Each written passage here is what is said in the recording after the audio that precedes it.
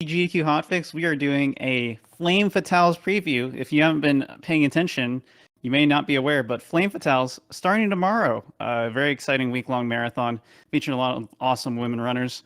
Super excited to do a little preview for it. We got two amazing runners from the Frame Fatales community doing runs for us today. We have Fant running Resident Evil 4 Remake, and then right after we'll be following it with Swiftaloo running Pokemon White 2 any percent.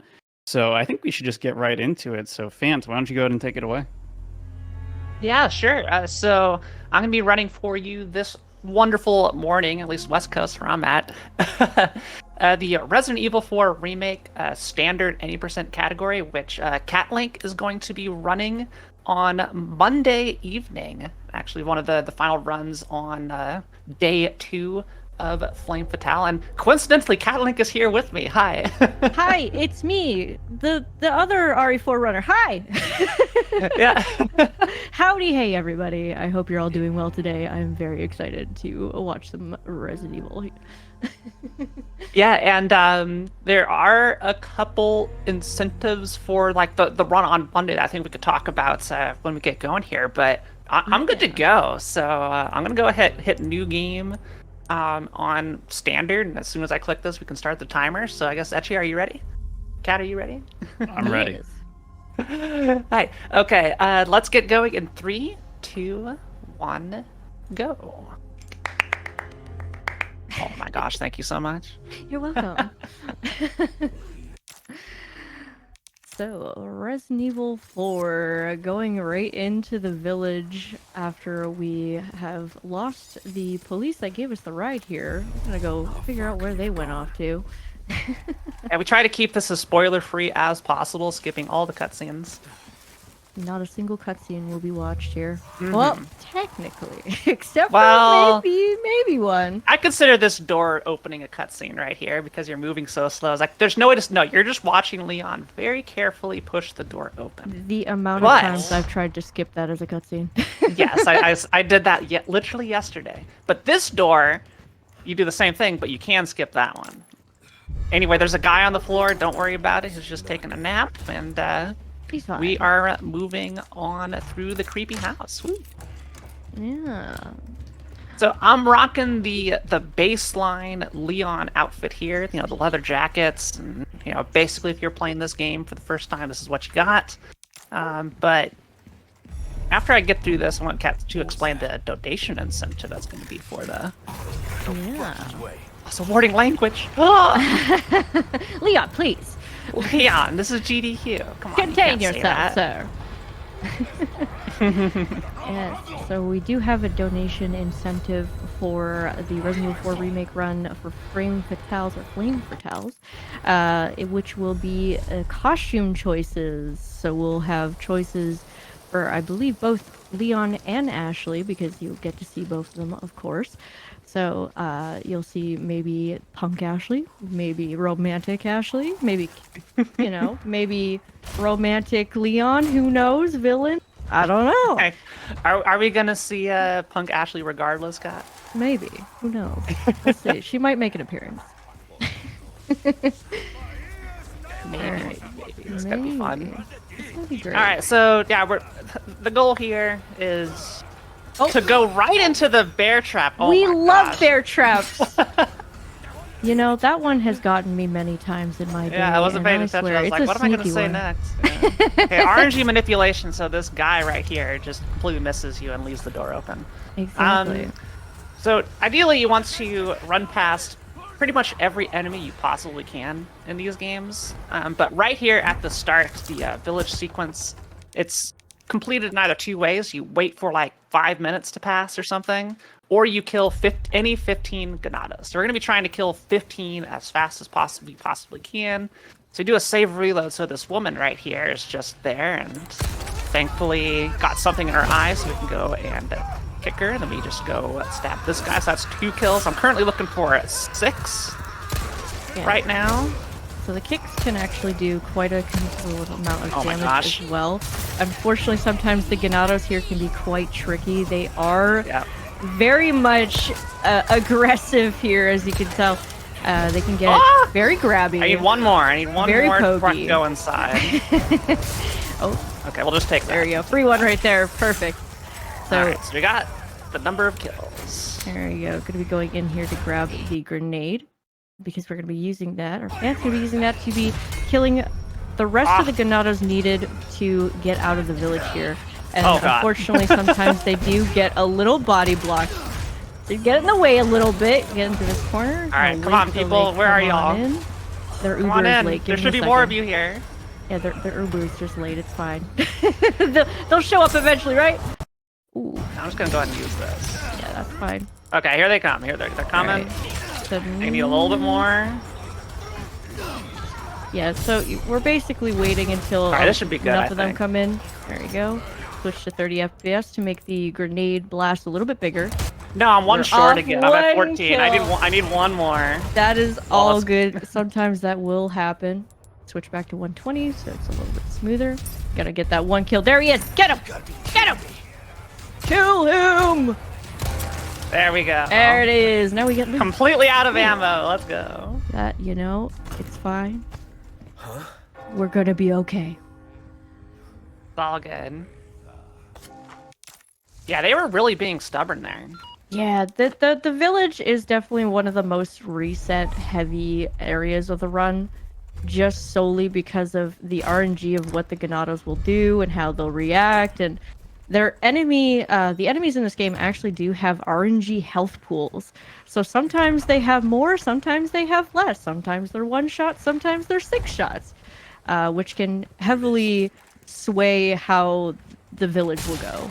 There we go. Yeah, Yeah, I had to step in there for some ammo because I used all my bullets, and the reason is because I need to shoot this lock through this window. So if I could try aim it. There we go. There you go. There's like a little audio clink noise if you got it. Nice. Yeah, grab the cog and the ruby. The ruby we're going to be using to sell later on. There are select treasures that Fant will be picking up just so that we can sell them for, rockets, perhaps. There will be rockets involved, yes. We like rockets. And there's some very, very interesting tech around the rockets that I can't wait to show off. It's just such a yes. fascinating aspect of the game. It's very interesting. I would like to note this is a down-patched version of the game, simply because, of course, you can't do sniper scope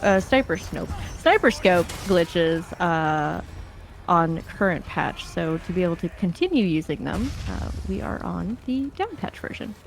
It definitely changes the game significantly, as we'll see once we do our first sniper shenanigans at the start of Chapter 5. We're almost out of Okay, chapter okay, one. I'm gonna get owned. Oh, no, nice. we're good. We're good. Sometimes you can just get owned there. Yeah, sometimes the iframes end just in time for him to swoop you in the butt.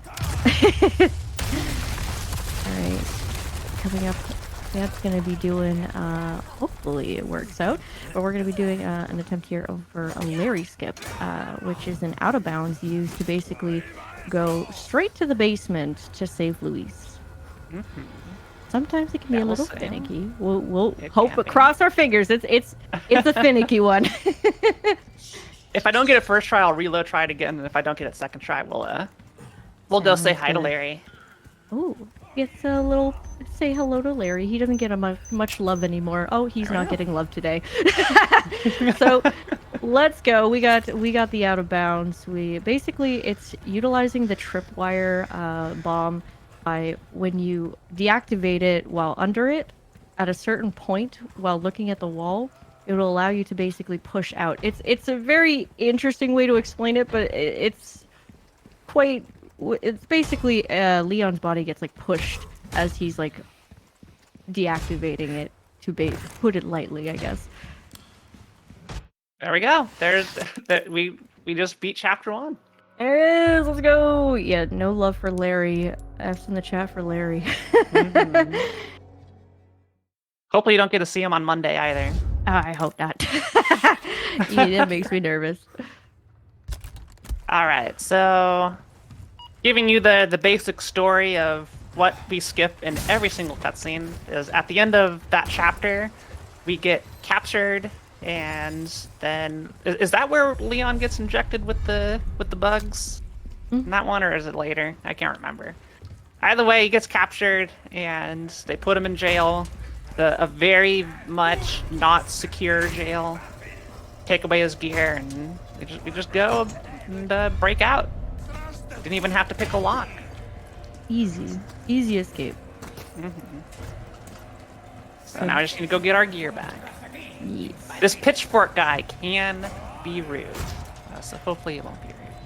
He definitely can be. Like the range on the pitchforks in this game are actually quite insane with how far they can reach. It's pretty wild. So hopefully he doesn't. Oh, okay, we're good. There you go. He Just tried in his time. best. Yeah. Nice. And gear acquired. An extra herb. I'll be There you taking go. these back.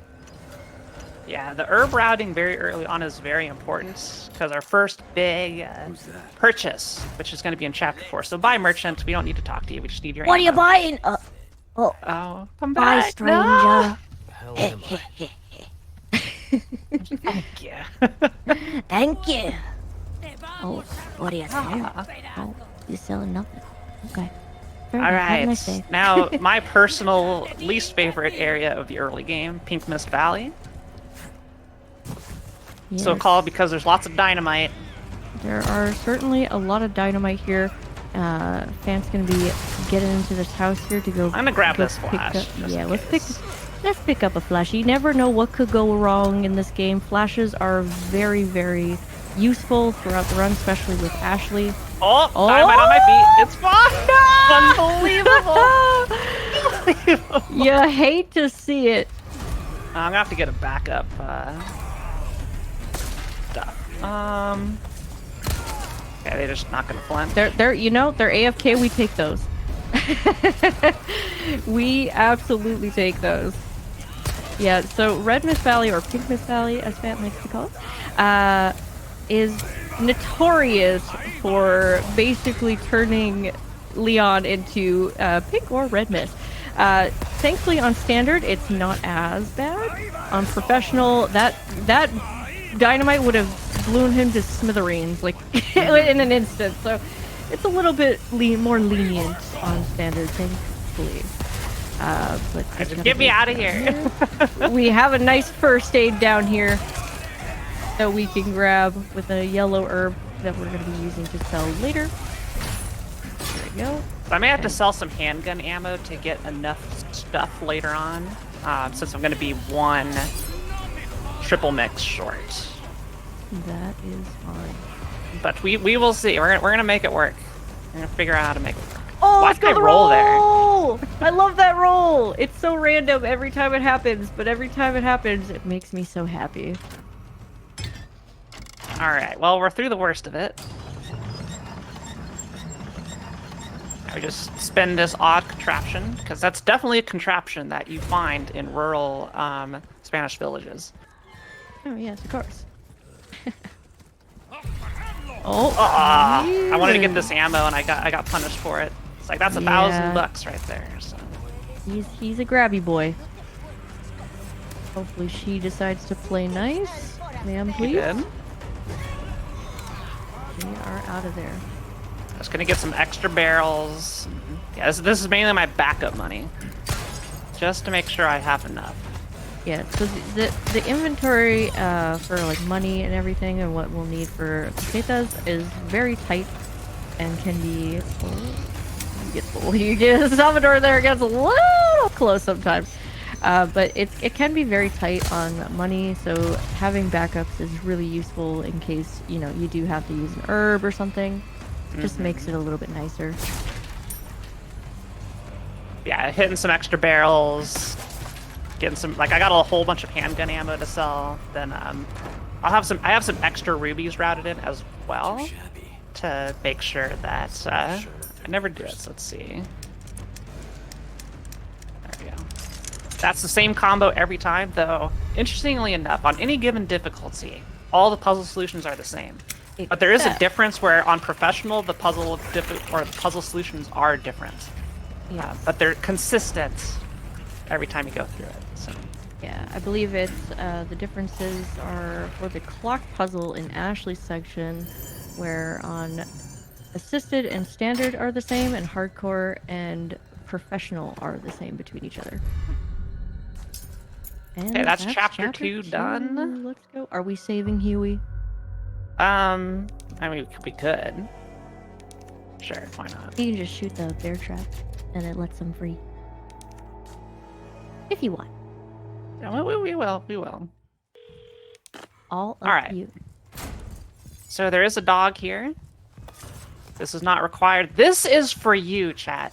It's And always for for chat. We must save Huey. There we go. We saved Huey. Let's go. Huey, be free. Saves. Good puppy. The only good dog in the Resident Evil series. I love that dog. That one right there. Such a good boy.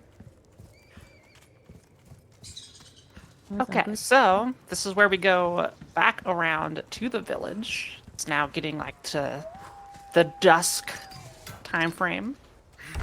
Yes. I think this is my favorite look. I really love this. Like the orange in the mountains. Very, very pretty.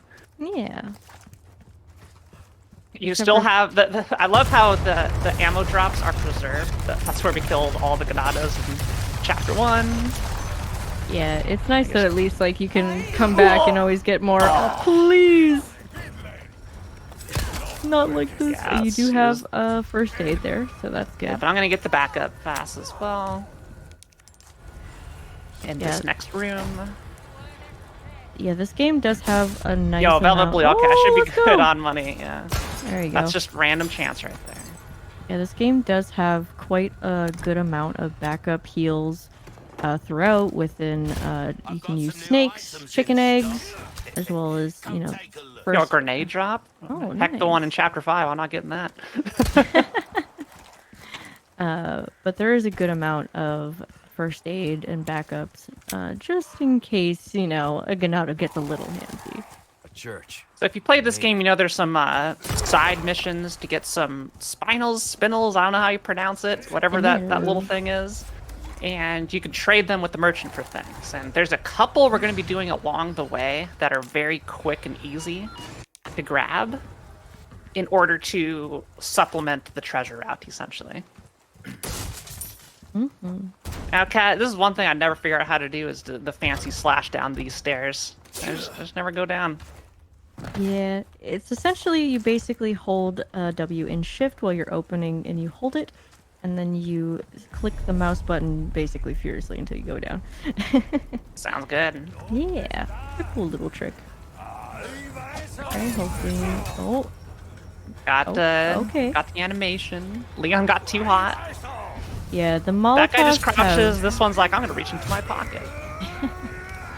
The Molotovs do have quite the range when it comes to the fire spread, and if Leon even catches wind of a little bit of fire, he is flailing around and you can literally do nothing until he's done the animation. Like, alright, Leon, enjoy your little flail dance. Alright. Alright, fingers crossed I can shoot this crow. I believe.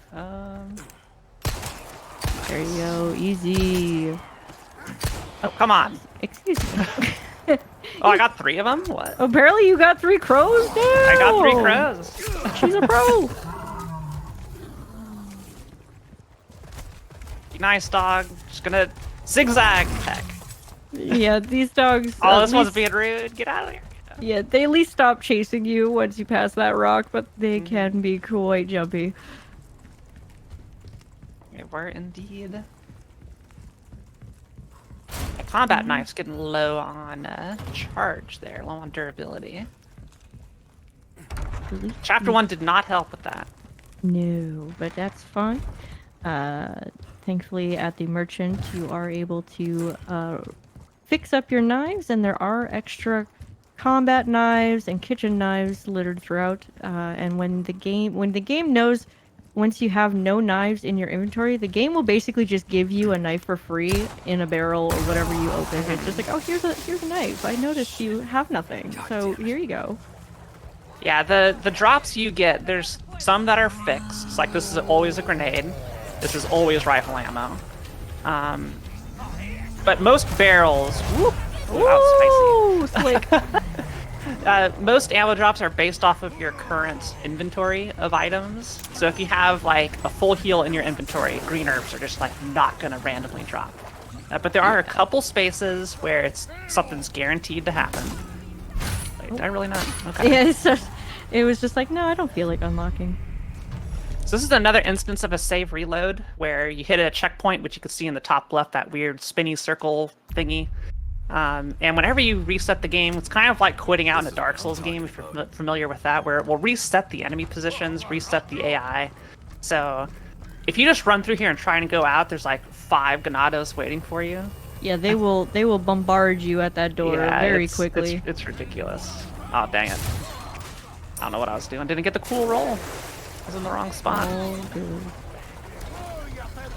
As long as you get out of there unscathed, you're doing fine. Yeah, but oh my gosh, they're so aggressive. Oh my goodness. It's okay, I got the egg. That's a backup heal.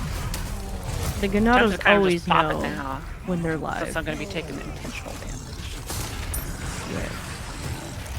So let's see, at 47, so you are rank 6 currently. For Yeah, I think I need to take a hit. I'm not sure if it's far enough down. You can use a grenade here.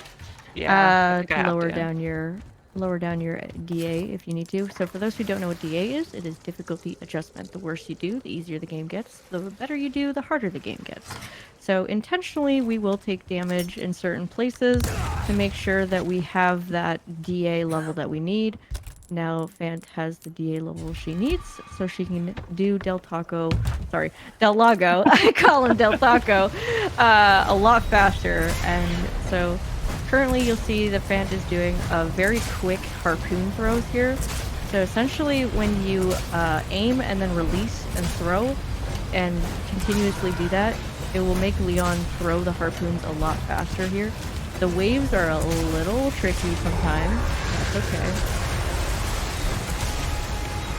Yeah, so the waves in this can be very ruthless with how high they decide to go, because if a harpoon basically touches a wave, it's like, nah, I'm good. Okay, I'll have to wait for the full thing. I missed too many shots.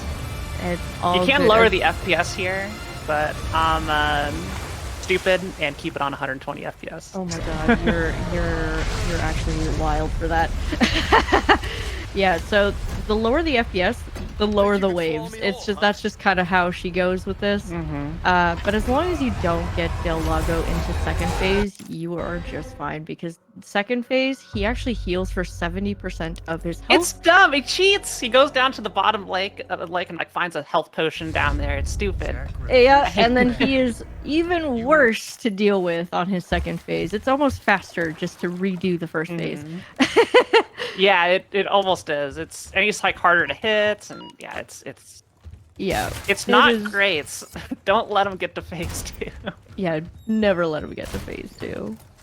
So there's a red herb over here. Very nice. Grab that. There used to be an out of bounds here that we would do. Unfortunately, we don't pick up the sniper until later on, so we just kind of go through this part normally. But you get this neat little cutscene, so it's alright. You get to see the wiggly boy. There he goes, wiggling all over the place. Don't let him touch you. Yeah. Yeah, I think I should be very good on cash. So I picked up enough stuff. Oh yeah. May have to do some math, but What is this place? Yeah, you should be fine now. some kind of shrine. Oh. Some kind of shrine. So currently we're gonna have to be going to some islands to pick up some heads to place them in the shrine, so we can get. They are very the- gooey heads too. Key. Get over here. Thank you, Key. So we need to get the key, I guess you could say, the emblem key, whatever you want to call it. We need to retrieve that. So in order to do so, we need to get a few things, like this fish. Don't ask why. We just need this fish. Come here, Lunker. Oh, I got the double. Yeah, when you aim in the boat, you can't unaim. It's just Leon will just throw it, and you just are like, okay, all right, Leon. Yeah, We heck could've that, just put it whatever down. Heck that water over there. Yeah. Yep. Alright. This island is by far the easiest island because there's nobody here. Literally no one to deal with. I think there's actually one Ganado here, but like, for the most part, there is nothing to really worry about on this island. We just grab some loot, grab the heads, and out of there. I think we got some rifle ammo. that So we use juicy. later. Oh, we love two Yeah. bullets of. We love 2 bullets, but those will come in handy later on. Don't you worry. Now off to the worst of the 2 islands, which. Oh boy.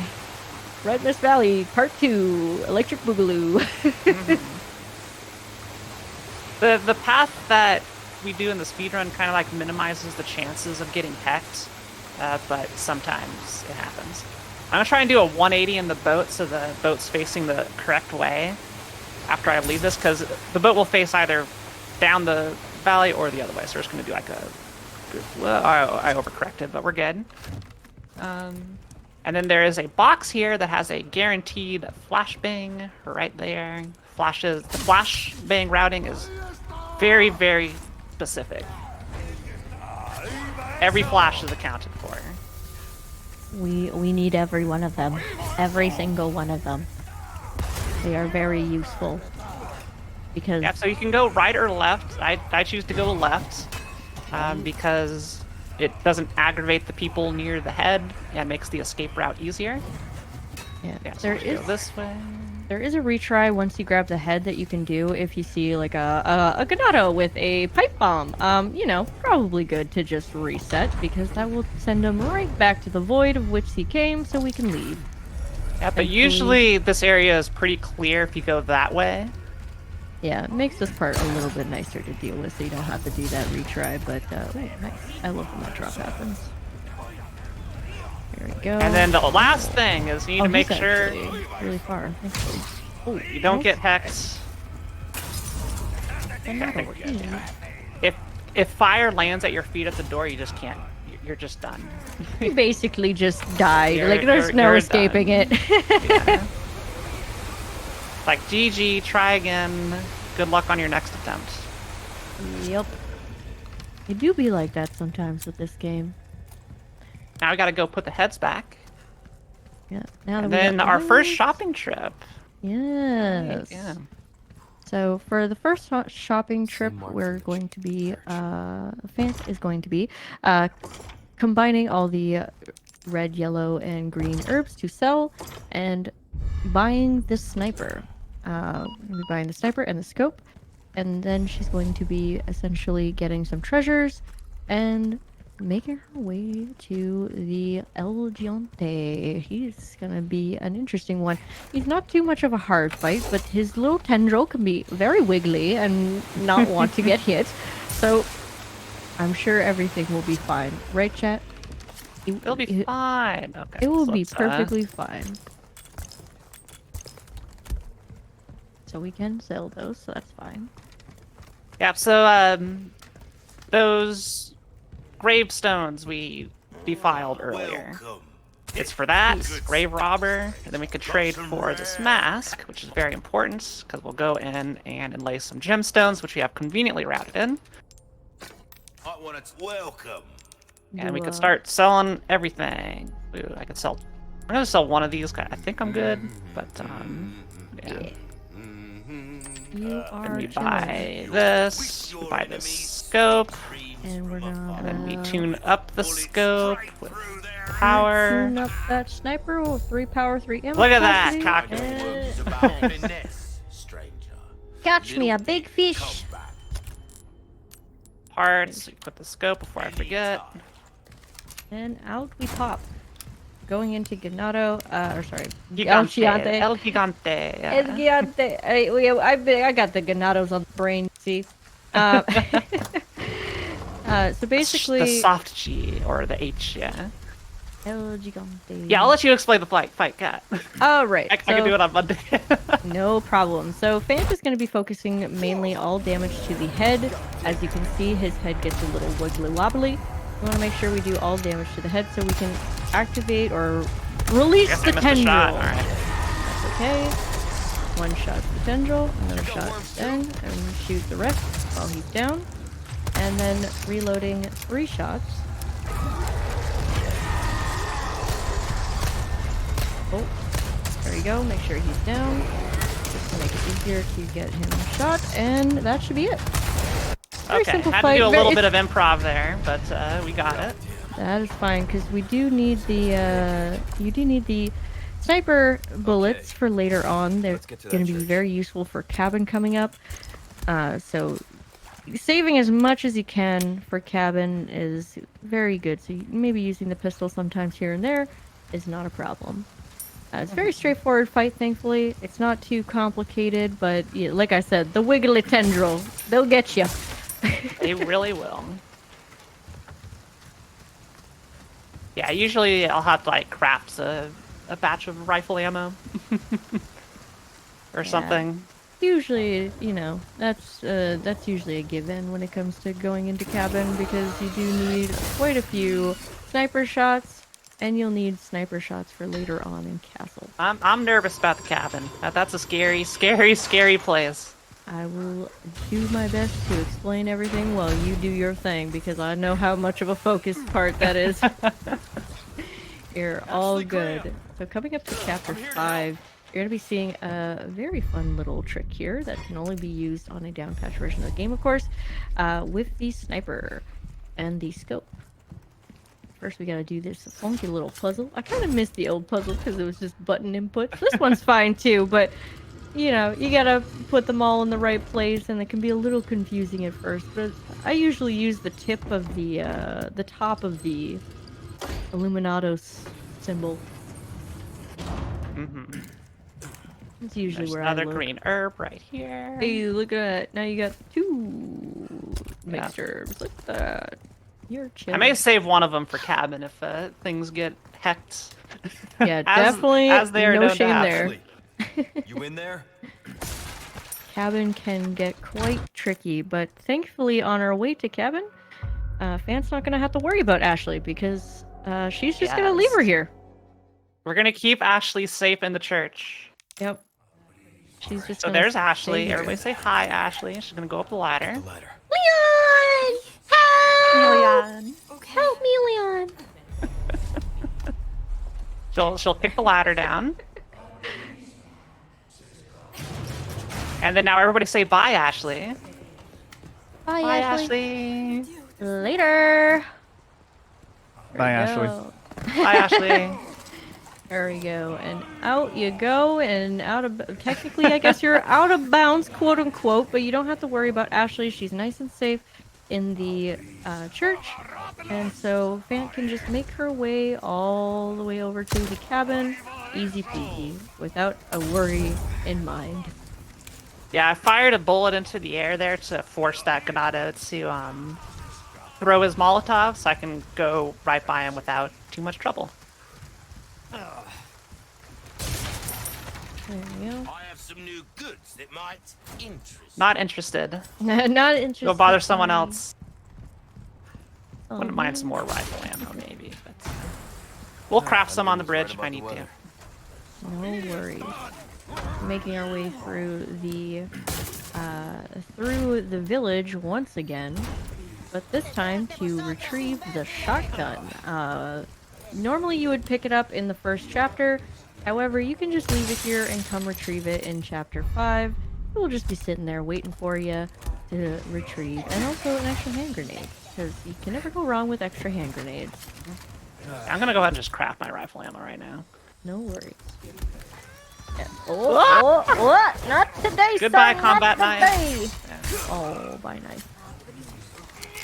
That means you will probably get a knife in cabin. Most likely. But I did pick up. Oh, there is a kitchen knife in cabin anyways. There's a static Yeah. knife. You are I'm gonna go ahead and good. use this egg as well.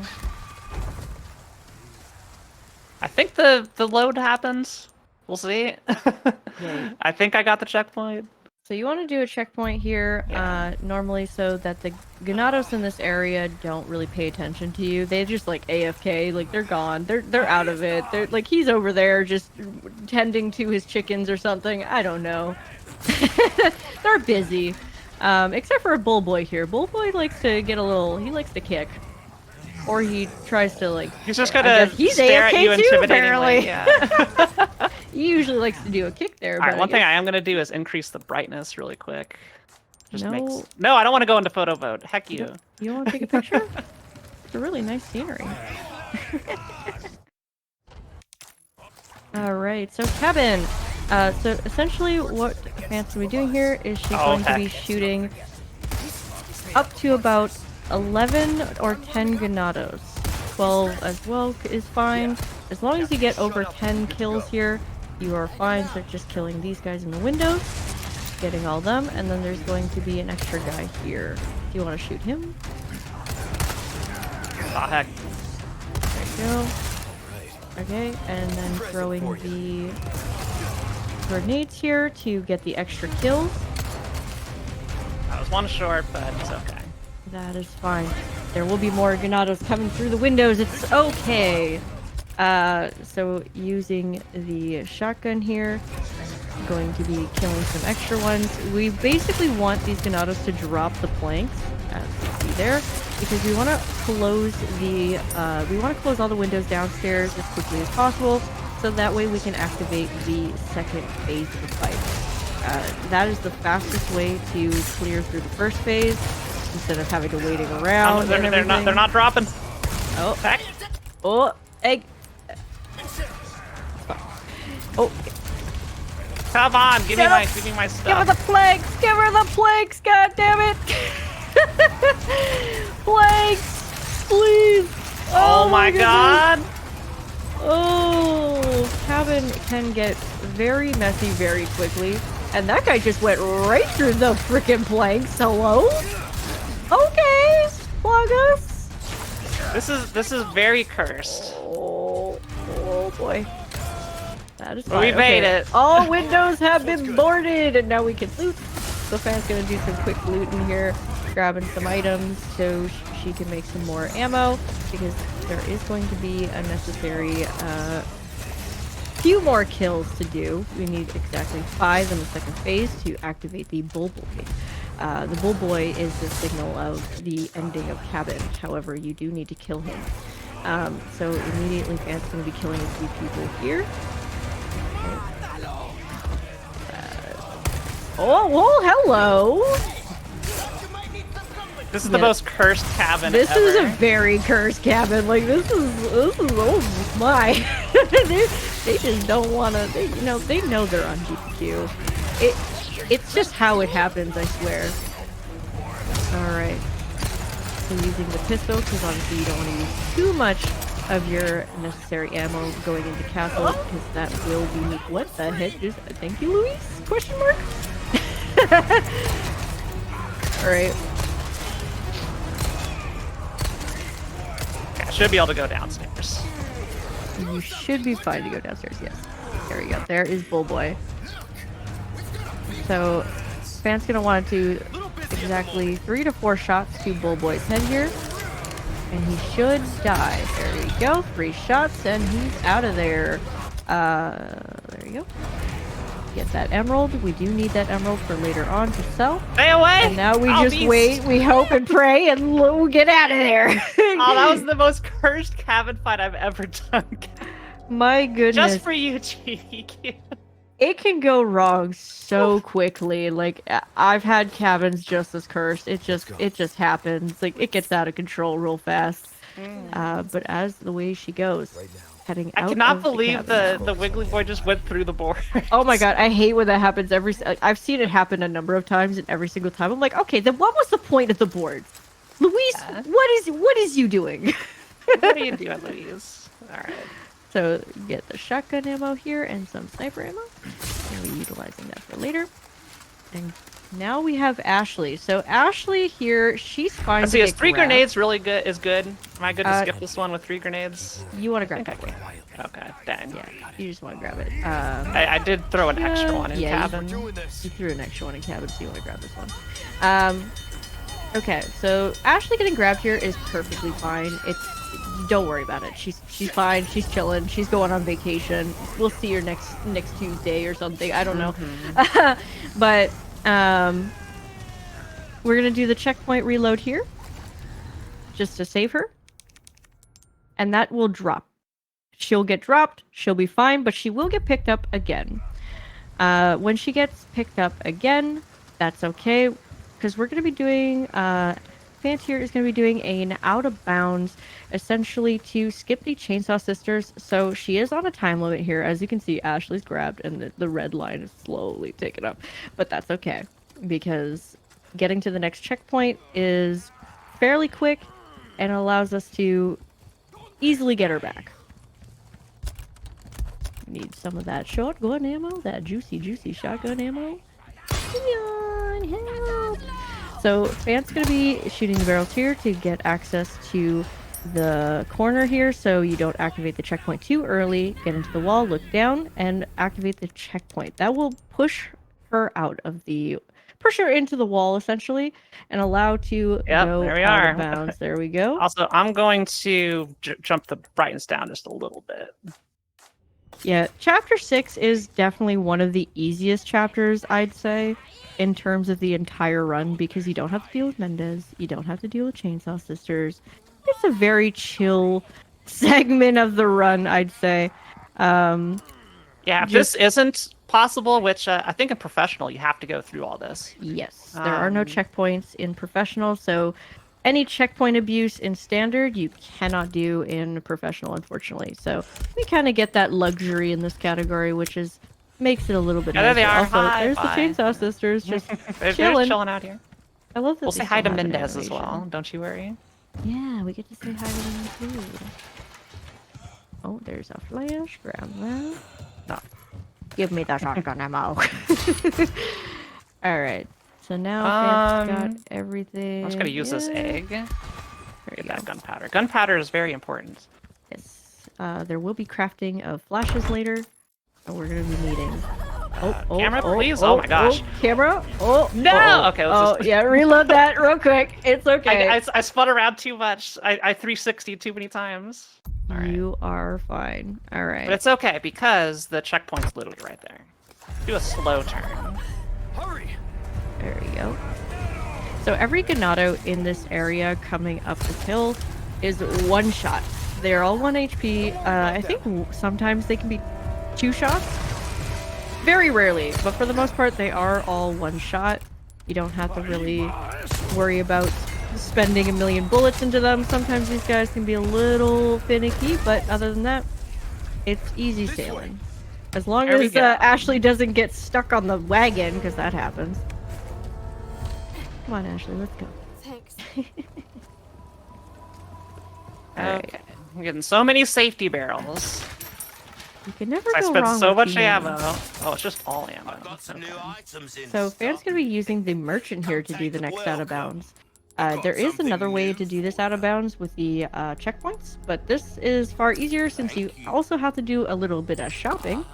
Might as well just do this one here. So essentially she's going to be in the inventory, escape, and then backing into the wall, and then escape, go back into the merchant, escape again, and there you go. There you're out of And you're bounds. out. Yeah. Bye, Mendez. It's magical, isn't it? Yes. It's okay. We'll say hi to Mendez here. Yeah, he's enjoying, you know, he's enjoying the ocean view he has back here. There he is. Hi, Mendez. Hi, Mendez. There's Bye, a nice. Mendez. Well, yeah, it's like the lake There's down a there. lake view, whatever. He's got a nice view. I envy it. Now, Chapter 7. Going Chapter into- 7. If anything's gonna go wrong in this run, it's gonna happen here. Yeah, This is the most Chapter painful 7. sequence for me in the entire game. It is just like All right, Ash. 3 He's consecutive just said. sections of hell. Yeah, that's it. That's how I put it. Yeah, I mean that's a good way of putting it. Chapter 7 is just it's rough no matter the difficulty, no matter the category. Since you do have to have Ashley I'm gonna with you, sell this last bit of herb. you are. No, I don't have a yellow. God, next time then. All good. Fant bought the broken butterfly that we will touch on a little bit later, but we do need that for a specific fight. in a little bit later. You'll see. But going into chapter 7 here is the catapults. So the catapults are. Ashley she'll either be right behind you the entire way through, or she'll be trailing along behind and, oh, there's a Gnat, or there's a cultist there, and all of a sudden, there she goes! But thankfully, there are checkpoints here to allow Fan to get them to drop her, which is very, very handy. I just shoot this one, so she doesn't get grabbed down here. Yeah, And she can have a now I habit of don't getting care what grabbed. happens to Ashley, other than I need to rescue her at some point. Yeah. So shooting that that rock weight there allows for the cannon to get popped right up, and once that's popped up, Ashley getting incapacitated here is fine. Don't worry about it. She's on the floor. She's chilling. She's having the time of her freaking life. Ow! She will get grabbed, but that gives Fant enough time to be able to get to the cannon, blow up the door, and then reload the checkpoint. Whoop, whoop, whoop, whoop, whoop, whoop. Woo-hoo! It gets a little frisky in this place here. So grabbing the cannon, operating the door, and then reloading the checkpoint, and she will get dropped. She will get picked up again. She mostly gets picked up again here, Yeah, but with basically. the use of a flash, you save her and you move into the castle, and then you live there forever. Okay, friendly enemies, friendly enemies. No touchy, no touchy, no touchy, no touchy. I knew please, it. no I could tell it was touchy. gonna happen. All right, Just throw that drop that down there. There we go. We live here now. Leon, wait. Leon, Help me, where you Leon. go? What about me, Leon? Wait. All right. Okay. So, door This skip is the- number 1. Yeah, this is. We can be here for a while, maybe. We'll try not to be. Stay back. But. Coming. Okay. I need to get the scope. I always forget to do this. Oh, I sometimes forget too. All right, first try. Ashley. So you might want to make a save here. Yeah, I'm gonna go save because Ashley got grabbed. So the way you solve that is you come in here. There it is. You save the game, and you load the game. That's the autosave. And Ashley should be fine. There we go. All nice and safe. And you got an herb. Let's go. Good. Very nice job on the sniper scope door skip there. We love to see it. Now going into Waterhall. So Waterhall is another one of those places where it can go wrong very quickly. We got some shotgun shells there, so that's nice. So we want to go get the Halo Whale downstairs. So Fant's going to be grabbing some loot as she goes down, and hopefully Ashley's not too far behind. Grab the Halo Wheel over here. Sometimes these cultists can get a little close.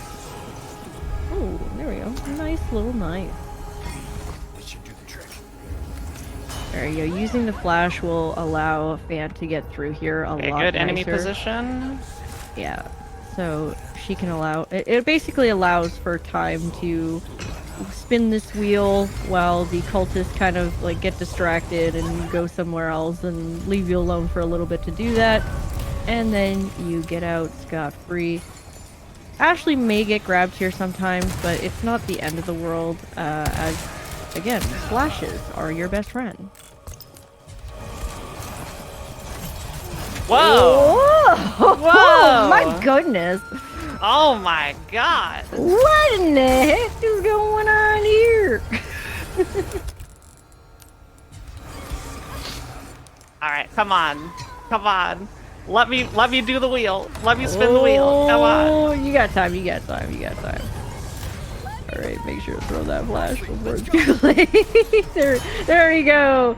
Alright, so we do got some boys here, some girls here. We got everybody here. The whole cavalry it's is a here. party. Oh my goodness. There. God, what did he do to this touchy. run? What did he do? What do you mean? You're taking all my bad luck. That's it. I'm This calling is so it the out. run on Monday goes well. Oh, yeah. The thing with this run, right, is that you can practice it 1,000 times, and it will all go perfectly fine in practice. And then when you actually do a run, it's just everything just goes wrong so quick. Gonna be okay? Like, there's nothing you can really do, because a lot of the game is out of your control, and there's really just not much you can do about it, so you just kind of either accept your fate or reset. It's kind of a tragedy every single time, but you just kind of roll with the punches. Alright, utilizing the pistol here, because Fant does want to save her sniper ammo and her shotgun ammo, so she doesn't want to use the sniper, because that will be used later. So using the mountains of pistol ammo she has here is definitely a lot better than wasting precious sniper ammo. It can be a little hard to hit them because obviously, you know, the reticle is a little, you know, it doesn't zoom in or anything to get precise shooting. So it can sometimes miss, but that's fine. As long as Ashley can get to the second wheel, we're good. Uh-oh. Uh-oh. Uh-oh. Oh my gosh. Hang on. I've got you. Cultist! Bad! Bad cultist! Don't touch! Don't touch the baby eagle! What is she teabagging? Was she you? teabagging? Oh my gosh.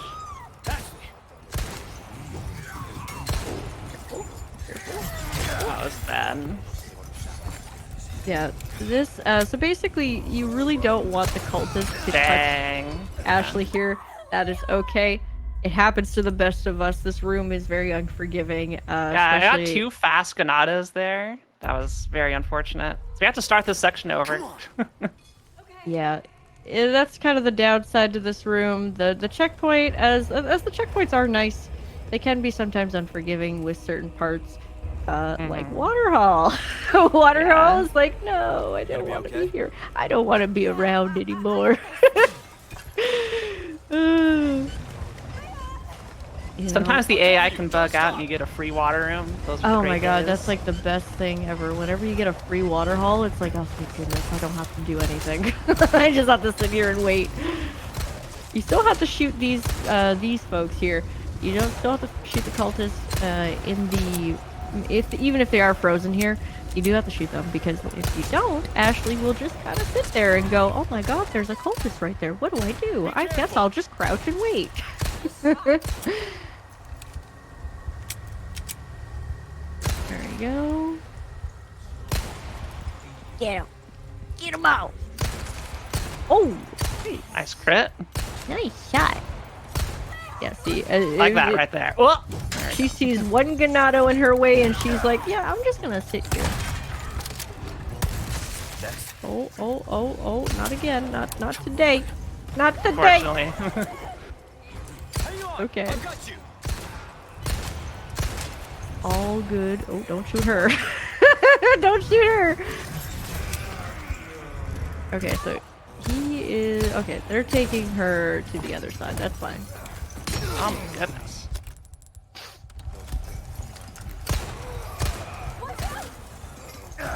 I think I'm dead here.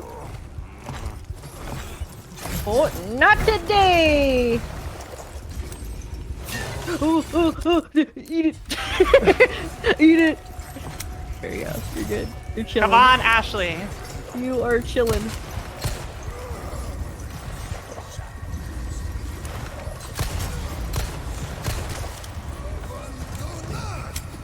It should be good. We're good. Okay. Hey! Spicy. We're out of there! Let's go! Alright, the worst part of the game's done. Yeah, that part can be quite hectic, as you shock saw. ammo. There you go, shoddy ammo. Let's go. You're definitely gonna need that. No prob. Yeah, getting the shots with the pistol can be quite a difficult task. Ashley. But Can't believe I got back-to-back double fast Ganadas there. That was unfortunate. Most of the time you do this, they just kind of like just chill out of there. It's like, no. You're losing were- time because you're on GDQ. You're live in front of an audience? I'm in there now. Put me in, coach. Totally. Yeah. But that was chapter 7. It is a notoriously hard chapter for pretty much most of, if not all, difficulties. I'm not Heavy much- reset point. It is definitely a heavy reset point. Did you want to take your break? You know, we could go into a break if we need to, Etchy. Yeah, let's. This is probably a good time for it since the chapter just ended too. So Yeah. yeah, I'll let's do just that. pause right here. Oh, okay, you already paused. Okay, so Yeah. This is it. 3, 2, 1, pause. Yeah. All right, thank you, Fant and Kat. So before we go into our break here, just want to remind everyone that your subs, your Prime Gaming subs, gift subs, bits, all that good stuff on the GDQ Twitch channel help support GDQ Hotfix. Please consider subscribing if you enjoy the daily speedrunning content. And if you have missed out on any of our other Hotfix shows or past events, be sure to check out the VODs on youtube.com/gamesdonequick. We'll be back in just a little bit, so don't go. Hello and welcome back, everybody, to our Flame Fatales preview here on Games Done Quick Hotfix. We are in the middle of a Resident Evil 4 remake standard any percent speedrun done by Fant TV. So, Fant, why don't you go ahead and get us right back into it? Yep. For those of you just joining us, we are at the start of chapter 8.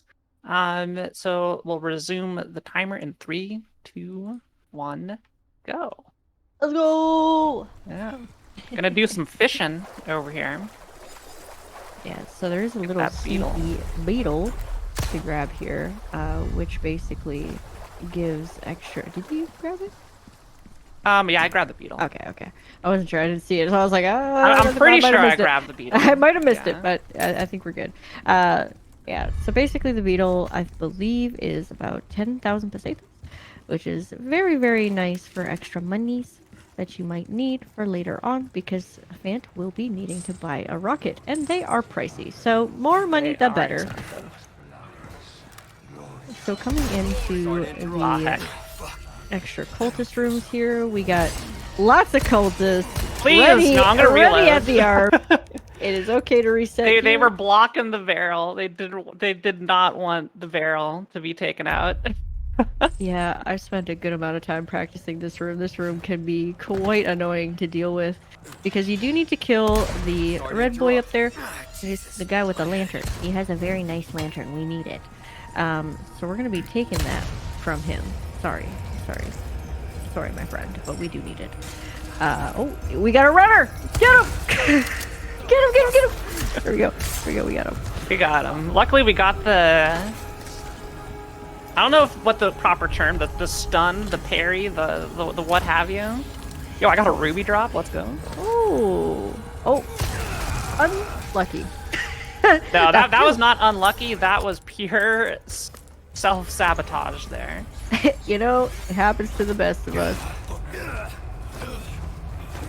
It's okay. That's why I got the fish. Yeah, the fishies are nice heals. I like the fish.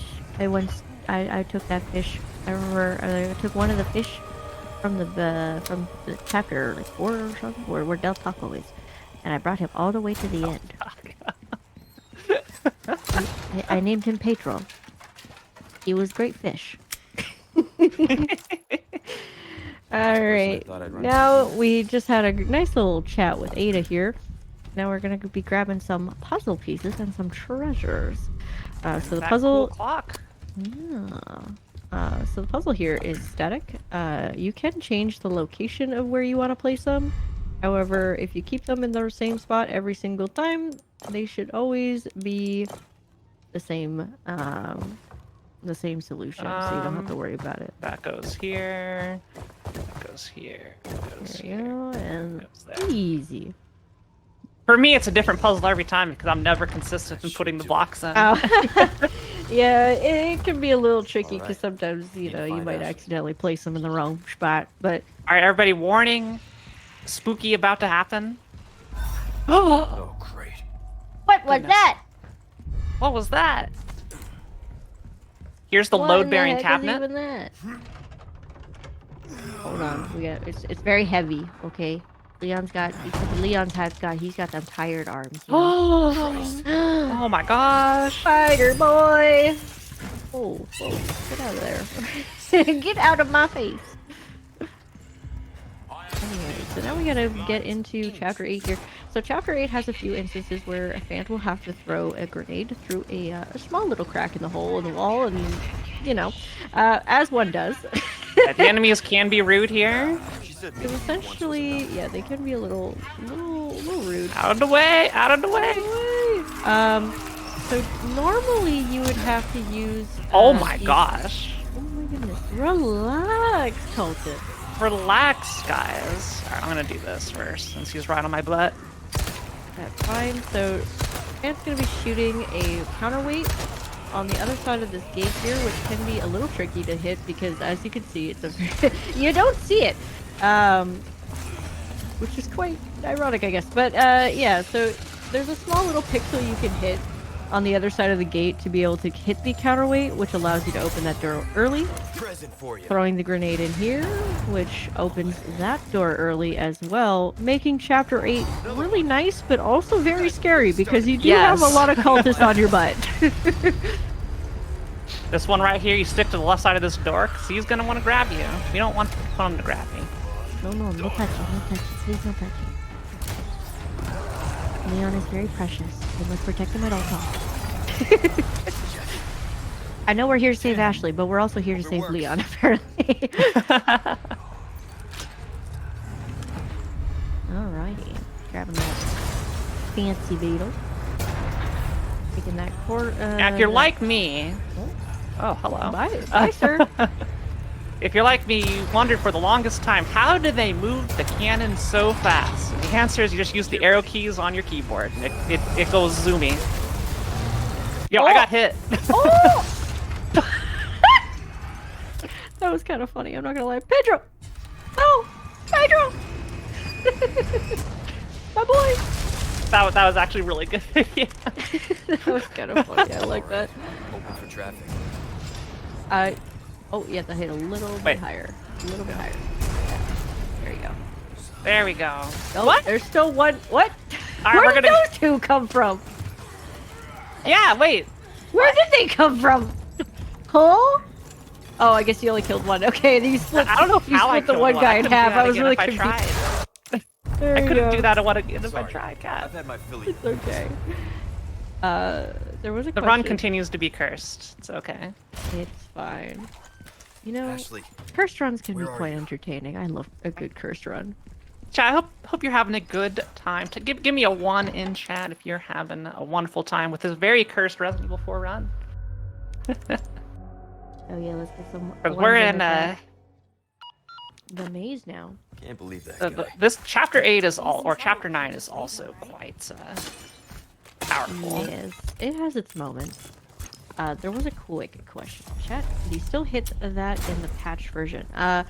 Yes. For the counterweights, yes, you can still hit them in the patch version. It's just the sniper scope that they fixed up. Anyways, moving on into the maze. So the maze here has some pretty decent loot, but there are some dogs now. So as you see it right there, hello. These are not good dogs. They are bad dogs. They will rip you to shreds. They will also rip Ashley to shreds. So we do need to get them here. Uh-oh. Easier this Oh, way. oh, that's a spooky one. That's a spooky one. Ashley, out of the way, please. Yeah, so when the dogs do plague us like that, sorry. Yeah. They are quite deadly. They take a lot more shots to kill, so killing them before they plague us is definitely ideal. Sometimes they plague us, and there's not really a whole lot you can do, so you just kind of have to either run as fast as you can, and hopefully Ashley doesn't get grabbed, or you kill them. Okay, I'll Come on. Please, no. Doggos, please, no. No touch. It's okay. Checkpoint.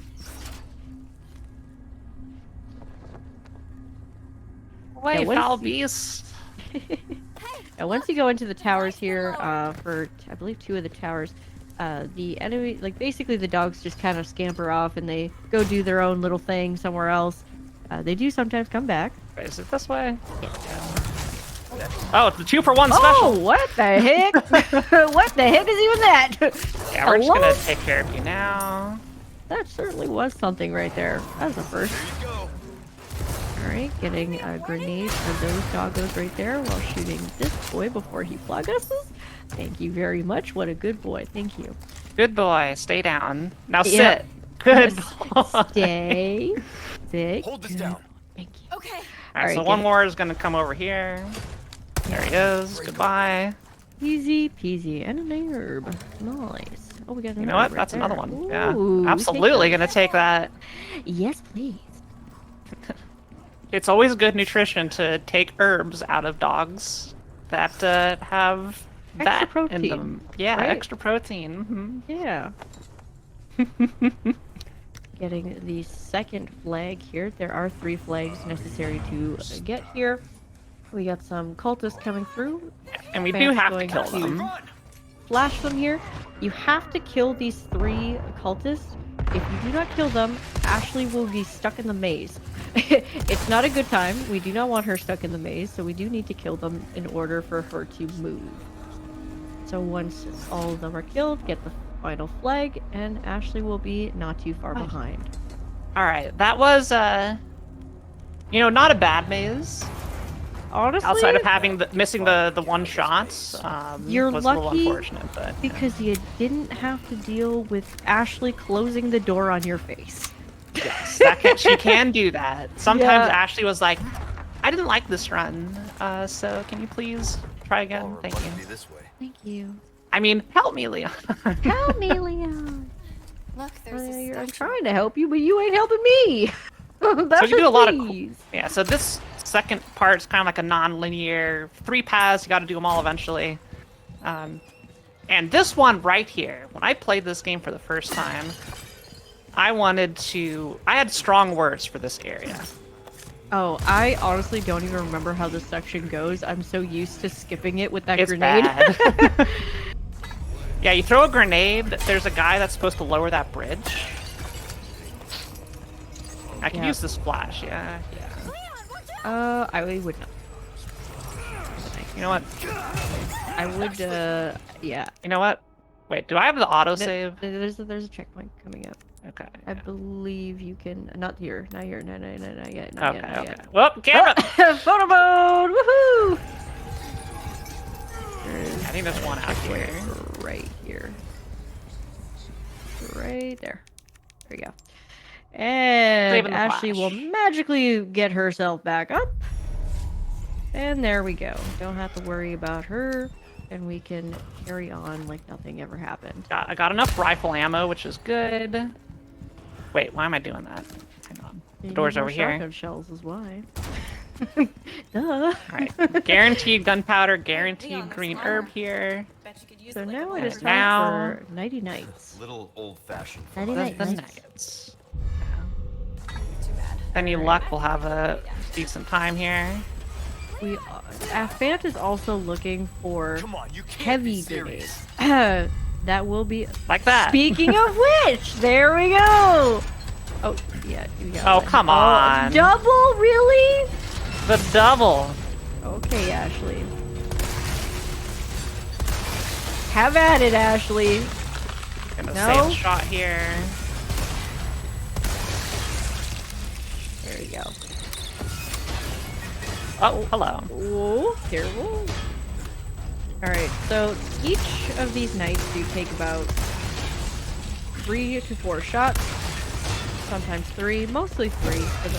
For majority of the time they are 3 shots to kill with the sniper. However, if they do have their arms risen up like you saw before, you can't really do a whole lot. You just gotta have to wait until they swing, and then you Are you can gonna be start over there, attacking Ashley? them. Okay. Yeah, she There she is. decided She's over to be here. there. Oh, okay. And she should. Come on. Come on, guys. Press her command button. Come on, guys. Ashley? Ashley, hello? Ashley? Ashley! Ashley? Ashley, hello! Wakey, wakey, Ashley! There we go. Oh my goodness. I don't think there's any lantern fire. Hello. Okay, there we go. Come on, one more. Well, I'll just kill these two. Oh, no, no, Oh, no, no, no. God dang it. It's okay. It's all good. Yay! There we go! 99 nights! Yeah. She really didn't want to throw. I guess I need to be further forward. That was kind of comedic. You sure you're all right? You're not. She's just burned, like, are you? you know, I'm here for the Thanks bit, for your help. making I really did the bad luck as bad as possible for this run. She But it's was okay. just- We're speedrunners. We deal with what we gotta deal with. We roll with the punches, it's fine. Ashley sometimes can just be a little bit slow there. I don't know why it's like that sometimes, where she's just like, I'm just gonna hold it up. Yeah, I'm just gonna hold it. Do I drop it? Right? No. Now? No. Maybe. No. Oh, now! It's after you're like on the floor. Ashley, please. All right. So I have so much inventory here. You should be able to make one more flash. Yeah. One more flash. There we go. There we go. Because here. Sell. Buy, sell. So Fan's gonna be selling a bunch of. You can sell the ammo. Two of these. Yeah, there This you go. is what I'm talking And let's sell some handgun ammo. Yes. So Fan's gonna be selling a bunch of stuff here in order to get the rocket launcher because she'll be using that for chapter 10. Welcome. Got some Chapter 10? rare Chapter thing, 10. thank. Don't Yes, get chapter yourself 10. killed Yeah, now. sorry, I'm getting my chapters all mended together. I've been awake for a while. All Sorry. good. It happens. Yeah. Anyway, so yeah, Fan's gonna be using the rocket launcher for chapter 10 for our Verdugo. The easiest puzzle in the game, I swear. No thanks. Just have a seat over there. I'll sit over here and Just have a seat right over there. Press the button. Yay! Leon, we did it. Dinner's ready. Oh, we need that. We need Grab that the gold right head. Now, surely nothing bad is going to happen as soon as we paste these in on the giant pause buttons. No, made of surely stone. nothing. Yeah, Oh, yeah, nothing bad's going to happen. Surely nothing will occur. Oh, the door's open! I love it! Wow, we finally get out of here. Oh, wait. Now we're Ashley. There we go. So the Ashley section. Generally this section can be quite long on your first playthrough, but once you know the clock puzzle solution for assisted and standard, which are the same, or hardcore and professional, which are the same to each other, you can basically just skip a good portion of the Ashley section just by putting that in. Is that a Thank you, Capcom.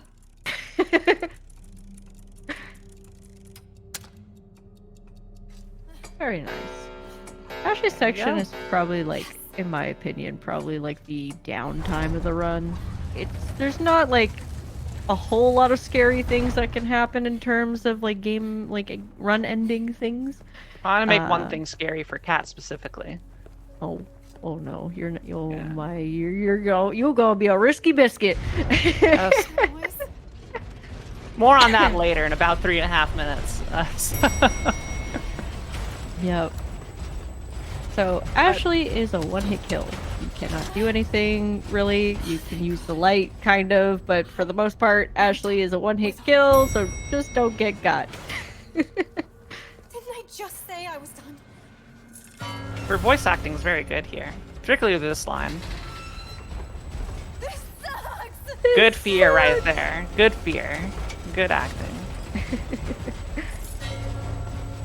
You know, I agree. This does suck. this part can sometimes suck, especially with these guys here. They can zoom sometimes. But you can take a little safety route there, but sometimes they can zoom and smack you right on the way out. That works 95% of the time. I would say. Maybe even 96%. Oh, a 1% increase. I like that. Yeah. Because I definitely have enough data to back up stats of that accuracy. It's another one, lamp puzzle. Put the lamps with the shapes. Basically every toddler's toy. The that you like to see in doctor's offices or something. Yeah. The triangle piece goes in. You guessed right. The square hole. Sorry, I love this movie so much. Alright, so we got what we came for, now we just go backwards. Go back to the way of whence we came. And don't ask for the logic of why Plagas can inhabit inanimate pieces of armor. It doesn't make sense even by the game's lore standards, but hey, it can. Who needs human hosts anyway? It's fine. Alright. Yeah, usually if you just run straight, like you're good. Yeah, that part is like the easy part of that section because it's consistent pretty much every single time. I don't think I've ever gotten hit there, so. Alright, Kat, here we go. You terrify me with this. Oh, okay. So, Easy. Free. the reason why I freak out there, right, is so because the knight that's coming down those stairs will basically body block you. And if you're at a 30 FPS, for example, I guess, lower the FPS, the easier it is to squeeze by him. So the fact that Fant did that at 120 FPS is terrifying. I will have you know that is a very easy place to get body blocked and die. Bit Thankfully, for the there's a content. checkpoint. Yeah. Free every time. Yes, exactly. Ooh, chapter 9 done. That's one of the longer ones. There's a lot going on there. And now chapter 10. Our good friend the door skip, some rocket launchers, some Gyarados. This is kind of what our money route prepped to make sure we can accomplish what we need to accomplish here. And it's a lot. And now we have some new friends to be introduced to, the Navistadors. So the Navistadors are rude. They do a lot of damage. They take a lot of bullets to kill sometimes, and they are very jumpy. They will spit on you, they will slash you, they will do all sorts of things. So sometimes killing them to get this sniper scope glitch is a lot nicer. Very, very nice on that one. Free! Absolutely free. Made it look like a easy little puzzle there. Or so to speak, I guess. I don't know. Yeah, I had problems with it until like 2 days ago. Where I just sat down, because you need to basically do so you scope in, you back into the door, and it kind of puts a little bit out of bounds. And then you need to unscope, turn 180 degrees, then press the F button to interact with the door. And if you did it at the right spot, heck you, you will just interact with the thing on the other side of the door, and it pushes Leon through. Yeah. So there is a But few I basically times... essentially marked places on my desk of where I need to move the mouse from here to here, and it worked. It worked. And I've had much higher That's a little success IRL with it. cheat code. I'm here for it. Yeah. I respect it. All right, this Novistador may heck me here. We'll see. Oh, pray. Oh, oh, oh, woo, oh. Hey, home free baby, let's go. Obstacle 1. Now, obstacle 2. Actually aiming. Don't need those small resources. Small resources, they just take up inventory space.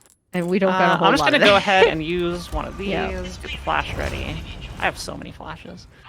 Alright, double Garys. So double Gyarados are pretty scary because we do need to get the tendrils on their back to be exposed to use the flash. But in order to do that, Fant's going to use a flash to distract the other enemies first.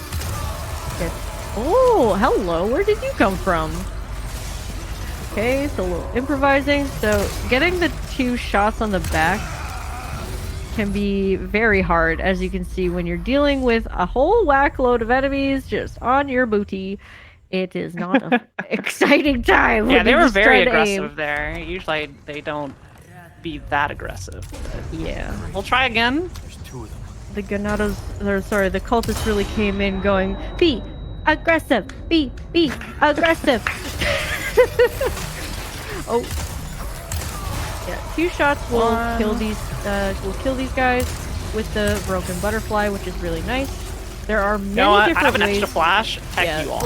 let's just go in with that. Heck you all.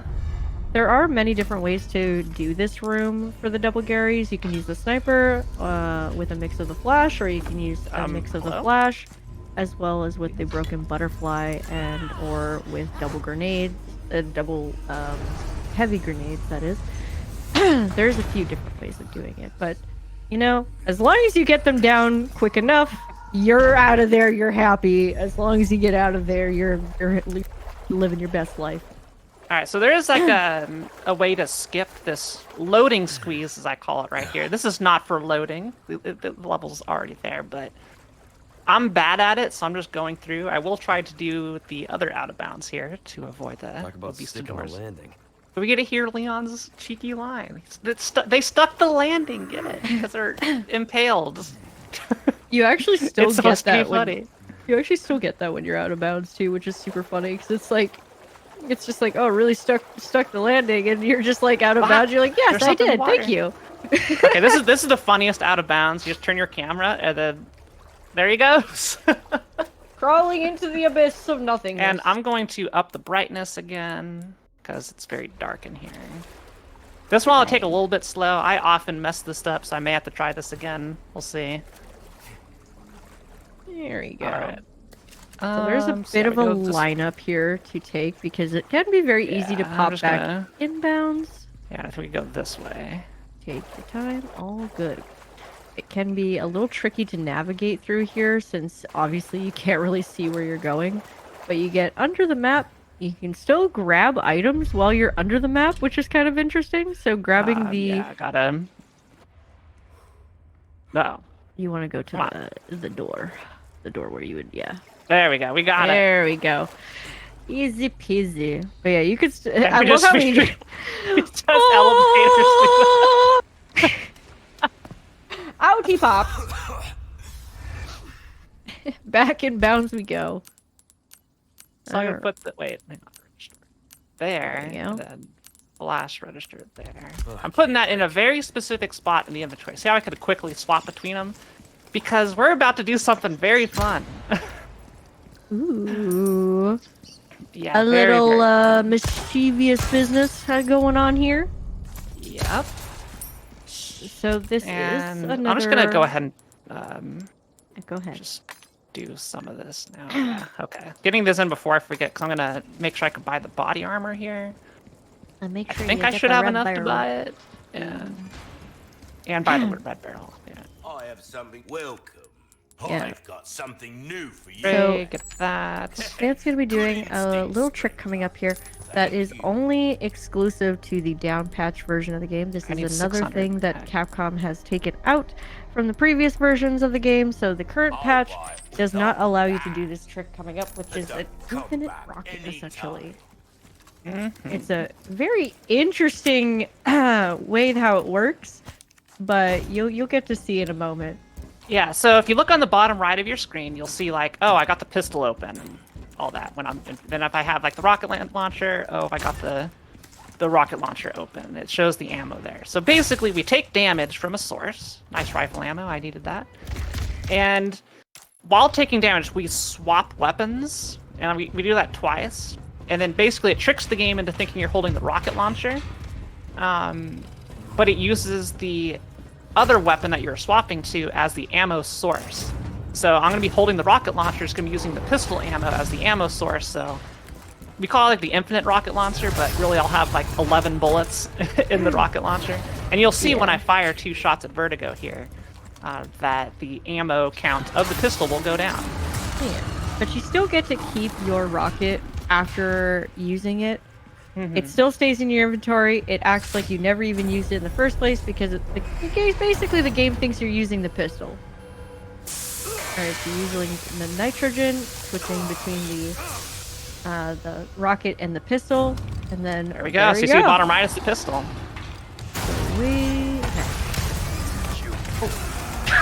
Okay, there. You know what? At least as long as he's dead.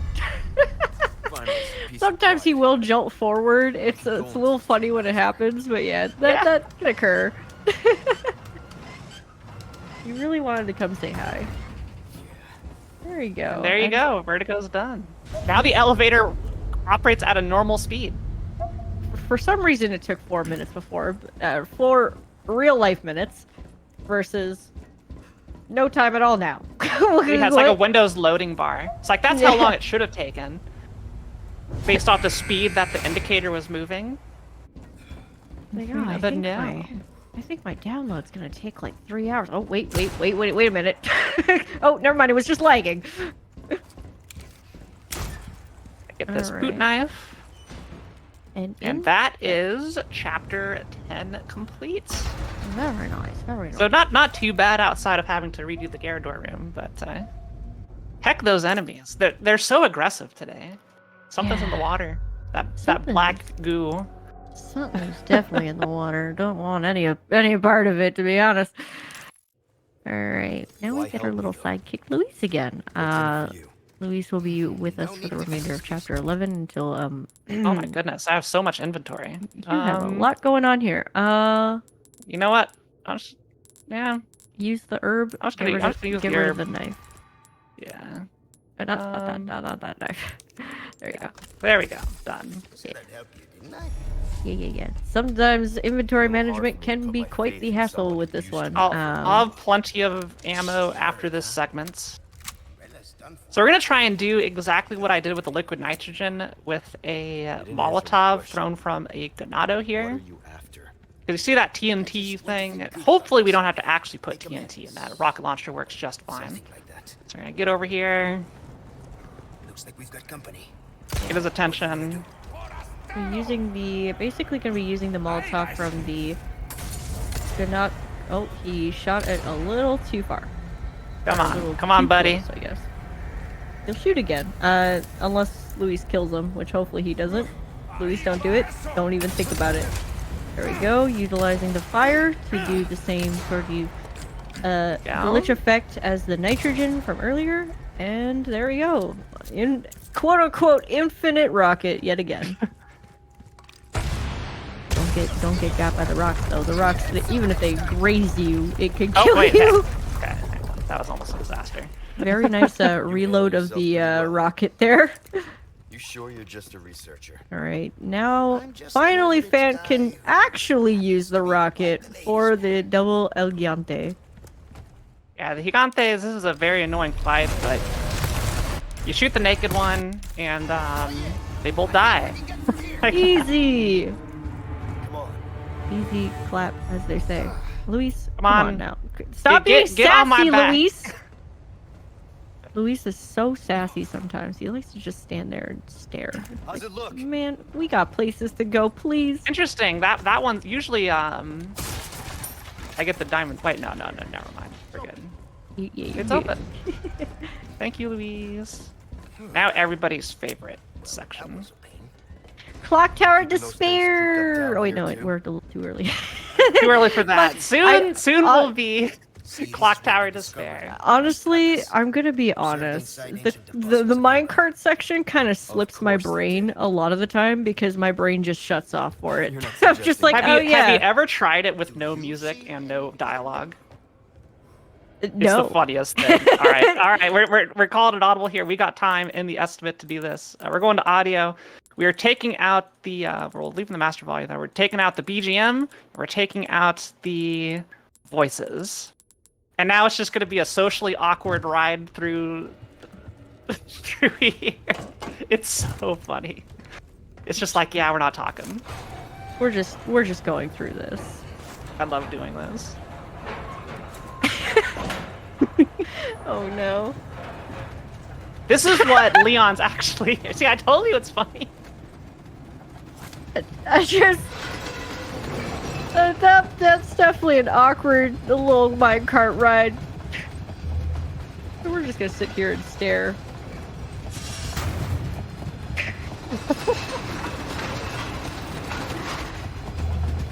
Luis is like trying to tell you things just by staring at you, and you're just Yeah. like, yeah, They had a fight before getting in here. They don't want to talk. It's because Luis was being sassy. Yeah, this is what you get for being sassy, Louise. We're on a no talk. Careful. Yeah, so there is still a possible way. If you do not lean left or right in this, you can still fall off the tracks. You can still die here. So your right can't completely turn off here, but you do need to like kind of focus on which way you need to turn. Otherwise, you know, you can take a free ride to the nowhere. I guess into the wall. It's just awkwardly staring. Because normally it's all this like bombastic music going here. It's like, no, you just hear the cart railing. Cart railing with no one talking. Yeah.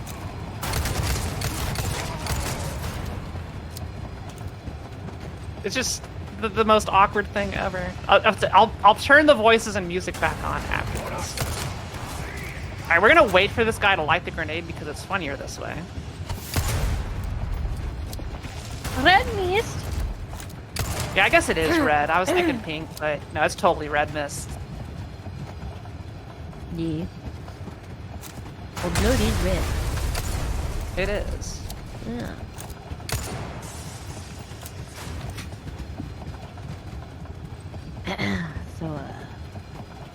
So how are you doing, Kat? I'm excited for your run on Monday. Oh, thanks. Hey, I'm also excited to play this game again. Yeah, fingers crossed you don't have enemy patterns like I'm getting. I am hoping for the best. That's all I gotta say.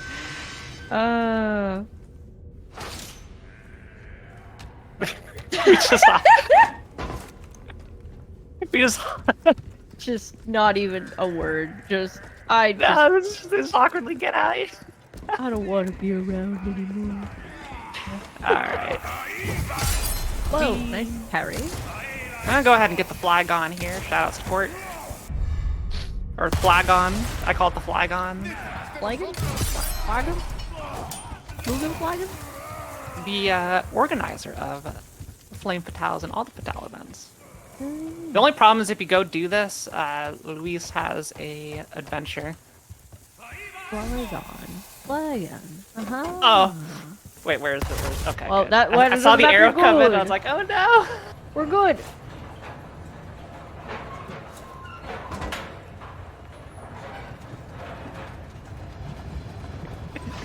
Sorry, Kat.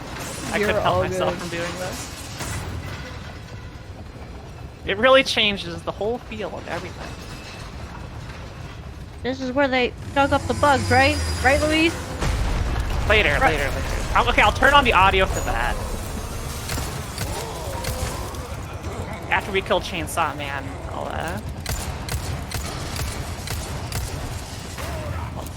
turn the audio. I know how much you love that line. This is where they dug up the bugs. I like hearing a lot of Luis's lines in here as well. He does have some fun. Like whenever he says "Oi, switch tracks," it just sounds like he's saying "Oi, sweet strats," and I'm like, "Oh, thank you." I agree.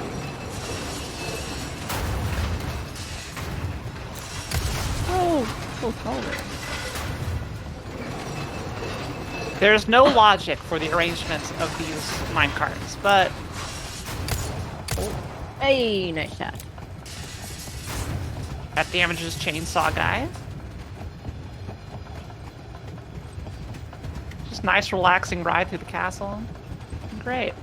Riding in silence. Just enjoying the ride. Enjoying the again. ambience. Yeah.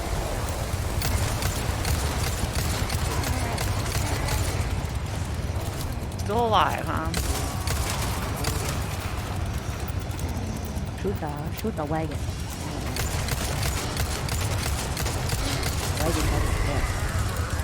But I like just seeing him keeled over. Oh. Hey, buddy, how's it going?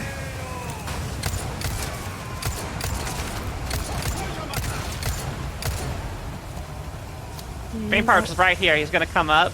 There he is. Hey, buddy. How's it going? All right, let's turn the audio back up.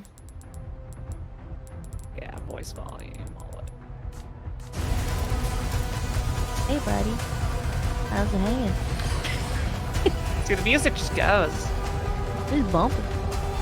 Hey, buddy. Okay, we good. Bye, buddy.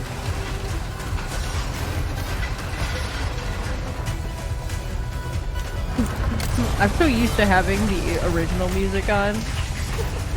I forgot what this sounds like. Here we go. This is where they dug up the bugs, right, Luis? Yeah. Right, Luis? Thank you, Luis. You just stare at it for so long. That's the only thing Luis had to say that entire ride.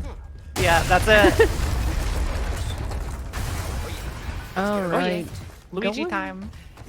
Going into more Navistadors. So Luis here, we do have to make sure that Luis kind of tags along. Oftentimes though, he loves to just get stuck. He loves it. He is a big fan of getting stuck on literally anything and everything.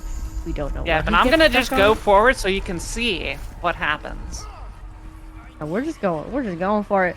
There are a few ways to go through here if you can infinite flash. There is a way to infinite flash, however, it is very difficult to do.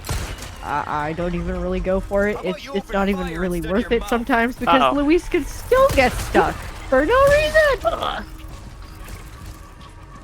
Luis just loves getting stuck. Have I mentioned that?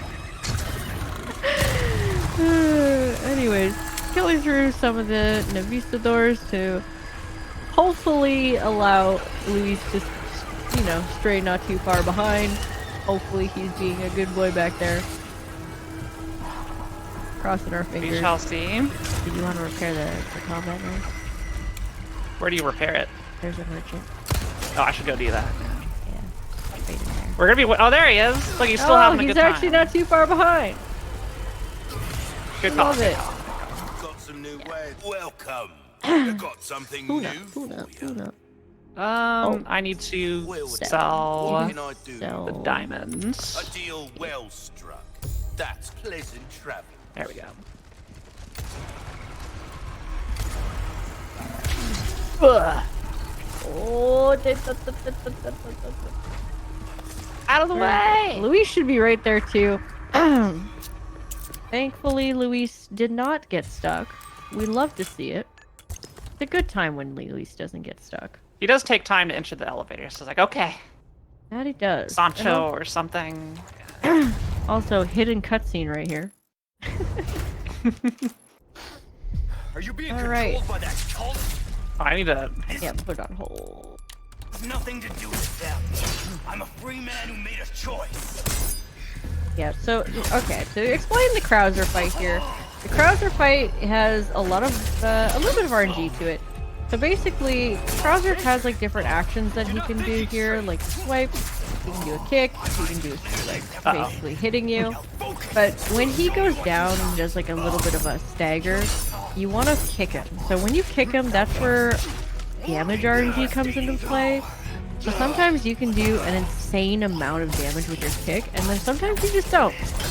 You really hope for really strong kicks, however, sometimes that just doesn't work out in your favor. Unforgivable. Okay, that was Ooh, weird. That was a janky little kick there. Don't know what happened with that, but you know, we take those. that was And that was was the Krauser something. fight. Yeah, that was. Cat, there's so many interesting things happening in this run. I don't know how to explain. It like catches me off guard when something weird happens, and I'm just like, I'm trying to explain this, but like this thing just happened. Alright, we're done with Krauser, right? Yeah, he's totally dead. Oh, perfect. Great. Yeah. Really hoping so. Oh, Now his brother Browser may be coming. Oh, later. Browser. Bowser or Browser?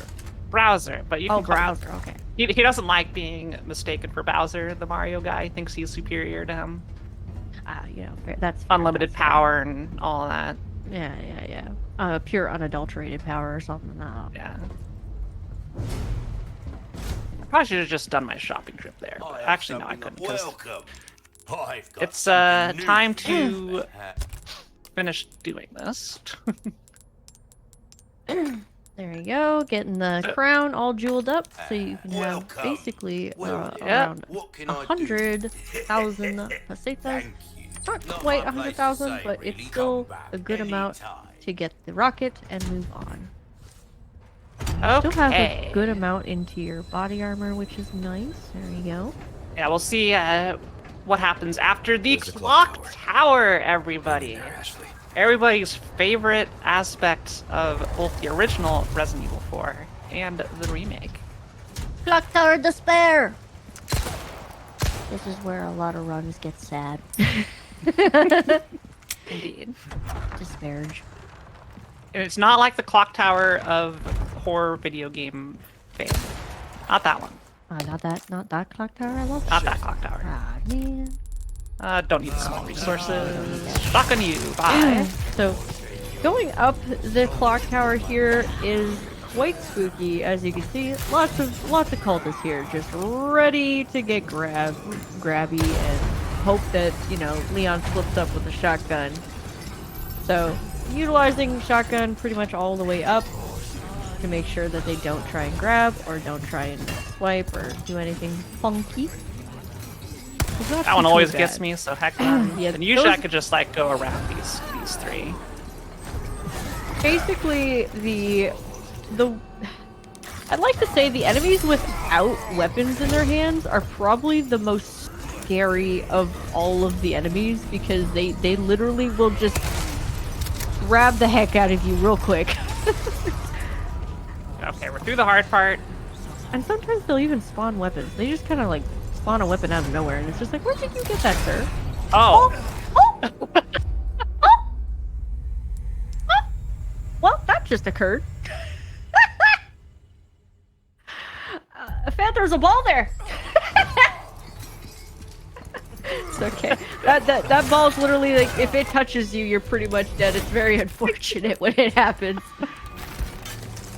Oh my god, that was hilarious.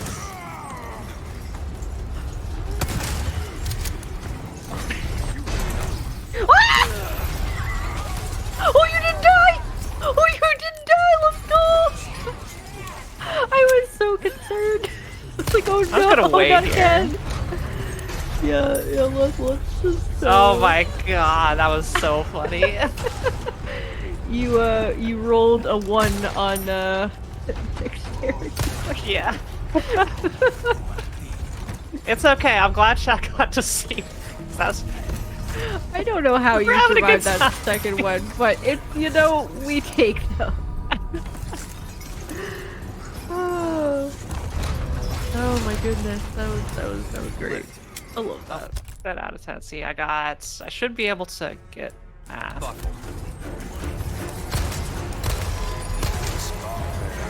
A little low on ammo.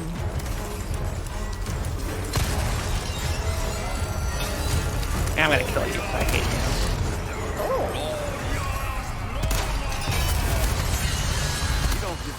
There you go, nice and good. So there are a bunch of enemies that will try to get onto the elevator here, and if they do get onto the elevator will basically just stop at its tracks. You cannot continue unless you kill the enemies, even if it's one, on the elevator. If you kill them all, the elevator will continue. So basically Fan's job here is to keep away.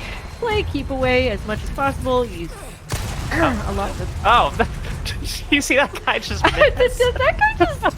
Okay, he was like, I don't want to be around anymore, I'm out of here. Thankfully using the shotgun on a lot of the enemies that do jump onto the elevator basically just gets rid of them quickly.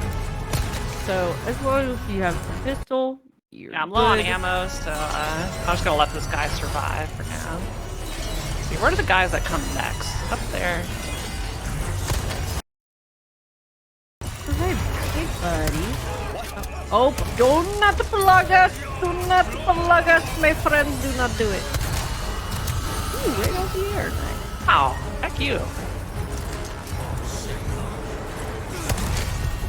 No, thank you. Stay off of Leon's ride. Off.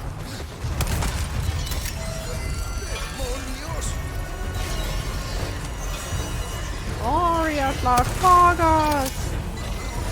Glorious us, not strong us. He's going crazy down there. Having a good He's time. having a time wailing. Oh, we're gone. We're here. Around. Yay. Let's go! Oh, no, no, no, no. Ow, ow, ow. I am gonna go repair my body armor before I forget.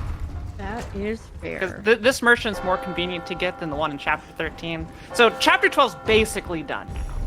Should have my rocket launcher again. There is a boss fight, but it's not really a boss fight. I mean, Salazar, Mr. Leon Kennedy. you know, he doesn't really stick around very long. Definitely not, yeah. We used to use the golden egg on this fight, and it was really funny because the golden egg would just deteriorate 70% of his health, and it was just like, oh, okay. That just basically kills you. Lovely. But now we utilize the rocket launcher, which is obviously just a lot faster, a lot quicker, and a lot less of a headache trying to get that, you can mix the herbies. Yeah. That works too. I don't need those small resources. Who needs shotgun ammo anyway? Not me. I have 2 shotgun shots. I need to shotgun 2 more people in this run. So. Ugh, right in the face. That hurt. Yeah, at least you got your body armor. Yeah, That protects your face, apparently.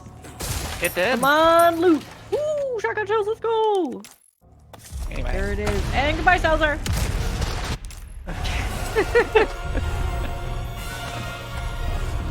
I love the music. It's just like so intense. Boom, boom.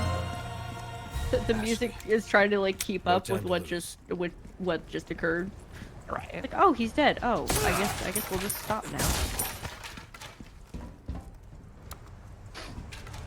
So you need to buy 2 more rocket launchers throughout this run. Yep. So the treasure route through the island and all of that, using residuals from the crown, is what's going to get us there. But from here, you can rely a lot on the boss drops you got, because they give you a lot of money. Mm-hmm. Yeah, so the island becomes not too bad, but there is some parts of the island that can get a little spooky as a runner. Especially when you need to get specific lasers out of the way. You can see in just a moment. You'll be seeing that after we go to a quick break, because after I get on the boats, I think we're gonna just pause for a brief little moments and come back and finish the run. Heck you, Barrel. Yeah, shotgun shells. More shotgun shells? We'll Yep. have to More swim after all. shotgun. Yeah. Thank you very All much. right, and that is the end of Chapter 12, the end of the castle segment. So all we have left is the island. Nice. So yeah. We can take our break here, Edgy. Cool. Yeah. Whenever you want to like just count into the break. yeah, Everyone yeah, sure. pause. 3, 2, 1, pause. Ooh. Cool. All right. Well, thank you so much, Fan and Cat. We are going to take that little break that Fan just mentioned before we get into the final stretch of the Resident Evil run. Again, this is not all that's happening today. Right after, we are going into another Frame Fatales related run. We have Swiftaloo running Pokemon White to any percent immediately following this run. So make sure if you're interested in that, stay tuned. The only announcement I wanted to make is that if you're watching on YouTube, be sure to like the video and subscribe to the channel. Also go to twitch.tv/gamesdonequick if you're interested in looking at our live content like we're doing right now. So yeah, we're going to go to that quick break. Don't go anywhere.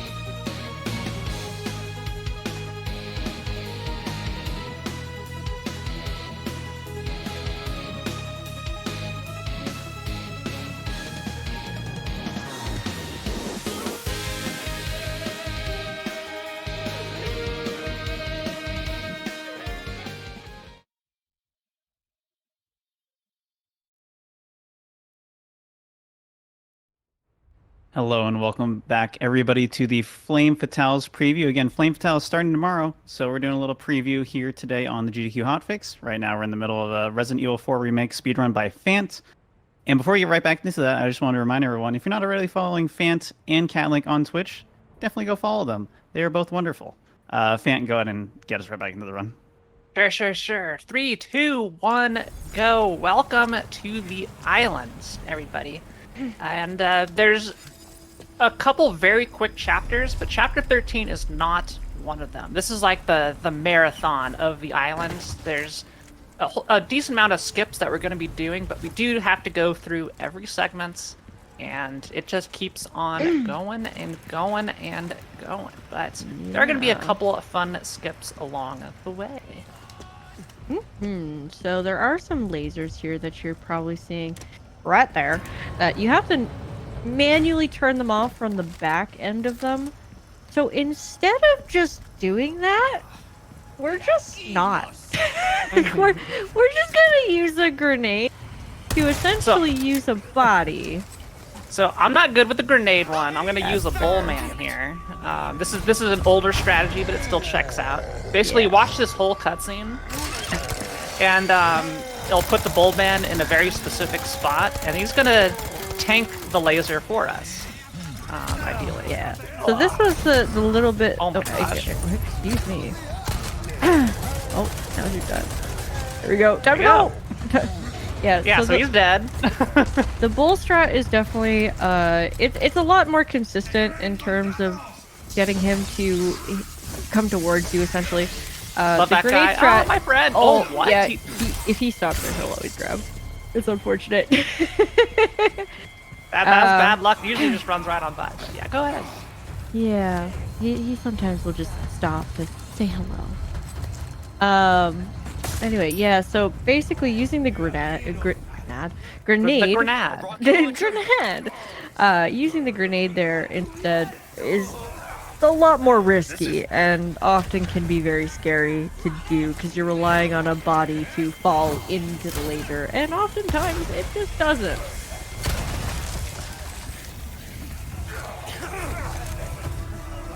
All right. Very nice. So that part, that honestly, I think is one of the harder parts of all of this. And now we're just going to be running through a lot of sections. I got enough healing items where if I get grabbed, unfortunately, we'll be able to handle it. The only thing is I'm a little bit short on rifle ammo, which I have enough. I'm just going to craft some now. Because I will be needing to use the rifle for later. But we're also going to be using an aspect of the rifle shenanigans that we haven't shown off yet. But it's quite silly and quite funny. You'll see when we get to the little spooky section after this. So fingers crossed. They're not going to clock me, Cat. They're not. I pray that they don't. Dang it. Never mind. I guess I just wasn't praying hard enough. Oh, unlucky. There is a way to just warp down to the bottom floor here using that tripwire bomb. However, sometimes if you don't get it, you don't get it, and you take the stairs of shame, essentially. It is what it is. It doesn't save a whole lot of time, it just saves you from having to take the stairs or the ladder. Okay, good. I didn't get my legs swept on the ladder. That's good. He was spinning. He was spinning and spinning. He's very angry there. So This guy's like, yo, what's up? Alright, I'm out of here. Hey, squeezing through. Bye. Alright. So, now we get to be introduced to our wiggly little friends.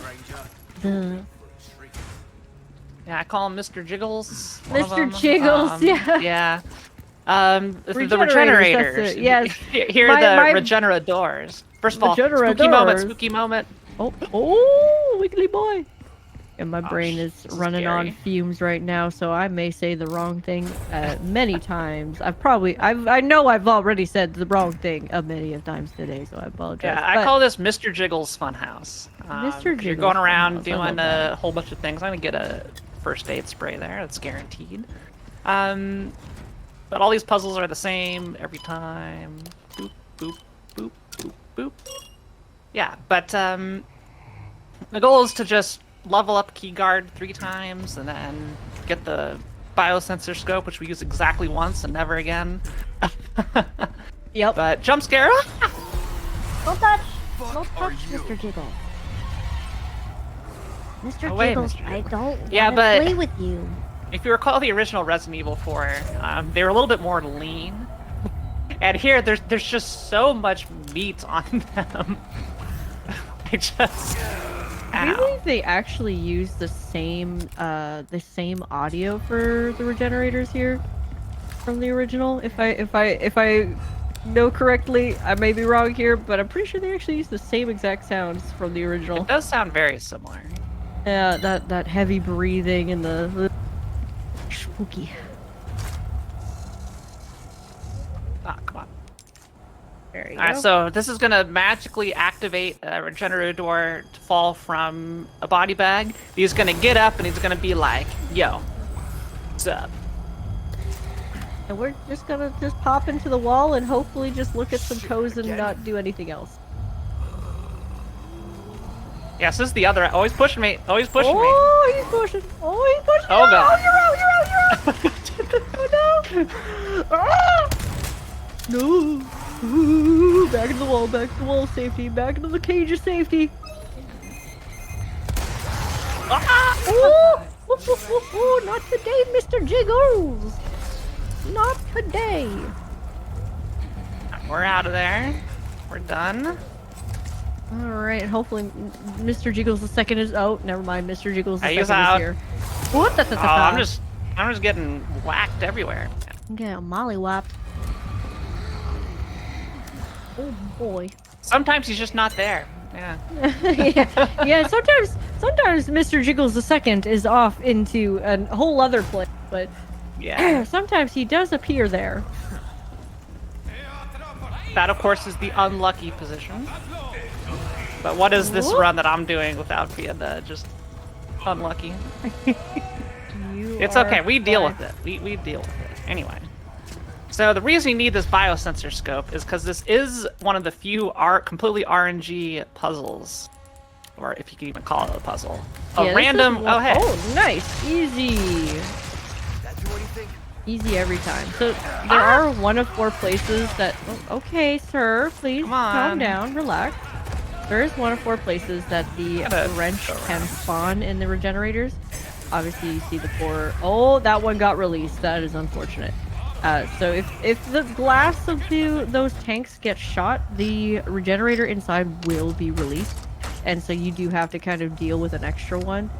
So We're you gonna always try and hope... just, like, hope. Yeah, just gotta hope and pray and you stay in the wall and they don't grab you, 'cause sometimes they can grab you. There he is! Oh, there's the toes! Yeah.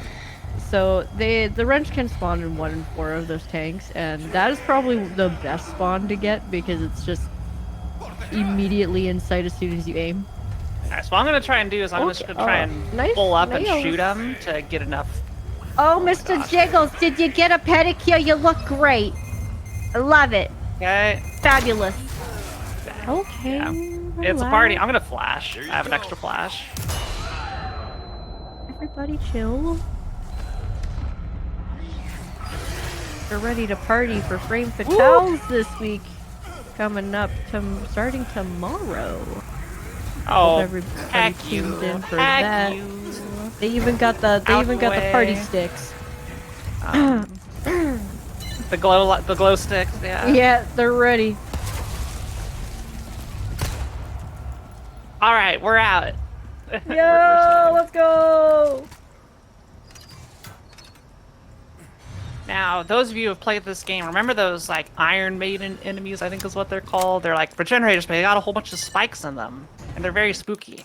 Well, this is the one playthrough where you will not see any of them. Because we just go past them. Yeah. Yeah, Great. so utilizing the sniper scope glitch yet again, Fant will be basically skipping an entire crane section, just not even having to focus on doing any of that. We just go straight through these doors here, and out she pop, and you give me a boost? no longer needed. No to deal boost with it. needed. Get out of here.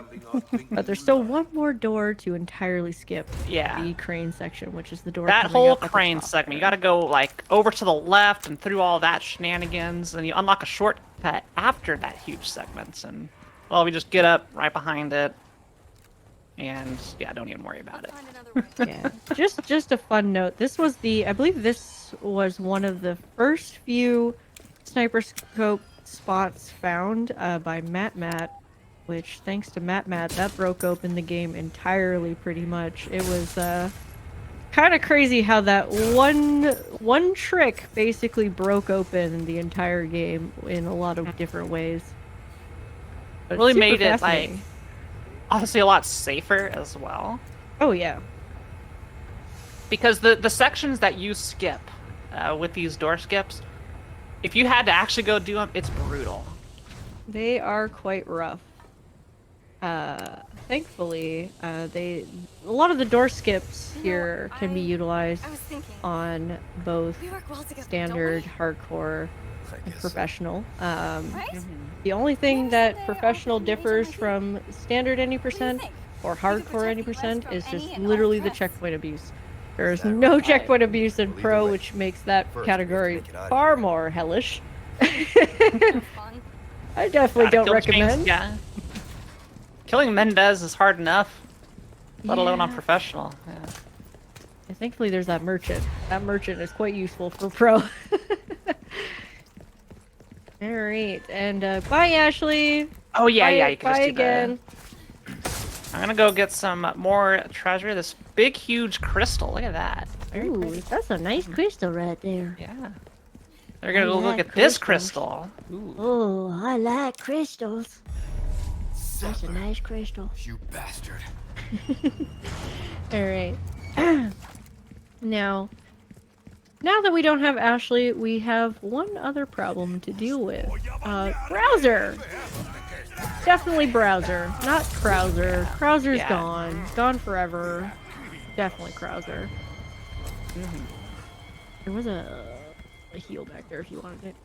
I'm good. I got first aid. I'm You're I'm good. set. I I'll am have something Gucci. welcome. Don't Alright, forget the so- rocket launcher. Things on sale, Don't pull at me. stranger. I did that once. It was very unfortunate. I'll buy it at a high. Where you gonna put Um, this? Your pocket? Small resource. There we go. Perfect. Ah, that's perfect. My It's place like a to say, glove. Come Yeah, I can get rid of you. Yeah. back anytime. I was just gonna register this shortcut. There you go. So And now we're gonna watch a Krauser's little bit of a here. cutscene. Yeah, we get to hang out with Browser for a little bit. Definitely not Krauser.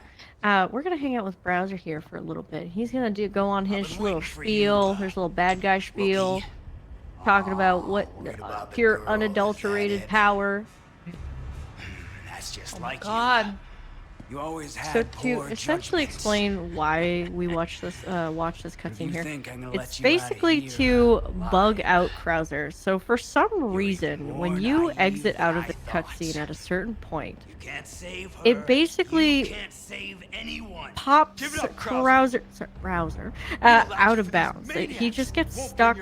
We don't really know what happens to him. He still tries to attack you. He still tries to come up to you in some way, but he just can't. He's stuck out of bounds, but he You thinks he think can. I'm doing all So- this for revenge.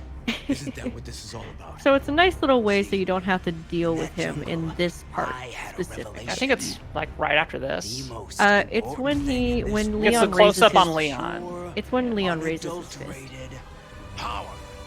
and he says some. Most Illuminados have given me that. You know, you were Don't always an tell me what. asshole.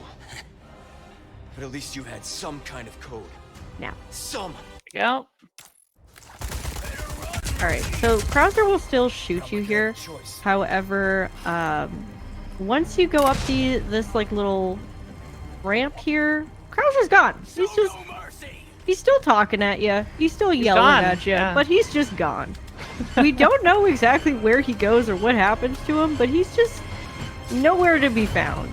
He will come back because he will use a flash to quote-unquote escape his little hellhole he's in. But there we go. There he goes, and now he's free from wherever the hell wherever the heck he was, we don't know, but now we're out. Your gut, don't think. So That was the first thing he you returns. If you hide behind this box here, Ah, heck. you were I wasn't far enough over. Yeah, Whatever. you're not behind the box enough. It's okay.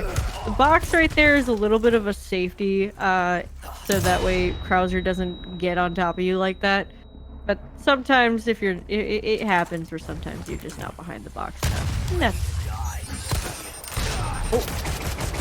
goodbye, body armor. Hello. It's fine. I like how Krauser was just like, stop it! It's like, yes, we're aware. We're aware, Krauser. I'm gonna go ahead and just pop this guy. Yeah. Definitely don't be scared about taking that. There's a red shirt. I'm probably gonna also just repair the body armor before chapter 15, because chapter 15 you can take a... You do need the body armor for chapter 15. Yep, it's absolutely. gonna be something. You've done well to stay alive this long. I'd be dead if I kept listening to people like So you. there is actually a way to dodge these shots that Krauser's doing here. However, for safety's sake, because it can be very easy to miss the shots, you just kind of hide behind the ledges there. It really doesn't save a crazy amount of time, besides, like, obviously, like, a very minor amount, but... Yeah, I always take that safety part there too. I don't risk it. I'm like, no, I'm good. I don't really wanna. Hello, Krauser, you good, homie? There we go. There we go. Doing enough damage to him with the broken butterfly here and the sniper. Should get him to go away real quick. There you go. Very nice. I always get turned around in here. Yeah, it's because it makes you stare at the wall for some reason. So that's your Yeah. true power? Yeah, if you just stare up at the wall to the right, you kind of just, Interesting. doesn't hit you. You don't have to worry about parrying him. That definitely saves the hassle. Oh no, my kitty wants out. Heck. It's okay, we're almost at the end of the chapter. Stand by. Kitty, no. Oh, she's angry. She's angry. Oh, Kitty, no, it's okay. Alright, so Krauser's just gonna go down in 3, 2, 1 there. Alright, there it is. Bye, Alright, Krauser. one second. Sorry. Bye, browser. Alright. We're good. Kitty was not having any of it. Like, let me out of here. Alright. I'm going to make a save in case I mess up the following trick. Yeah. Because chapter 15 is the other, well, it's the other marathon of a chapter. There's a lot going on. Yeah, so chapter 15, there is a little bit of a trick to do.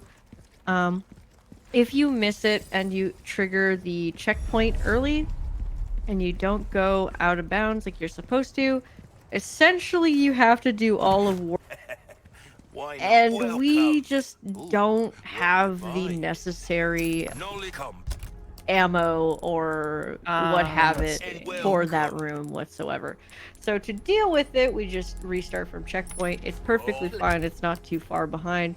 So as long as you get that checkpoint properly fine, you're chilling. But yeah, it can be a little rough to get it sometimes because yeah. So we're saving in case I have to do this again. But, yeah. Hopefully we don't. There is a way to get Mike, the helicopter pilot, to show up earlier. I am terrible at making the shot, so we're just gonna do it the classic way. We just go over here in this corner. Wait, we'll get here eventually. Mike. There's Mike. We love Mike. Get some hearts in the chat for Mike. Let's go. Mike is cool. He wants his beer. Sorry, bad travel. Hello, Mike. So, some guys are gonna come out of here. I'm gonna throw a grenade at them. Oh, he's to the left. Okay. Yeah, He there was you go. just like, Ooh, ah, ooh, ah, ooh. Can I please just turn a little bit more to the left? Please.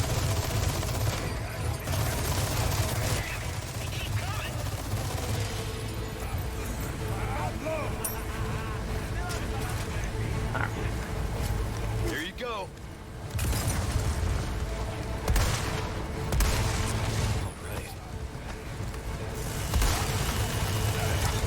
He did. Still not 100% sure what causes Mike to blow up the barrier. I usually just Usually- kill a bunch. It's There we go. usually, I believe, kill count.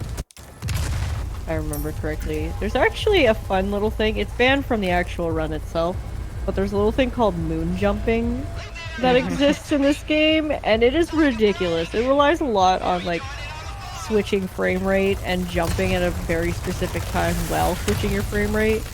It's really goofy to witness, but yeah, it is banned because it's very inconsistent. Not bad at all. Alright, so here's where the magic happens. Hopefully. Yeah. Fingers crossed. Ah! Oh my gosh! Put that thing It's down! a Put that thing down! No! My goodness, cat. I always get scared when they grab and have that just lit up in their hand. I'm like, no, no, no, no, no, no. Put that thing down. So using a heavy grenade right at the top there, and then using a flash grenade to stun the enemy so you can get the second heavy grenade up on top while pushing yourself up against this wall, taking out the sniper, pointing downward, waiting for the checkpoint. You didn't get the checkpoint, so you have to throw another grenade. You got it. And... Hello? Uh-oh. Well, I guess we're loading. Yeah, sometimes that happens. It is okay. You didn't get the checkpoint, so you can just reload from there. So you have to make sure that the grenade lands on top of it. Sometimes it can just bounce a little too much in the wrong place, and it just happens. It's kind of unfortunate when it does, but it's fine. It's not spoken, so I'm not sure. I think I may have to do it again. We'll see. Yeah. Here you go. Oh, Yeah. oh yeah. Reload that checkpoint. It's not. I think the first one's actually missing, so let's Yeah, so I think make you want sure to it be lands. a little bit closer. Just a little bit closer. Better give him what he wants.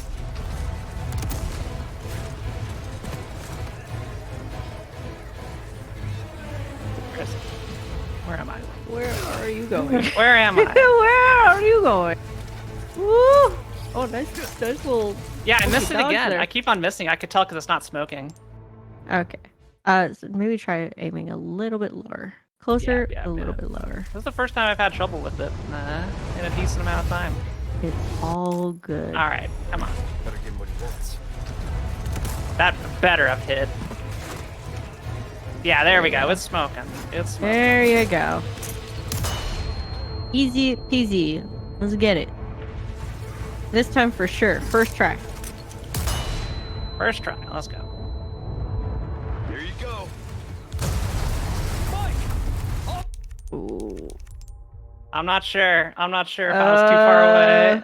You might have been a little too far away. Heck! Okay, I'm gonna Yeah. load that backup save.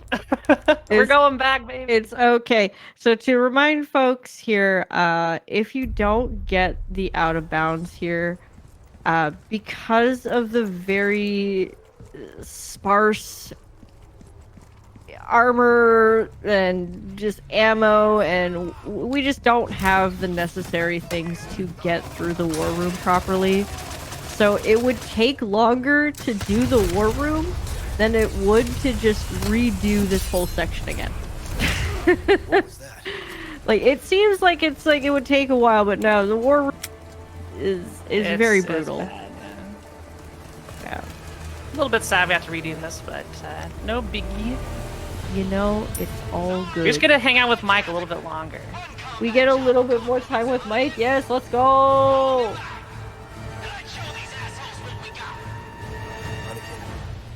I owe you one.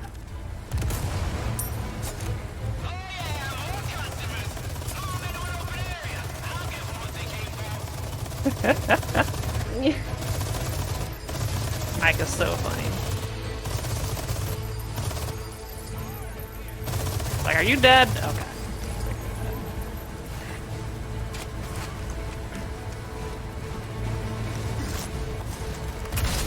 Alright. Alright. With that being said, with Fant getting her way back to where she was, There you full go. time to get some ammo there. Just a reminder that Frame Fatales is going to be happening tomorrow, I believe. Lots of excellent runs coming up.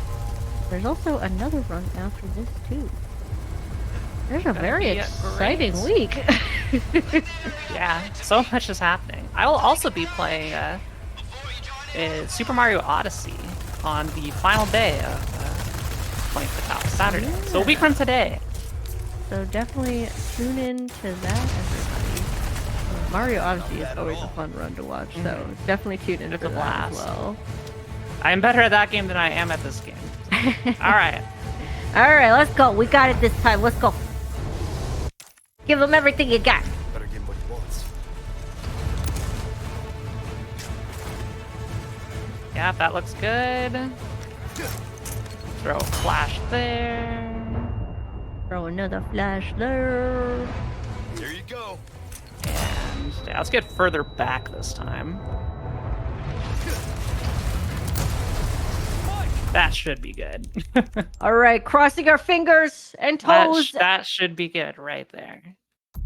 There it is. There we Let's go. Should have been that easy the first time. Easy peasy. Now we are out of bounds. So Fant is going to be setting up for, I believe, are you going for double Nope. bag? No, You're not we going ain't for doing double bag? If you Alright, want to alright. see Duffel Bag, you got to tune in on Monday. You watch Cat Link's run. I don't want to. I want to spoil every ad. Well, oh my gosh! I've never followed it through there. That happens. It happens sometimes. It happened to me earlier today. Yeah. Oh, yeah. Sometimes the floor is just not there. Not everything has collisions. You got to navigate everything. So make sure that. There's a little bit of some holes in the floor that, you know, can be very hard to see. So Leon sometimes just goes right through it. There we go. We're good. All right. That's the end of the hard skips. Nice and easy. Kind of chapter just 15 hold is- forward now. I would Chapter- say Go ahead. after you get past that, there's one more segment after we get through some doors. But this is kind of like the end of the game in terms of the speedrun difficulty. Yeah. Make sure you're the next to go. Once you get through chapter 15, chapter 16 it's basically a breeze in comparison to what you had to deal with throughout the run. So it's nice once you, like, when you know you're, like, once you're on, like, if you're on PB pace and you get through chapter 15, you're like, oh god, okay, I can finish this run. We're over. We're done with it. Unless you do the infinite rocket glitch on Sadler, which I don't recommend. It's not fun. I don't like it. But yeah, it's nice once you get past chapter 15. It's a nice little walk. I'm gonna repair my body armor one last time. Welcome. Well then, what can I do? Repair. Crossing combat anytime. We never. All used to right, take Mike this to that part. bar. Ashley, I'm coming. I'm nervous about going too far forward, but we'll. That's all good. Take your time.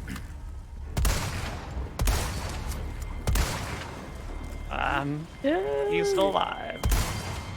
It's still alive. You know. It's okay. It'll be fine. He's not gonna throw the green block. Nope. There he is. Oh, mama. Uh-oh. Ah, heck. Alright. We'll make sure he dies this time. Yeah, that shot can be quite difficult. This is the to final get. trick. This is the final trick in the game, essentially. Well, outside of Duffel Bag, but This- not doing that here. This is basically the last hurdle. So this is probably the scariest one to do simply because is that A, you have to get that shot. B, if you're going for a double bag skip, you cannot die here. You cannot reset a checkpoint. You have to go through it one go. Just one single shot. That's all you got. So that's why it is very risky to do double bag in a marathon setting. Good. Very Oh. We're good. We're good. We're good. We're good. We're good. We're fine. We're through. I got so scared for a moment. I was like, oh no, oh no. Please no. We're through. We did it. Let's go. We made it. We die. All right. But Now yeah. we just coast to credits. We're good. Woo. Ashley! I had a little bit of a panic sound there. I apologize. No, me too. My heart rate like doubled. Got my cardio over this run. That part always worries me. Damn it. But yeah, so we just have a little bit of a section here with Ashley. It's a little bit of a it's a little bit of a sluggish stroll here as Leon casually strolls carrying Ashley. So this is where the duffel bag skip would really come in handy. Yeah, However, so definitely watch Cat's Run on Monday to see this done. geez, I hope I get the duffel bag. I am praying for myself. It is very hard to get without dying. Just hoping you don't die anyways. You pray. Yeah, that segment where you boost through the laser, it's terrifying. it's spooky. Yeah, it's hard to do right. Yep. So I'm glad we got it second try. Alright. The last little segment here. Very trippy ordeal going on right now. But essentially, I guess lore-wise, Leon's basically taking her to a machine to get the plugs out, as well as get the plugs out of him, because clearly he is also infected with it. You see that? Yeah. Man? He's not having a good time. This looks like a doctor's office, any standard doctor's office in here. Oh yeah, totally. Yeah. This is a He gets bunch on of his people knee, waiting takes to- his time. Come on, Leon. Let's go, Leon. We got places to be. We got a jet. We got ski to get another on. run coming up after this. Come on, Leon. Swiftaloo needs to run some stuff. Make sure you stay tuned for that, everybody. Yeah. Ugh. There it is. Get him into the dentist chair. Oh. Let's go, Ashley. It's time for bed. This time, it has to be different. Go, go, All go. right. Finally reaching the There end we of go. chapter 15 into chapter 16 with not much to worry about except for Navistadors, Sadler, and Juan. We'll explain that later. All of this. Removing the parasite. So This was immediately you're all better, you're good to go, and it's time to get Like nothing Ashley out. happened. It's just one shot, nothing to worry about here. Right, Ashley? You got this. She'll handle it. Come on, for us. Ashley. Thank you. You getting Thank you, good at Ashley. that. right. She's so happy that she kicked the ladder down. You sure you're okay? Never We're been better. fine. Good. We're absolutely coasting. We're fine. We're doing great. The Vistadors are a little sneaky here. They can sometimes get a little in your face. But thankfully, Oh, they're I'm sure pretty she's fine. consistent not to hit She's you not the as type to long roll as over you that do easy. your lines right. You're Sounds like you know her doing well. fine. Easy peasy, just like that. You wouldn't even know they're there. This next room, though, they can definitely heck you. Yeah. So I just kind of like hug to the left, and usually I slip on by. Except this time. Wow. Okay. You just like I Yeah. said, they like to get in your face sometimes, and there it is. I was like, no, I want screen time. You're on Please. GDQ. I need to be seen. Alright. Witness me. So it's our last merchant trip. Welcome. So we're going to What sell can the I key, interest you in? sell that. We're going to sell the broken butterfly. All right, That gives Sadler, us it's time to just go down. enough. High price. Where you gonna put this? Not my place. Might We're want to taking you down, Sadler. care of any leftover errands before going. Try and do some quick menuing. Yeah. So Only pretty much 2,000 spare money, so you did it. We got enough just to get that rocket and get out into the second phase immediately. Into what I like to call the last tango with Sadler. Look, that suits you, Sadler. Sadler's not really doing a whole lot. He's got some tenties that come out, and you just kind of have to you just dodge. So you can literally casually dodge by spamming crouch here. No damage is really, like, you can do a little bit of damage, but it doesn't really matter much, because Yeah, we're just waiting for Ada. our girl Ada's gonna drop us a nice little present. Come on, Ada. It's time now. She really likes to take her.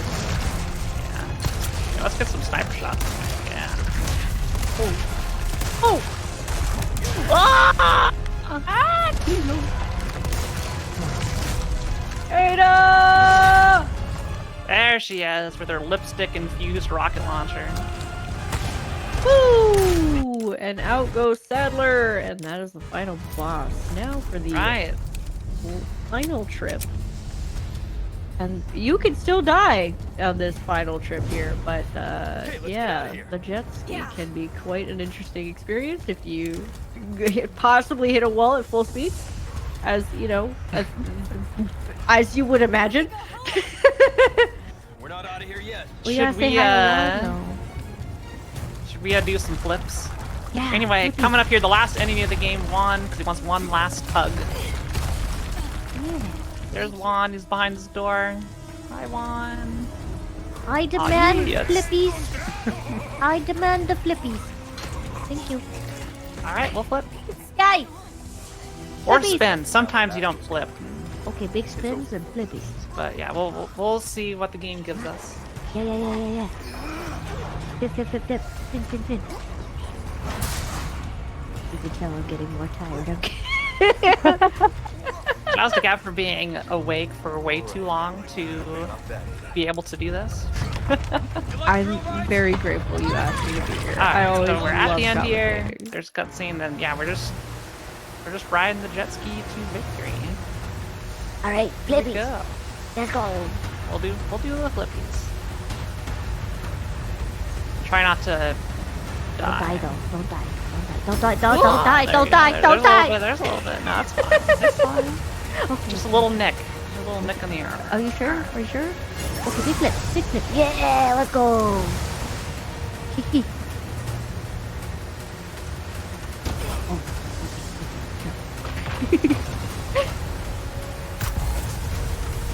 Oh, there's a rock there. Oh my god. That hit It's you? fine. It did hit me. Oh my god. Big flip. Big spinny. Sorry, big flip. And Okay, it's no not a one's whole ever lot. died in the final escape. Oh, I've seen it. I've seen it happen. There's been some runners who have had the poor, unfortunate happenstance where they just accidentally graze a wall and then it's over. It's so unfortunate to see. But with the exit in sight, time will be coming up soon with one last big spin. Alright. It's fine. We're in the red, but we're good. It's time! Hold on. Good job. You made it. Funnily enough, if you don't count that reload, that was technically a PB. So Oh, yeah, let's go! Very nice. even with yeah. all the shenanigans. Even with all the shenanigans, we take those, honestly. Indeed. Awesome. Well, GG fan, any shout outs from either of you that you would like to do? I just want to say, if you enjoyed this, thank you so much for watching. I hope you had a good time. Be sure to check out Pat Link's run tomorrow on Monday, and my run of Super Mario Odyssey on Saturday, next Saturday. But yeah, you can find me at fan_TV on Twitch, or no_ on YouTube, and yeah, You really are the we're the best. We really are the best. I just want to say, thank you, Fant, for having me on. I always love to commentate some good old Resident Evil. It was a lot of fun, even though it was cursed. Yes. It was still an amazing time. Chat was having a blast, and I was having a blast. So thank you very much. Y'all should go check out Fant. Please do. She's great. Please do. S plus ranking too. Wow. Let's So go. good. So great. But yeah, that is the end of our Resident Evil 4 Remake speedrun. Thank you everyone for watching. This is not the end of the stream though. The Flame Fatales preview is still going on. Again, reminder, Flame Fatales starts tomorrow. We're doing a little preview stream right now. So up next we have Swiftaloo running Pokemon White to any percent. It'll be a lot of fun. So we're gonna go to a quick break while we set that up. Don't go anywhere, and thank you for watching. Bye. Bye-bye.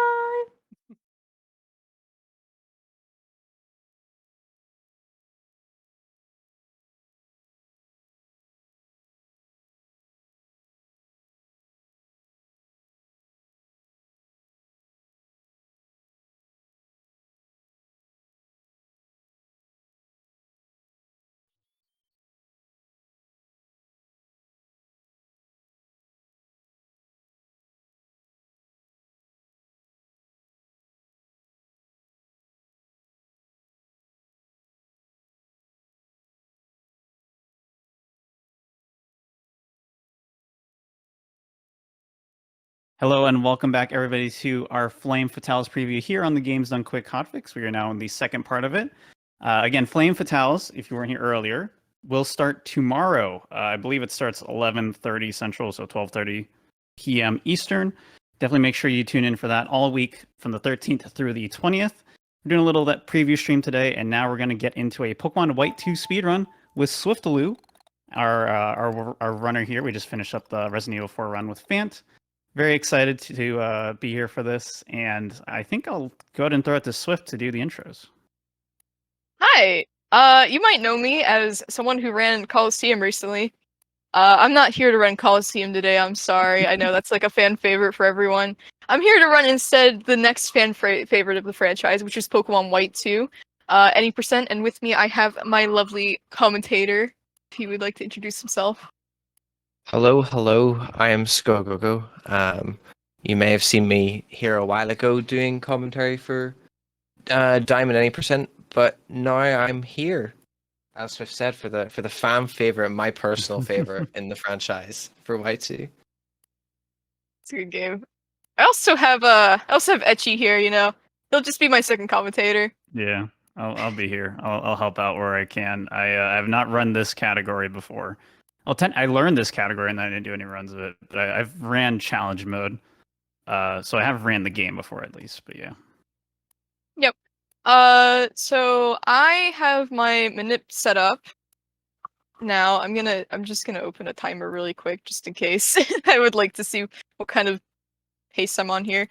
But I have my timer set up. So how I'm gonna do this is I'm gonna count down 3, 2, 1, and then go, and then timing should start. Normally it starts when you open up the DS again, but it's kind of hard to time that when I'm also doing a manip at the same time. So I'm just gonna say 3, 2, 1, go, and when I do that, you can start the timer, and should be fine. All right, so I'll be doing a manip here. Hopefully I hit it. If I don't, then this will be awkward. But yeah, all right, 3, 2, 1, go.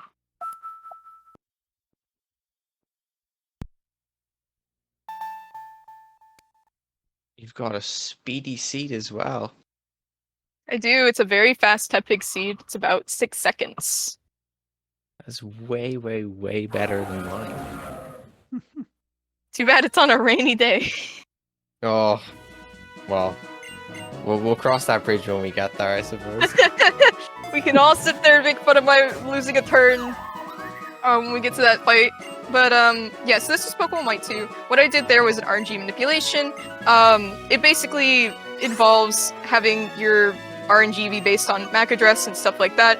I'm not going to get into too many details, but know that it's very complicated, very silly. I hate it, but there's so many new tools to like make it so much better, and I haven't used any of them. So we're gonna have a somewhat scuffed manip from 2020. But that's okay.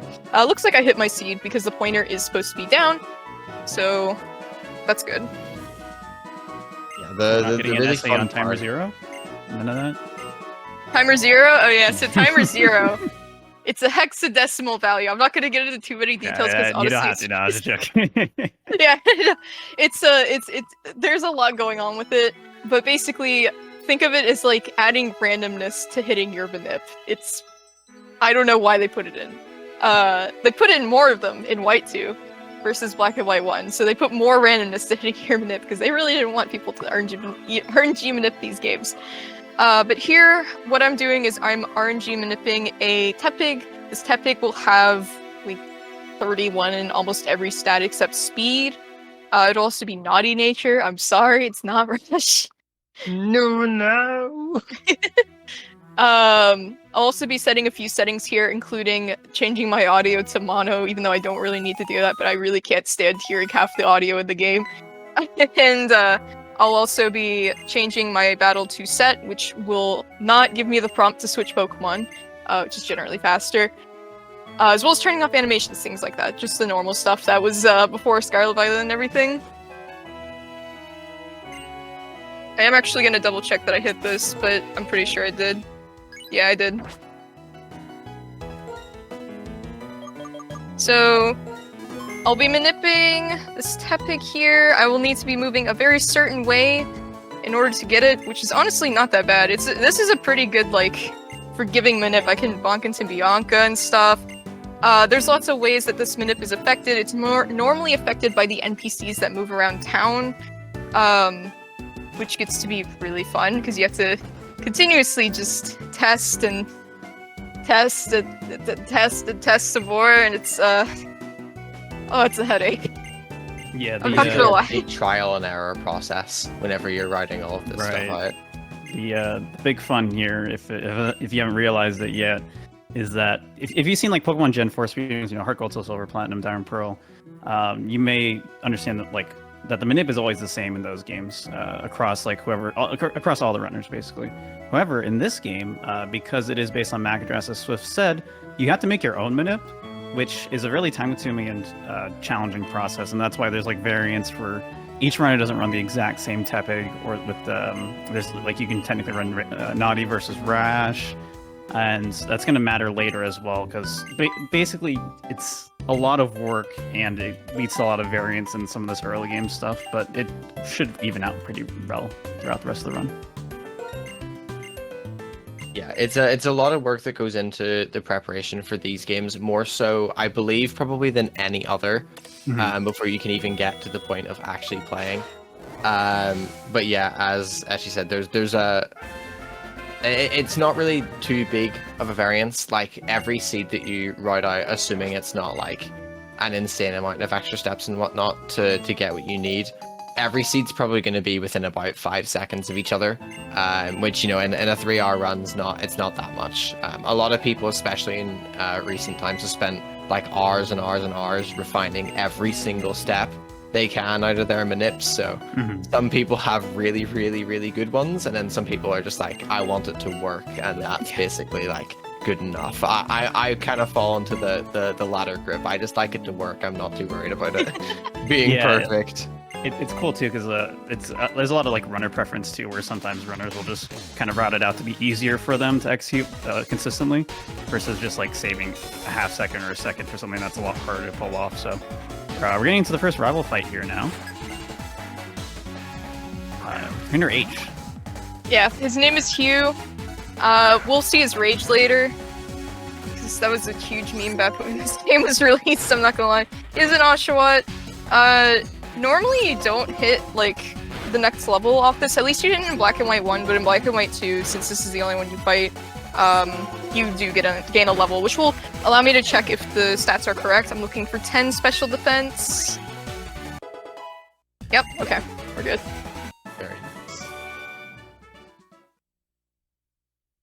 Now I just kind of wait here. I'm having to now, my next target to manip is going to be a pit of, which is on route, I think it's 20?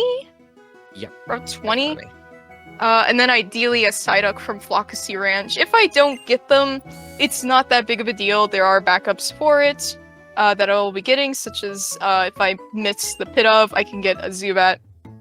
in the Castelia sewers. If I miss the Psyduck, I can grab an Audino from the Shaking Grass, which is pretty easy to grab in. I just did it in Burbank City. I don't know where the most optimal spot is. Most people normally do it just before Reversal Mountain if they're gonna do it somewhere. But Oh, the yeah, fun yeah, yeah. part about like random shaking grass and stuff in this game is that you can accidentally get one at basically any point where you're running around in the grass. So you might end up finding one earlier. Yeah, and yeah, if I remember correctly, with the one in Reversal Mountain, or outside Reversal Mountain, it's because it's 100% to get it there. You also have the Master Ball at that point. Oh yeah, okay, yeah, I'm starting to remember these backups. I haven't run this game in quite a while. I did practice this game before this, I promise. It's sounding like I did it. I promise I did. But yeah, I haven't had to get backups and stuff in quite some time, since it's been a lot, well, over a year since I ran this game for a marathon. Yeah, and especially if you're going for like PB and stuff, at a certain point you'd be resetting if you missed a lot of these early manips and stuff. Yeah. I mean, if I were to miss them in a PB setting, I would just reset because my PB has the manip, and I definitely cannot PB without that. Pay attention, Swift. But your aspiration is to catch a Pidove and a Psyduck. This is where you're going to learn how to do it. Oh, yeah. For those who don't know how to catch Pokemon, here's Bianca. She's going to show us how to do it. First, you weaken the Pokemon with a Lillipup using Tackle. It has to be a Lillipup specifically. It can't be anything else. And then... You have to have animations on. Pokeball. Yeah, you have to have the animations on. That gives you, like, extra boost chance of actually catching a Pokemon. Gives you, like, a, 50% plus modifier, which is pretty cool. And that's how you just guarantee catch every Pokemon. Man, why don't we run Lillipup for this if we have so much trouble catching Psyduck? Dexy perks up in the background. Dexy is another runner. There's actually probably something interesting to bring up here too. Is so obviously we're doing RNG manip for getting specific Pokemon that we want to appear with specific stats and natures and abilities and all that stuff. But why can't we manipulate perfect catches or just like perfect battles? It's due to the mic. That is one of many reasons. So there's a multitude of different things that go into how battles and stuff in this game work. The most that we have found how to control is if you're encountering a Pokemon, say for instance, for Drillbur later on, if you're doing that from a save and quit, you can actually control what the opponent uses on turn 1, but that's it. Basically, for things like catches and whatnot, that thing we mentioned earlier, Timer 0, that randomness, that is also applicable in battles. And then, as Swift has also just alluded to, there is also mic sampling, which is taken into consideration for stuff in this. So there's like 3 different reasons the battle manip and like especially catch manip just isn't possible. Believe me, catch manip would be like the world's greatest thing for Gen 5. I got the 2-shot. That is very, very nice. But yeah, I'd like to unfortunately, scream it's just not going to be a thing unless someone figures out like a really neat way to control battle RNG in Gen 5. Yeah, I like to scream words into my mic whenever I'm trying to catch things, just so they get in the ball. I won't say what things, but no, I'm screaming words. Especially Drillbur, because my Drillbur seems to like to use Dig, and I don't know why. Yeah, so Dig is a range to kill. The first turn is actually decided by whenever you clear. So anytime you encounter like a wild or whatever, you'll be like, oh, a wild whatever appeared.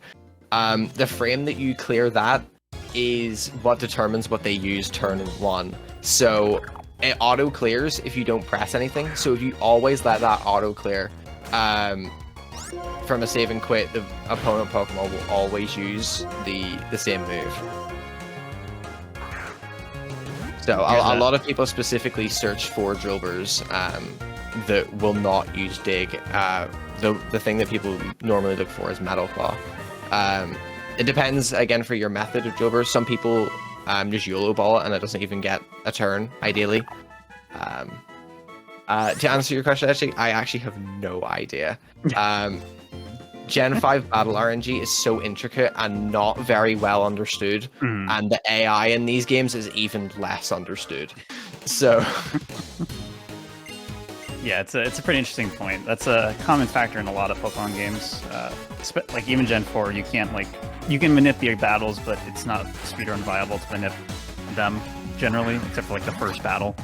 And then Dime Pearl's different too, and then Gen 3 is weird as well. They all have their own different rules, and they just kind of kept bolstering the RNG manip until it just stopped being like speedrun viable at all, starting with like Gen 6. Hell, I wasn't reading notes for that fight. yeah, it's funny that they have like different tiers of like difficulty, ranging from like, oh, you can do X, Y, Z up to it literally just isn't even possible anymore. Yeah, it's pretty interesting. And now, so just to reiterate, like all this movement that Swift has been doing, if you saw her do like weird back and forth movements, that's all to manipulate these specific encounters. Basically need perfect movement in this section, which sounds hard and difficult, but it's not that bad in this game because you can buffer your movement, right? So if you just hold directions and then press them at the right time, you're fine. And that will always just like time things out for you perfectly as long as you're just always moving. And as Swift was saying, she has some leniency in early game too, so it's not that strict. I messed it up. No, I shouldn't have said anything. So it's not the end of the world. You might also just randomly get a Psyduck. There's a chance of that, but there is a backup as well.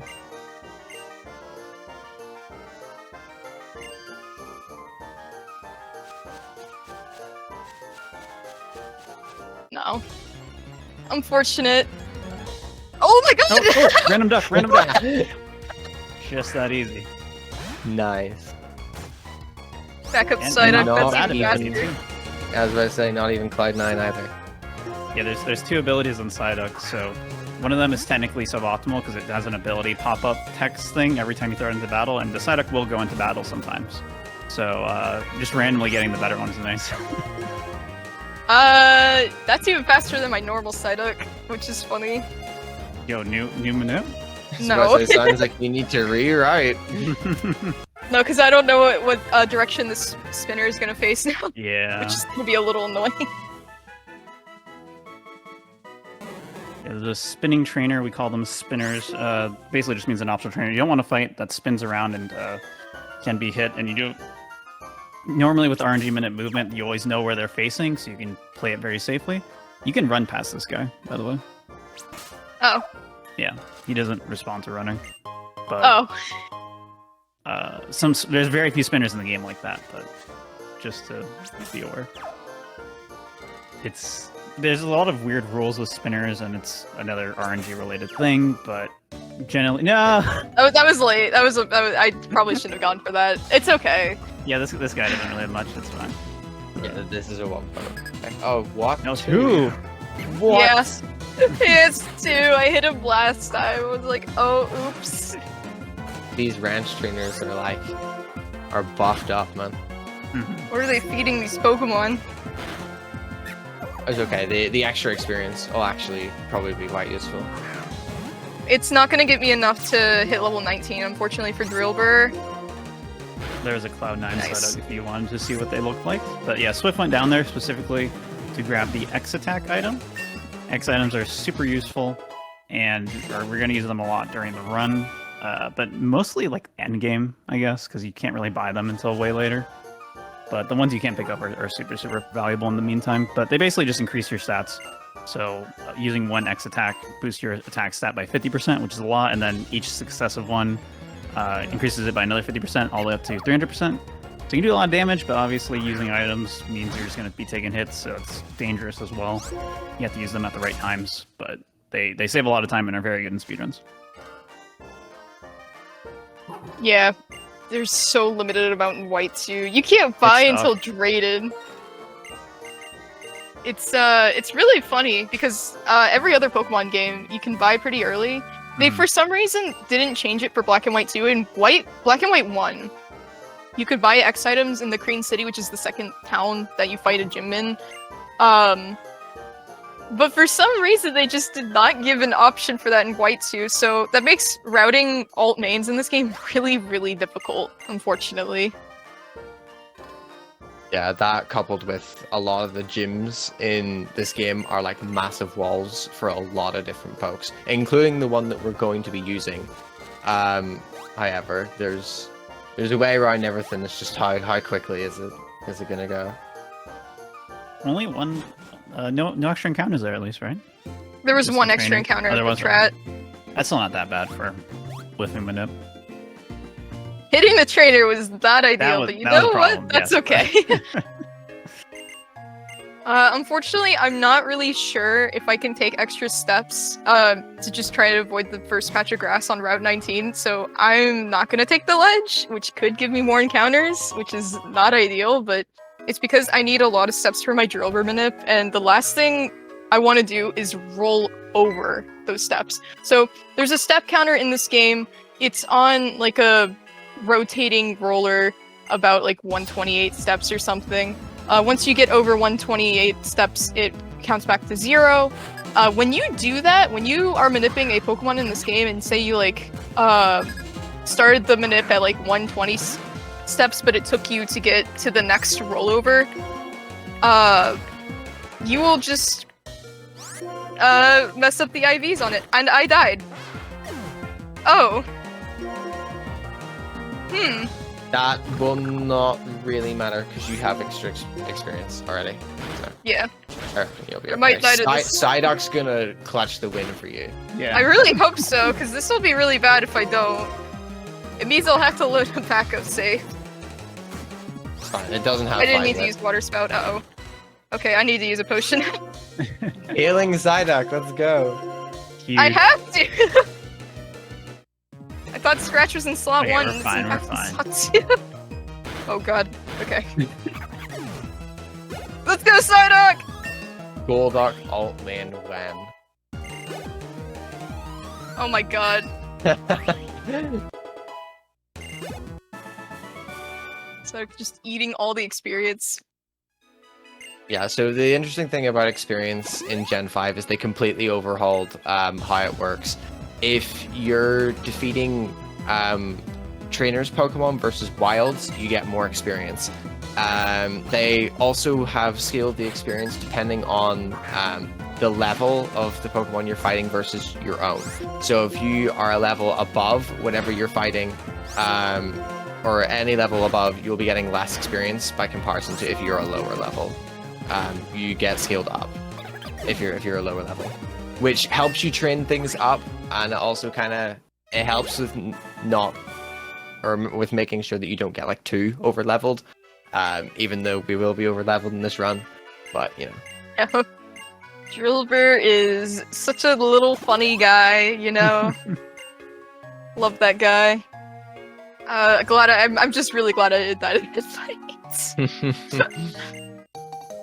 Because that would have really messed up my step counter, because I would have been sent back all the way to Aspertia City, Oh, and gosh. that's a lot of steps. I would have definitely rolled over my counter, and I wouldn't know what I'm on if that happens. I can fix it if that happens, which is just kind of taking a bunch of extra steps. But it's still a problem because I don't know where I am. Since I can't see that number with my eyes in this game, because the game doesn't show something like that. It's a bit different in Gen 4, in the Sinnoh games where you have the Poketch, and you can kind of track it to some extent, even though what's tracked in-game is different from your actual step counter. Because there's a bunch of, like, unseen, like, asterisks with that, because your final repel step doesn't actually count towards it, but it does count it on, like, the Poketch counter. So there's a bunch of really weird things that you have to know to account for. But yeah, so just more on that step count stuff in this particular game, why it's so bad. So there's two different types of RNG that that we're dealing with here. There is, I guess, primary RNG. It's called pit RNG, and there's also IV RNG. So the step counter rollover, it's weird with the primary RNG. That's moved up by, you know, going through grass, NPCs moving around in the overworld and whatnot. That does increase the pit RNG, so your 128 step counter does increase it, but I think it's only if you're already in the grass that it increases it. However, the IV RNG is what controls the individual values of all the Pokemon in the wild that you battle. The IVs just scale how well stats grow on each Pokemon. They range from 0 to 31. Obviously, whenever we're manipping things, we want them to be as high as possible. So basically, whenever that rolls over, it advances the IV RNG by the number of Pokemon that's in your party. So in this case, if it rolled over at Drillbur, at that point we will only have Pignite in our party. So it will advance it by 1, which will mean that the speed of the Drillbur will be just some value. And that speed value is really, really important at multiple points in the run, so we need we need a really high speed, because there's a couple of things throughout this that we only just barely outspeed. So the Flygon and Drayden's gym that you outspeed by 1 point, a single point. And then there's a Floatzel in Marlin's gym that you need high speed for as well. Oh, I didn't know that one. I mean, Yeah. I'm not surprised that that Pokemon has really high base speed. It's like 115. Also quite close to you in levels as well at that point. Yeah. It is. It's quite funny. I do think my favorite one is the Drayden Flygon that you outspeed by 1 point, thanks to the Carbos and also the rare candy. I actually didn't know about that. I found out about that one the hard way. Whenever I used to have a really, really bad Drillbur that took a lot of steps, and this has been back whenever I was quite new to all this. I didn't know that this step counter thing existed, so I used to just occasionally have this really bad speed Drillbur whenever I was doing runs.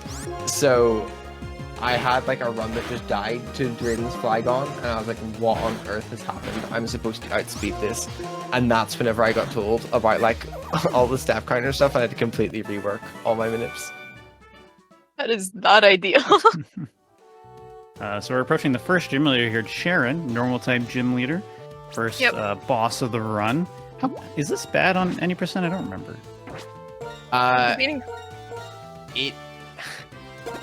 It's one of the ones that's quite weird. It's not as bad as challenge mode. Because in challenge mode, basically every gym leader gets an extra Pokemon, and Elite Four as well, and they all get like really heavily boosted IVs. But the extra Pokemon that Sharon gets is a Pidove with Super Luck, which just all kinds of bad. Yeah, Super Luck increases the rate of critical hits, and critical hits do 2 times damage in this game. That was not fixed until, well, that wasn't changed until Gen 6 to 1.5. It's really fun. It also looks worse than it is because you also use Defense Curl in that battle, which crits just bypass as well. So just checking I can deal with this.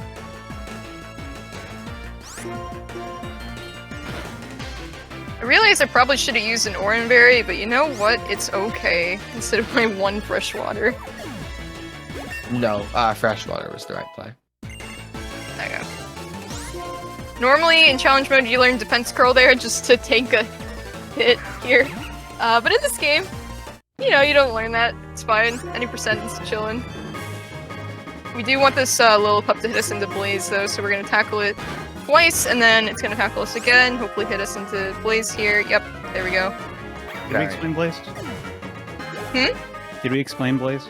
No. So Blaze is an ability that starter Pokemon have, basically.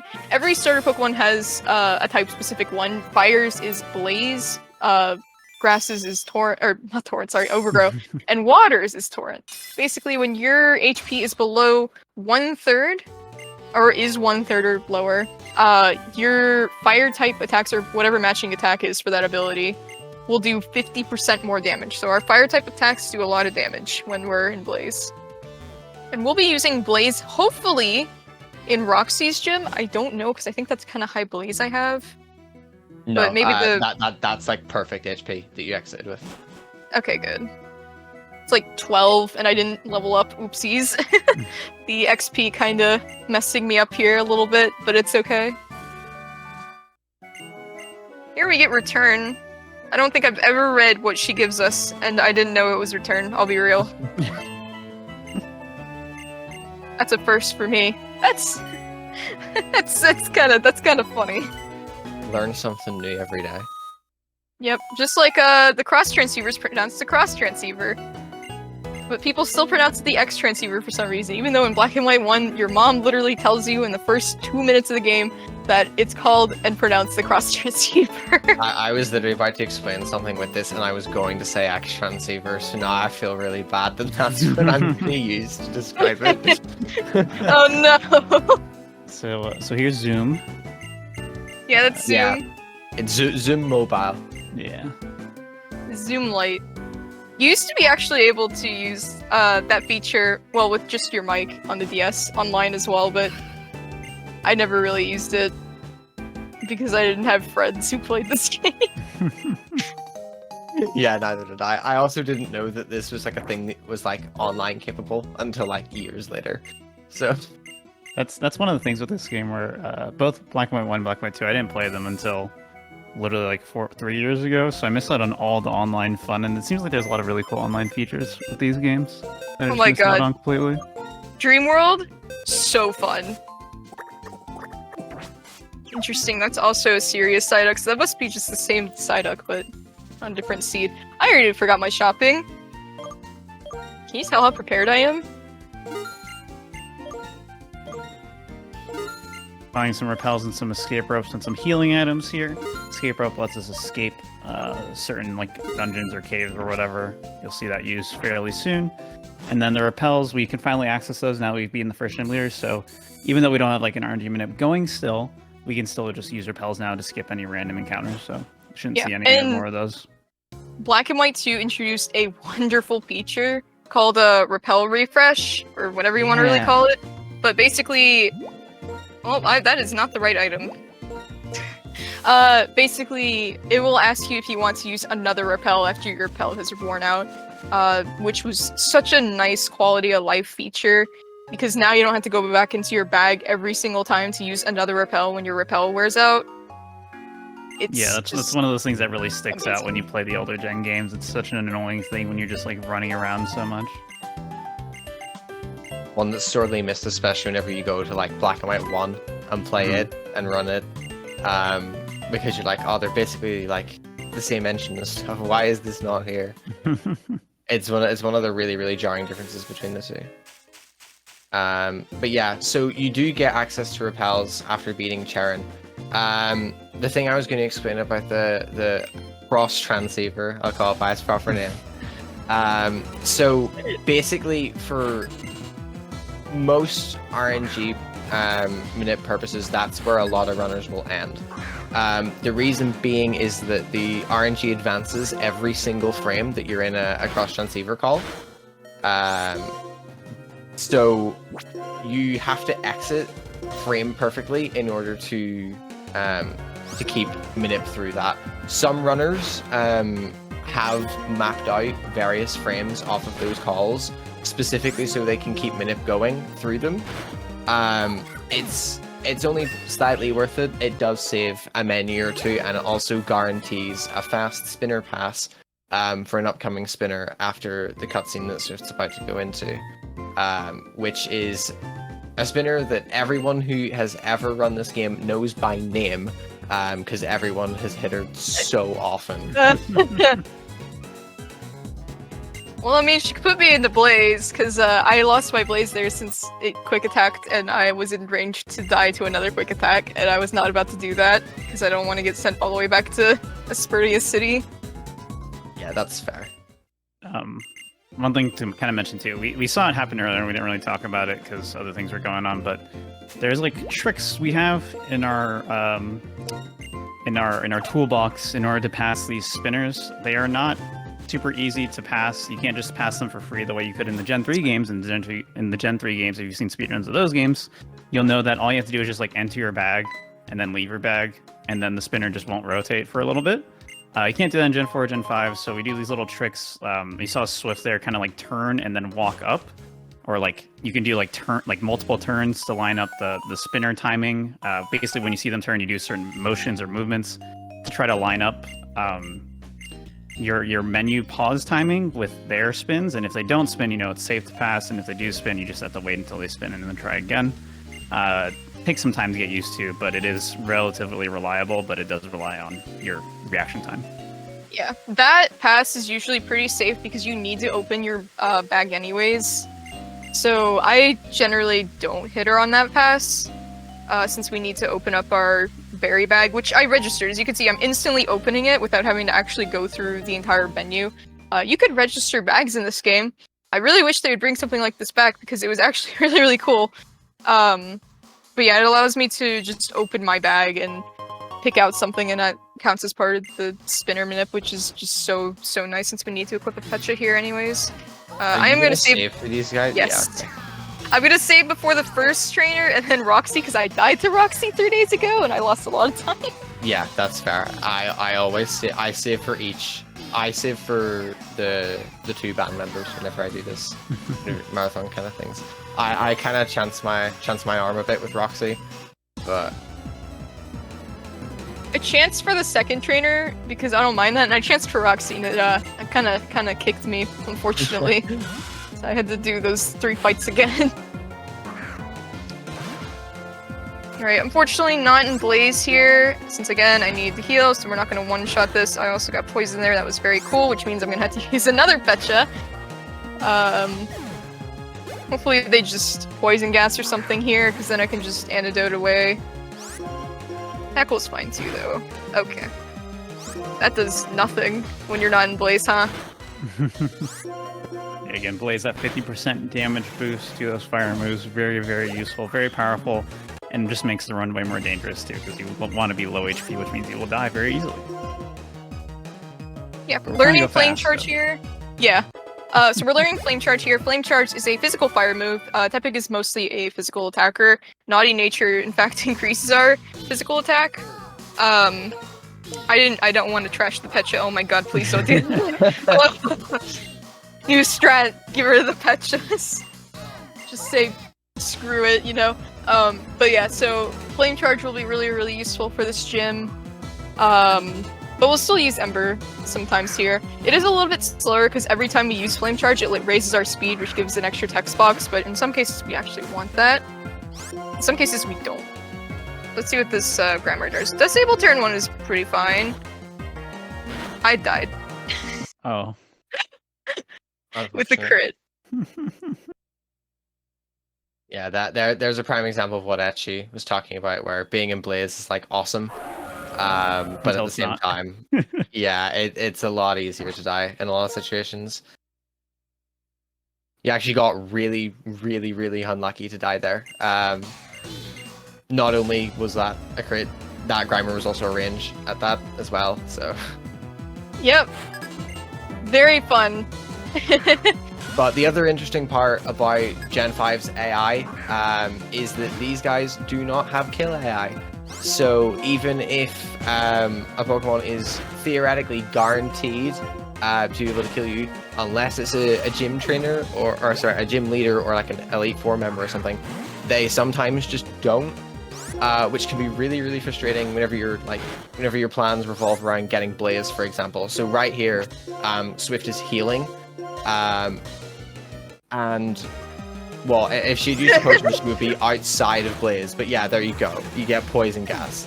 Had you used a potion or something, you'd be wanting to be hit to be put back into Blaze. But then even if you're like 1 HP, it can just randomly decide to use poison gas. So... It's so fun. It's okay though. I mean, that's why you Orin usually, because it'll give you enough HP to take another hit, well, another 2 hits, and still put you in Blaze as long as they hit you. They didn't hit me. I wish they did. Please damage my poor Tepig. It just wants to light everything on fire here. in some specific scenario, this gym's quite intricate with what you can do and what you can get away with. It's probably like the biggest help that Blaze can have in the entire run, to be honest. Yeah. Wow, this Grimer is out for blood, man. I'm gonna have to Orin again here because I'm in range to die of this coughing. Unfortunately. Of course, the poison gas. Yeah, poison gas, classic. At least you're still in Blaze, though. Hey, I crit it back! Oh, nice. Stackle. So this is one of the points that I'm going to bring up, like slightly different routes that could be done for this game. So Swift has alluded to multiple times that she's using a naughty Tepig, and you will have also heard joking about using Rash. So Rash is the other and the theoretical fastest nature for Tepig. A lot of Rash's advantages come from Blaze. So whereas Naughty is plus attack minus special defense, Rash is plus special attack and then minus special defense. So you get a lot more usability out of Ember, and being in Blaze and using Ember is significantly better. However, a lot of your all your physical moves, so every time you're using Tackle or Flame Charge, you're going to be doing slightly less damage. However, being on Rash allows you to take a lot of extra risks and can potentially get you on some like really, really, really good starts if everything goes your way. Naughty is a lot more consistent and is most people's favorite nature for running this game. I think there's only like a handful of people who have ever used Rash. Myself, Worcester, and TTS, I think, are the only three. Yeah, Okay, I would do it. Whirlipede Classic Protect. Thank you, Whirlipede. Goodbye, Whirlipede. No poison point though, which is very nice. Yeah, it is slow when you get that. And our Tepig is evolving here as well. It's a Pig Knight. Goodbye, Very Tepig. nice. I quite like Tepig better. Yeah, I like Tepig a lot better. It's very cute. Pig Knight, not as cute, unfortunately. So Roxy, there, that's one of the situations where opponents having kill AI is actually really good. So because Tepig was at like 11 or 12 there, Whirlipede was guaranteed to kill with Venoshock, so it would always go for it because Roxy's a gym leader and has good AI. It's one of the very, very few situations where it's very, very favorable that it can go for it. The way that the kill AI works is slightly different by comparison to Gen 4. In Gen 4, if it can kill you at all off of the highest possible roll that it can do, it will always try. In Gen 5, it does it based off of the lowest possible damage roll. So in Gen 4, it would be like, okay, I can theoretically kill, but more often than not, probably won't. In this game, it will only ever pick killing moves if it knows it will for certain be able to kill. Which Yeah, I although actually didn't know until about 2 months ago. I still don't know what's up with the Elite 4 AI, to be fair. I was gonna say I don't think I've ever known that when I ran this game. I don't think. Yeah, I didn't know that I just assumed either. it was same like Gen 4. Yeah, I thought it was as well, but it turns out it's only on the mineral Interesting. for these games. So what's going on with Marshall's AI? So you know the way in Gen 3, the way people have written like literal documents about the Tate and Liza fight? Yeah. I feel like we need that just on Gen 5 AI, just in general. I think we need that on specifically Marshall, because I still don't... I think I sort of understand why he goes for Bulldoze more likely in Black and White 1, and I think it's because of Mean Shao. Because it'll be guaranteed to outspeed whatever, just kill it, but I don't really get why it prioritizes that so much. Why on earth it doesn't always use Storm Throw, I do not understand. Well, it makes it nicer for us, but That's it's true, very it does. strange. So for clarification, in Black and White 1, you use, at that point you'll have a Stoutland that you're remaining the game with. As you can probably imagine, Storm Throw does a lot more damage to a Stoutland than Bulldoze does, but for some reason Marshall's AI just decides to spam Bulldoze. it's one of those things where we think it's because it wants you to be slower. Obviously, we set up like a guard spec on the fight, so we never do end up slower. But it's just one of the really, really odd things about the AI. But Black and White 1 has an additional thing with its AI, where on turn 1 of any battle, the AI just does absolutely anything. So all the stuff about kill AI or any form of priority just goes straight out the window for turn 1. What the world? Yeah, it's not applicable in Black and White 2. So for both games, there is a strat on the first gym leader. It's only applicable to Black and White 2 if you're using Rash, where you can go in against Charon in this game, or Chili, or I guess Cress if you're doing Tepe for Black and White 1, where you can just double Ember and get their first poke out of the way, right? But you can go in at 1 HP when you're fighting Cress and survive because the Leaf Pup just randomly selects one of its moves. In this game, they're just smarter for some reason. They got rid of that really random, complete, no brain turn 1. It's really, really bizarre. The difference between Black and White 1 and Black and White 2 sometimes is just very strange. Like, again, the fact they added more timer zeros to give more randomness to hit your RNG manip. I did not get fast credits, darn. It loses like half a second here. If these credits are on the full screen, it's faster, but this is split screen, so... What a great movie. Happening plot-wise right now? Why are we doing this? Oh, so we wanted to see Riolu Man, like, take down the bad guy Bryson Man, but he lost, so... It was a very strange ending for a movie, but, maybe they wanted to try something different. Very avant-garde, yeah. But, we're basically dragged to here. We're forced to do this. We're gonna have to shoot our own movie, too. And hopefully we get Ice Punch Freeze. I got that 3 days ago. That was cool. We're gonna make a better movie, though. Ours is gonna be way, way better. Yeah, true. I believe in our Riolu. It'll freeze with Ice Punch and then end the movie immediately. Yes. So whenever everyone went to cinemas in 2018 and watched Avengers Infinity War and they were really shocked when the heroes lost and stuff, Black and White 2 did it first, man. Yeah. I think they stole that plot point. All the way back in 2012. They were ahead of the curve. They were. Yeah, they looked at this game and were like, what is the worst thing we could steal from this? I think you mean the best. This is the pinnacle of all speedrunning. Yeah, I think runners just hate this part mostly because it's not like a real break. You just are still like mashing A and B. It stinks. Oh, did we talk about mashing for this game at all?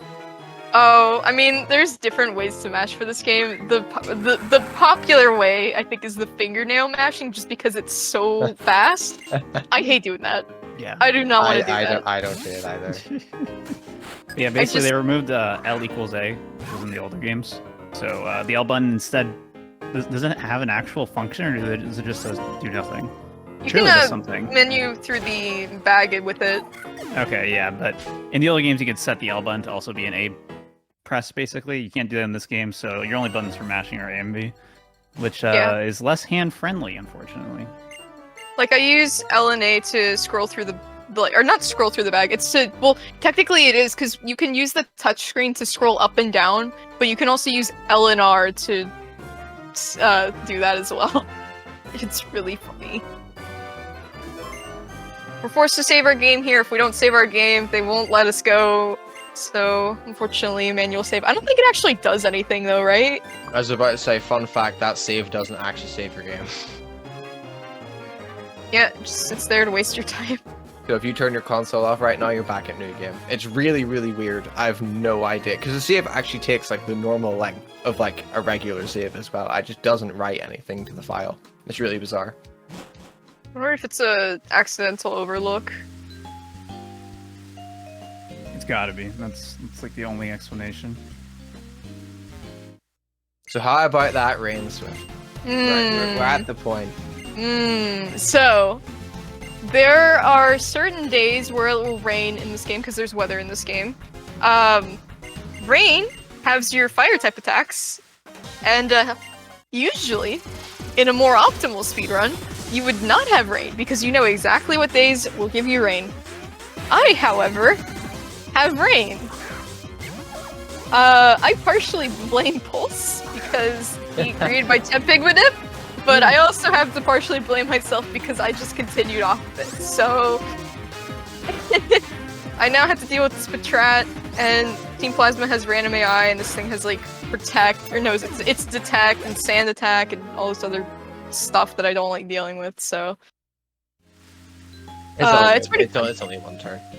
It is only one turn. Hopefully it could be more if it uses Detect. Theoretically infinite, depending on how lucky it is. Yeah, or Sand Attack. Sand Attack's a fantastic move. Sand Attack is my favorite move, and I'm sure everyone who has played Pokemon also loves Sand Attack. Yeah. Just like they love Double Team. Getting HM here. Do we even use cut? I don't remember. No. Nope. Yeah, so Amazing. Black and White 1, fun fact, pretty much almost every single HM in the game, except Cut at the very beginning. Also, I kind of did that menu a little too early, so I'm just going to walk down one. Almost every HM in that game is optional, except for one. It's Cut, and it's at the very beginning of the game. When you go to Dreamyard, also, I did not need to do that, but it's fine. When you go to Dreamyard, you have to use Cut to get past this bush in order to progress the story. But after that, you don't have to ever use it again. You could deposit your Pokemon after using that one Cut bush and never have to use an HM again, including Surf. You never have to use Surf in that game. I know this because I played through that entire game without having a Pokemon with Surf in my party. Yeah, It's really funny. It's really, really bizarre, especially coming from Gen 4, where you're forced to basically use every single HM that's there, and then you come to Black and White 1, and the only one you need is Cut. Yeah, Obviously, so- we still get Fly as well, for convenience, but... Yeah, definitely started the trend of slowly going away from HMs being critical required at all times for everything, so a nice direction. They're still in this game, but you can kind of just like only pull out the Pokemon with HMs when you're ready to do like specific exploring, so it's not that bad. I wish she wasn't turned that way. Please turn. Please. Please turn. Please turn. Thank you.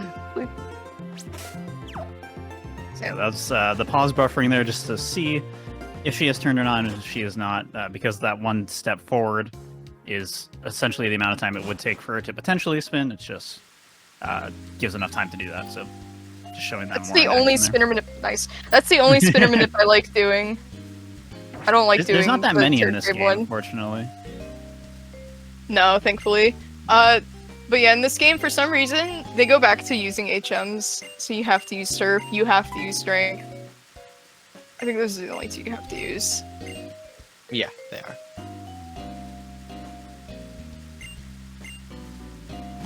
So you don't have to use Fly. Yeah, the setups and stuff for spinners in Black and White too. There's still a decent amount of them, but certainly by comparison to like, especially the Sinnoh games, for example, there are loads and loads and loads in the Sinnoh games. They're all pretty condensed in this game.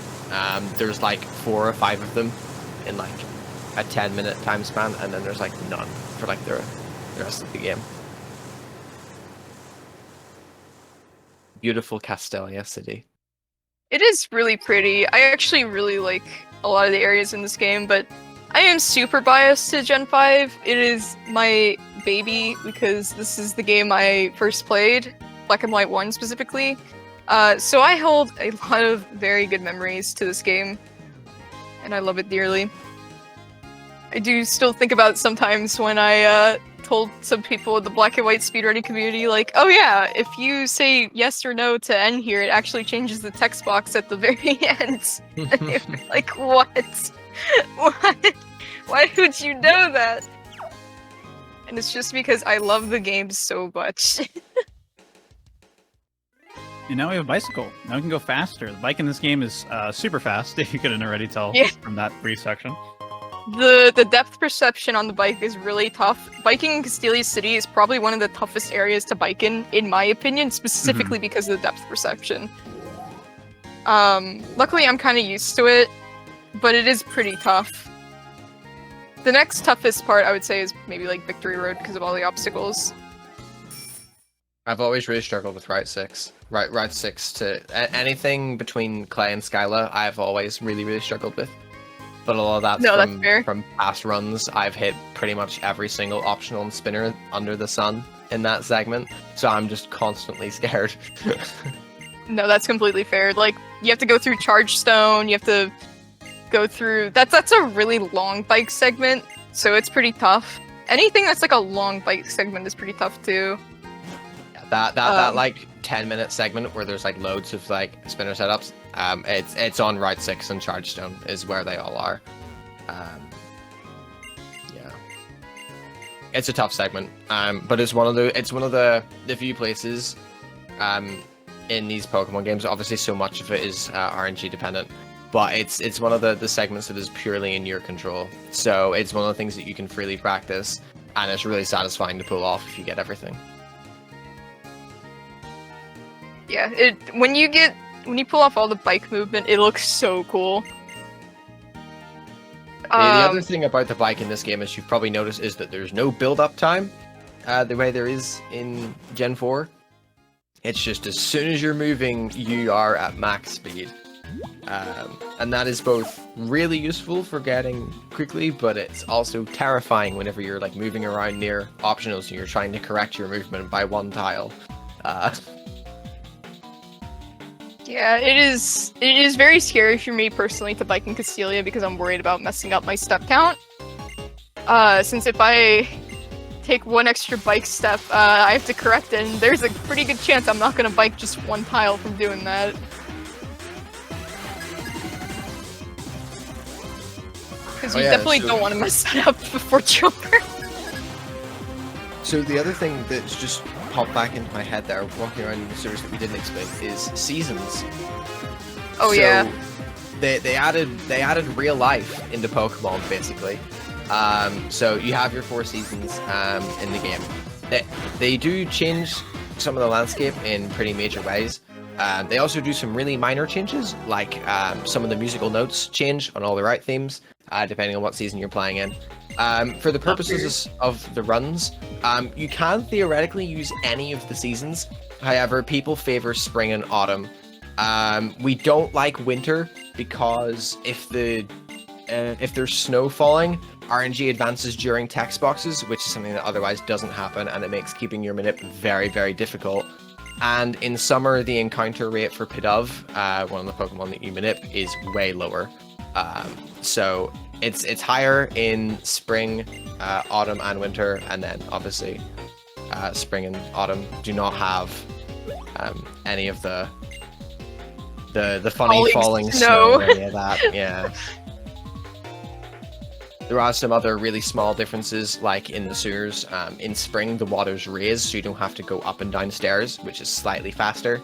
However, there are leaves on the ground in autumn that you can use to bypass a ledge on Route 20, which is just another really small thing. So the 2 seasons are genuinely within frames of each other. And now it is time for the last RNG manip of the run. Trying to RNG manip a Drillbur, which we're going to use as our new main Pokemon. And we'll see if Drillbur cooperates here. More like, we'll see if my movement is good enough. Because I sometimes bonk on the wall and then I'm like, great, I have to redo this again. Yeah. Hopefully it that still has to get on the ball happen. too, but That too. we'll see. So yeah, all Swift is doing here is just trying to enter the game at a specific time. And then we'll do a specific movement, and that should give her the Drillbur encounter. It's not just like a normal grass encounter, because they're also trying to manipulate the dust cloud, so finding a Drillbur manip can be pretty time consuming. So here we go. Oh my god, yeah.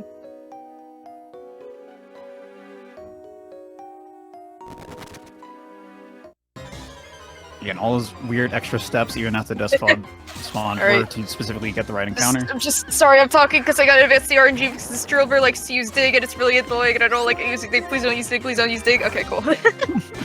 It's very favored to use Dig, and I don't know why, but when I talk into the mic, it doesn't do that, so it's less likely to do that. No! Alright, that's one great ball. We got another one. Alright, I'm gonna try to just heal. Hopefully my drill bird doesn't one-shot me. Cool, thank you for not one-shotting me. Just get into the ball. What is this percentage? It's like 40, I want to say. It's a slightly over 50 if you weaken it. If you go for Drilbur from full, I think it's 34%. Okay. If you weaken it and it's not a blaze hit, it's slightly over 50. If you weaken it and it's a blaze hit, I think it's like 60, 70. Gotcha. So yeah, not great odds, but we do have multiple chances for it, and sometimes Drilbur just doesn't really hurt you, so just unlucky to get dig there, because then you will die very fast. It's not worth healing, because you should just get luckier and get it in the ball. And worst case scenario, though, so can just reload and try the manip again, no problem. So hopefully she gets it this time, I believe. Yeah, if Drillbur gives me too much trouble, I will load like a backup save. But hopefully it doesn't do that because it's really annoying.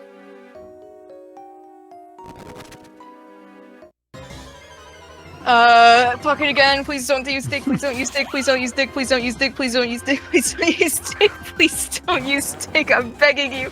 Drillbur, please! Please, no! No! This is a range to one-shot me now, no! Oh my gosh. No!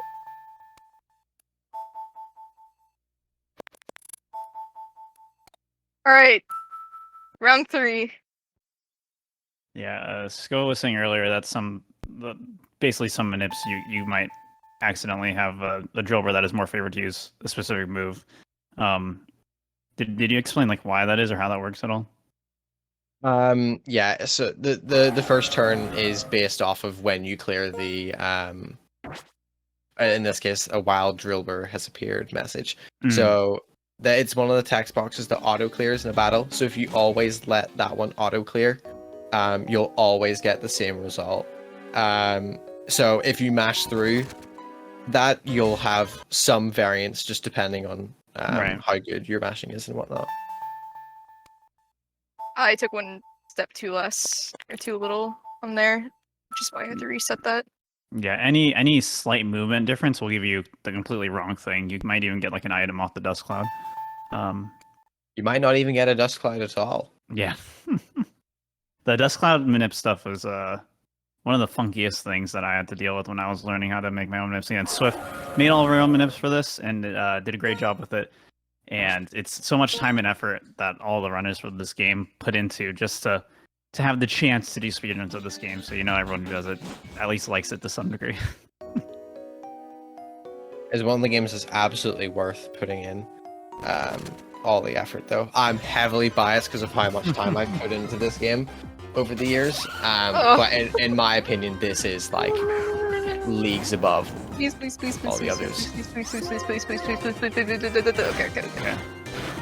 This time for sure, I have a good feeling. Oh, yes, the crit! Oh, you Well, got the crit, surely. huge. Surely.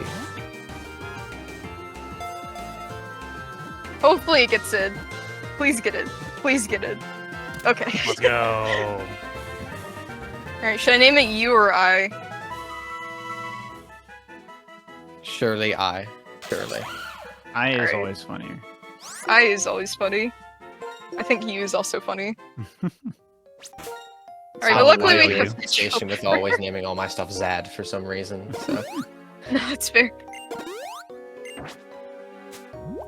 Oops. Let's get this on. So, yeah, as Etchi was saying, making manips for this game is really time consuming. It has become a lot better in recent times thanks to a lot of new developments, which has been nice. So it's just not as time consuming anymore. There's like even a program that will tell you if there's like a drill burr with a dust cloud on the seed, which is not something we had like 3 years ago. Mm-hmm. We also know how to force dust cloud spawns now, which is a massive, massive leap forward with what we know. Yeah. For ages we used to kind of just run around and hope a cloud spawned, but we now know the formula for how they spawn, which has saved a lot of headaches. Yeah, thank goodness, because it's very silly. But yeah, now that we have our drill burr, shall we take a break? Yeah. Just keep going, then just count down to like a pause, so we can set the Okay. timer accordingly. I just accidentally Yeah, reset this my... literally is a problem literally every time. It's fine. Alright, I'll do it after I fight this trainer then. Okay, that's fine. Sure. Yeah, sounds good. But yeah, Drillbur's going to be our new main Pokemon, but also not really for this section. We're going to be using Cricket Knight a lot. That's also why we threw on that EXP share onto the Drillbur. Because it turns out fire is pretty good against bugs, which this gym leader happens to be. So. Unfortunately, you know, we kind of dedicate everything to getting Drillbur. Unfortunately, Drillbur itself is actually quite bad, but its evolution is significantly better. Yep. Okay. That was good. Okay. Yeah. Okay, I don't know how to switch this over. Okay, paused. Yes. Okay, cool. Yeah. So yeah, we're gonna take a quick break here before we get into more of this amazing Pokemon White 2 speedrun with Swiftvaloo. Before we do that, I wanted to make a quick announcement. Again, reminder that Flame Fatale starts tomorrow. Oh my gosh, August 13th through the 20th. All here on Games Done Quick, twitch.tv/GamesDoneQuick. If you want to check out the schedule, it's over at gamesdonequick.com/schedule. Very excited for that to start up officially tomorrow. Happy to have Swiftvaloo and Fant on for today for a little preview show. And then I also want to point out that Games Done Quick is hiring. So if you have any experience in social media creation and want to help out at our live events, be sure to go to gamesdonequick.com/jobs to apply. And we'll be getting into the rest of this run in just a little bit. Don't go anywhere. Thank you for watching. See you soon. Hello and welcome back, everybody, to our Flame Fatales preview. Again, Flame Fatales starting tomorrow. We're doing a little preview run with some amazing Frame Fatales runners. And right now we're in the middle of a Pokemon White 2 speedrun by Swiftvaloo. So Swift, why don't you go ahead and count us back into the run? Alright, will do. Alright, I'll do it from 3, 2, 1, go. So, 3, 2, 1, go. I almost thought about being funny, but I didn't want to confuse the producer. Wait, what was your funny idea? What were you gonna do? It was gonna be like 3, 2, 1, 3, 1. No. Just Yeah, that no. would've been great, yeah. No, but yeah, at where we left off was Berg's Gym. We just caught a Drillbur, which will eventually be our new main Pokemon, but for now we're still using our Pignite, our starter fire Pokemon. And we're just kind of powering our way through this gym before we continue on our quest. Yeah, and I did notice that someone had asked why we use Drillbur. Skoa touched a little bit before we cut away to a break. But the reason why we use Drillbur is because Excadrill is super good. Drillbur itself is really not. It's not great. It's got not great stats, and it's kind of a struggle to release his gym, I'm not gonna lie. But when it's an Excadrill, it's so good. Excadrill is one of the most powerful Pokemon that was introduced in Gen 5. Just very solid typing. Steel type was very, very good in pre-Gen 6 since it still resisted Dark and Ghost. One of the best defensive types. It was also very offensive. It just destroyed everything. It was fantastic. Also, I think I was supposed to use Flame Charge there. Whoopsies. Yes, I was. Very probably not a problem. No. The only reason you use double flame charge here is because Dwebble knows rock polish and will outspeed you otherwise. But if it doesn't use rock polish, you're all good. Yeah. So, but yeah, that's why Excadrill just sweeps this game. It's so good. We don't need to give it a bunch of X items because its moveset is just that good. Like, it gets Swords Dance, it gets Earthquake, it's Iron Head, it gets Rock Slide, which is basically all we need throughout the run. It's just the perfect moveset. We don't really need to teach it TMs. The only thing we need to do is tutor Iron Head. The rest of it, it's learned by level up. Which is insanely powerful. It is, yeah, it's really good. Those are some really good moves that a lot of Pokemon wish they had. It's almost unfair, especially because Excadrill learns Earthquake at level 36. Which is just so unbelievably early. Yeah. The Excadrill is like such a good Pokemon for this run, and just in general, but especially in this run. It's so good that even like the main route for the version of this category that doesn't use RNG manipulation still just tries to catch a drillbur, even though it's a nightmare without RNG manipulation. It still goes for it because it's just that good and that important. Forgot to do one thing, but luckily I saved. We're gonna defeat Mr. Burger King here. I forgot to swap my drillbur though to the front, so luckily I saved there, and I need to swap my drillbur to the front slot, so that it gets 75% of the XP instead of 25% from the EXP share. Since if a Pokemon's in battle at least once, it will get 75% of the EXP if you equip the EXP share on it. Thank you, Pokemon Coliseum, for teaching me that. So that's used a lot in that run. So, Etchy, this is one of the fights that you're probably very afraid of as a challenge runner. Is it? How much? Well, this fight's free in normal mode. It doesn't have the Dwebble? Is that the difference? We do have Dwebble. Yeah. Well, it doesn't know Rock Blast. That's the thing, yeah. Yeah, so Dwebble knows Rock Blast in challenge mode, and it is the pillar. And it just destroys you a lot of the time, and you're kind of just banking on it. I'm just getting lucky, basically. I mean, that's generally the challenge mode strat, is just get lucky. For those who don't know what challenge mode what we're talking about is, there's a harder difficulty in this game, but it's really dumb to unlock. And we'll talk about it more later, but for now we should probably talk about this fight. I mean, this fight doesn't have much to do. We're just swapping between the two Pokemon. Like, Big Knight isn't really going to defeat this Dwebble, but we weaken it for this Drillbur, so we can Metal Claw it twice.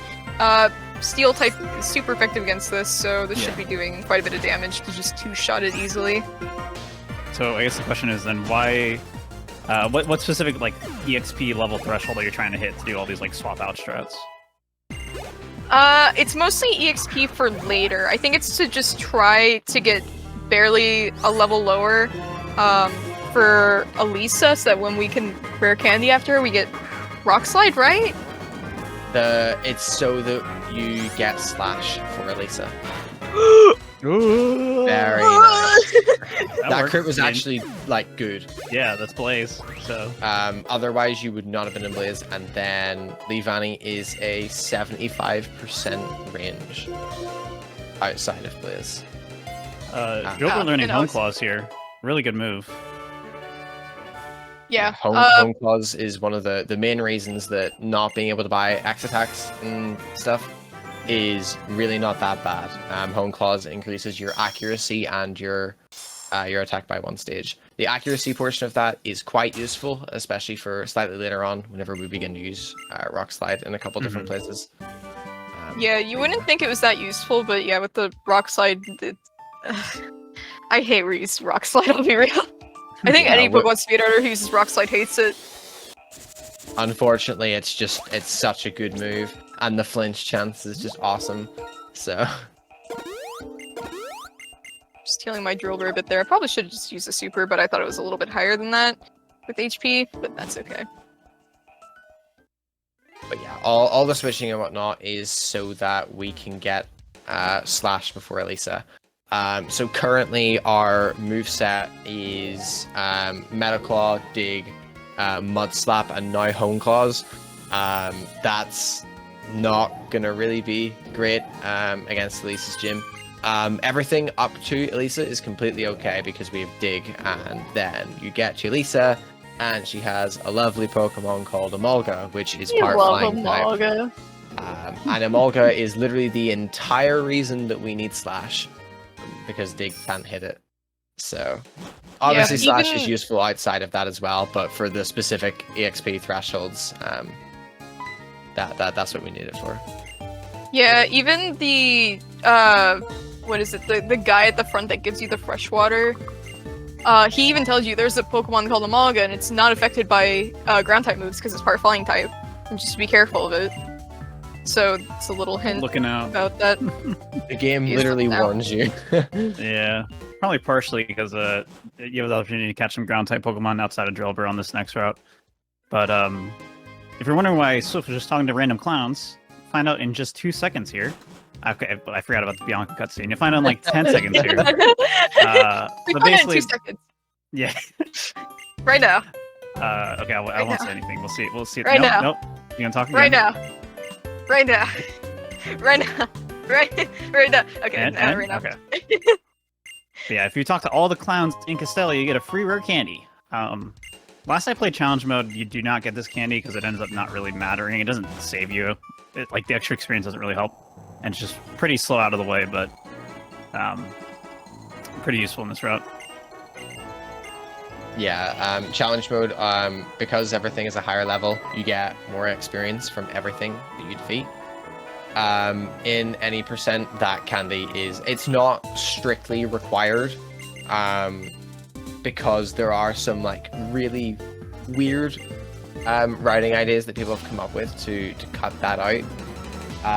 However, everyone still gets it, and it makes a lot of the fights, specifically Charles, for anyone who's played the game, will probably know exactly who Heartbreaker Charles is. That fight becomes very, very complicated. Runbreaker Charles. So real. Someone in my chat said that the other day, and it was very real. So I forgot I'm supposed to mud slap twice. Whoops. Safety Yeah. is fine. But yeah, So- here's Colress, Steel type trainer. Not significant at all in the plot, so Yeah, probably never seen him again. yeah. Yeah. Now it's also probably a good time to talk about the more details about like challenge mode and what we mean by that. So there are different difficulties in this game, different difficulty modes, which is unique to the Pokemon series. But they implement it in like the weirdest way possible and the most annoying way possible. So the only way to unlock the other difficulties is to have a cartridge, a different cartridge of Pokemon Black 2 or White 2 that has completed the game on the regular mode. And then what you do is, if you want to just do like a fresh playthrough on a cartridge on either challenge mode, which is the harder difficulty that we've been talking about, where Pokemon are higher level, gym trainers have different movesets, or gym leaders have different movesets and extra Pokemon. And then there's also easy mode, where Pokemon are lower level, and the game is just easier. If you want to do that, you have to like connect the two games on two different systems via IR, and then transfer the key from the one that's completed the game into the other game. But only Black 2 can only transfer over challenge mode, and White 2 can only transfer over easy mode. So if you want to play challenge mode on your White 2 copy, you have to have a copy of Black 2. And that's relevant because White 2 is a lot better as a speedrun too. Which I don't think we mentioned yet why we're playing Pokemon White 2 specifically. Yeah, there's Heartbreaker Charles is a rotation battle in Black 2, and AI with rotation battles acts really funny. I don't know why, but they, for some reason, don't know how to actually use them, which is a shame because I think rotation battles are actually really, really cool and really, really fun. I used to play them back when Gen 5 had online capabilities and stuff. But yeah, it just randomly switches Pokemon, which wastes tons of time. It's not fun.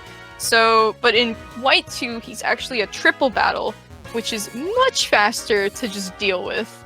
It is a little bit more scary though, because Sigilip hits really hard. But It also simply sacrifices don't have any problems. the insane variance on the random switches, especially whenever you're using a move like Dig, because one of his pokes is Tortuga, which you have to kill with Dig, and then obviously his other two are flying types, so pretty fun.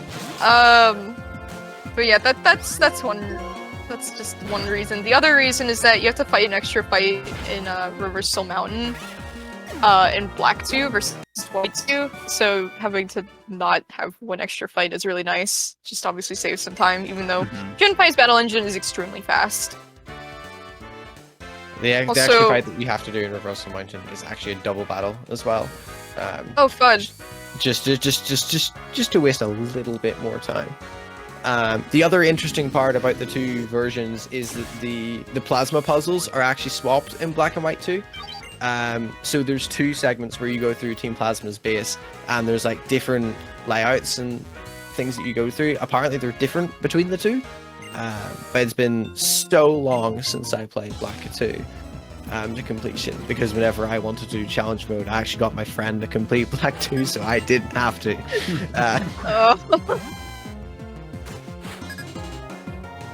It's funny. Yeah.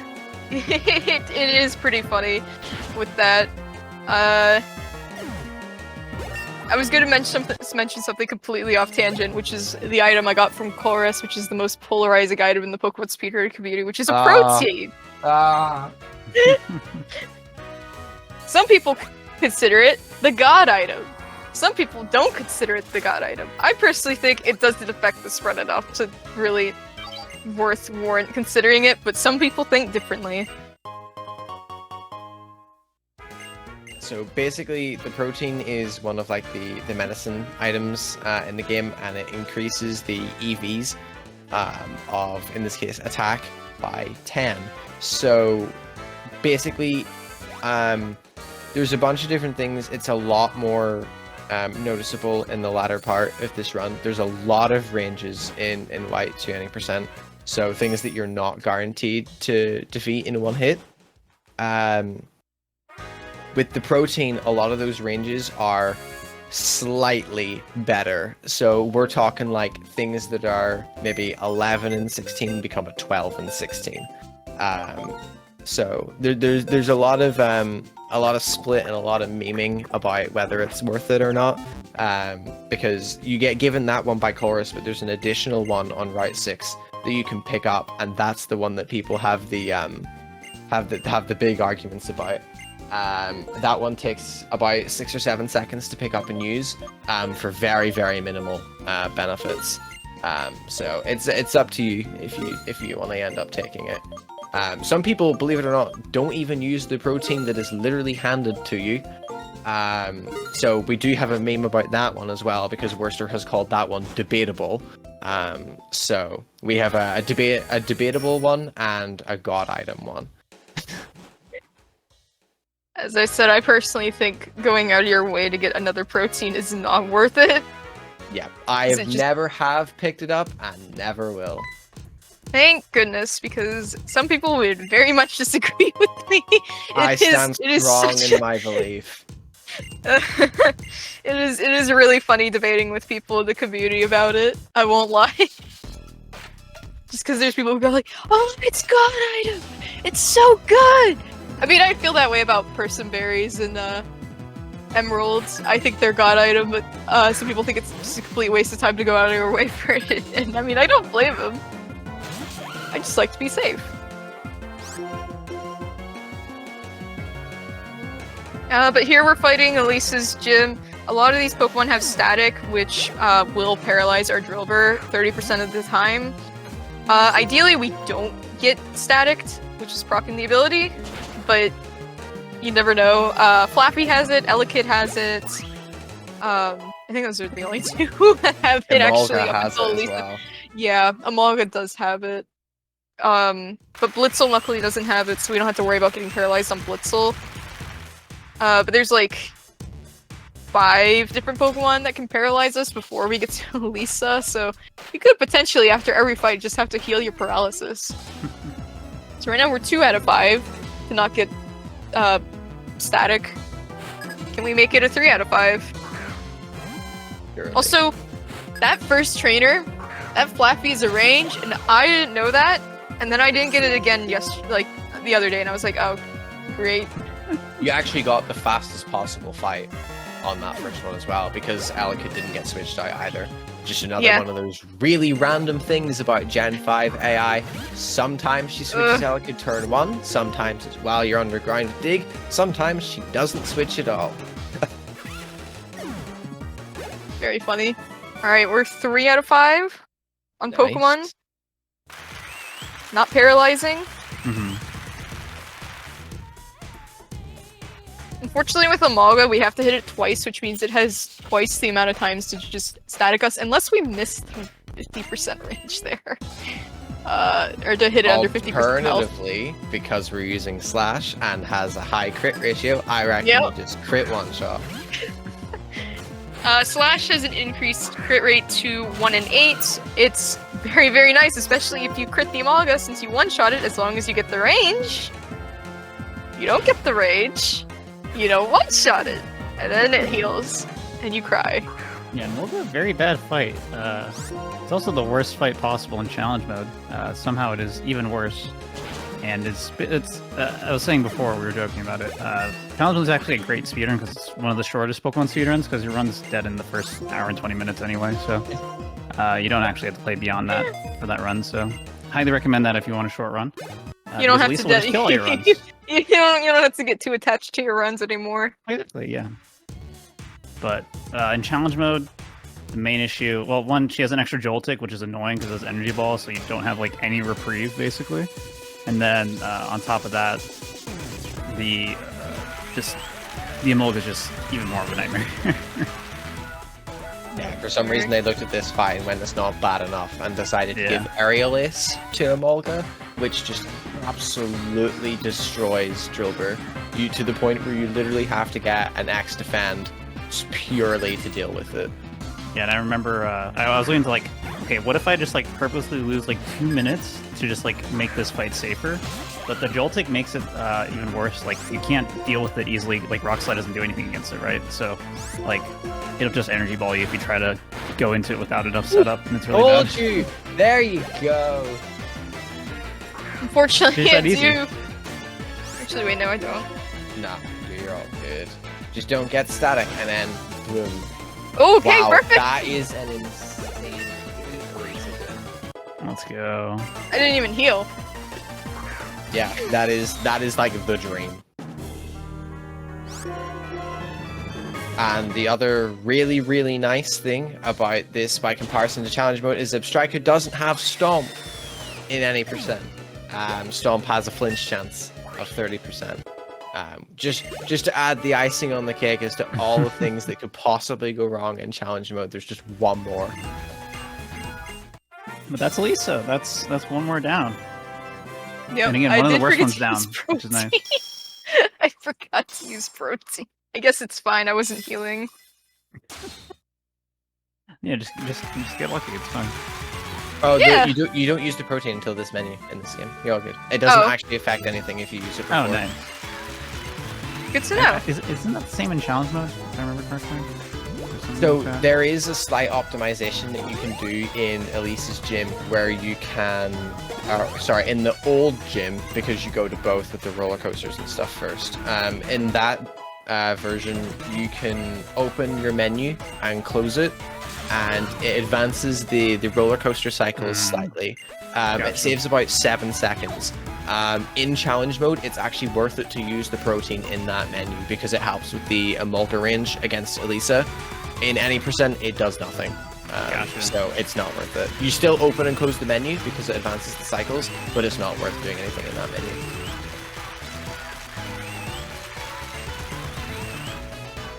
Thankfully, Elisa is significantly better in any percent. Just a maybe controversial opinion. I wholeheartedly believe challenge mode Elisa is the worst fight in any Pokemon run ever. Pretty bad. Oh, I might have horrible news for both of you, by the way. Oh no. I've been watching Worlds, and the official commentators have not been calling her Elisa. Don't say Eliza. Please don't. Is it Elsa? Alessa. Oh. I can deal with that more than Eliza. I don't understand when people say Eliza.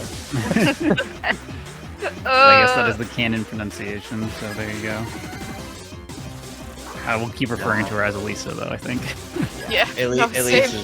I don't care about canon. What I say is canon, and it's Elisa. Exactly.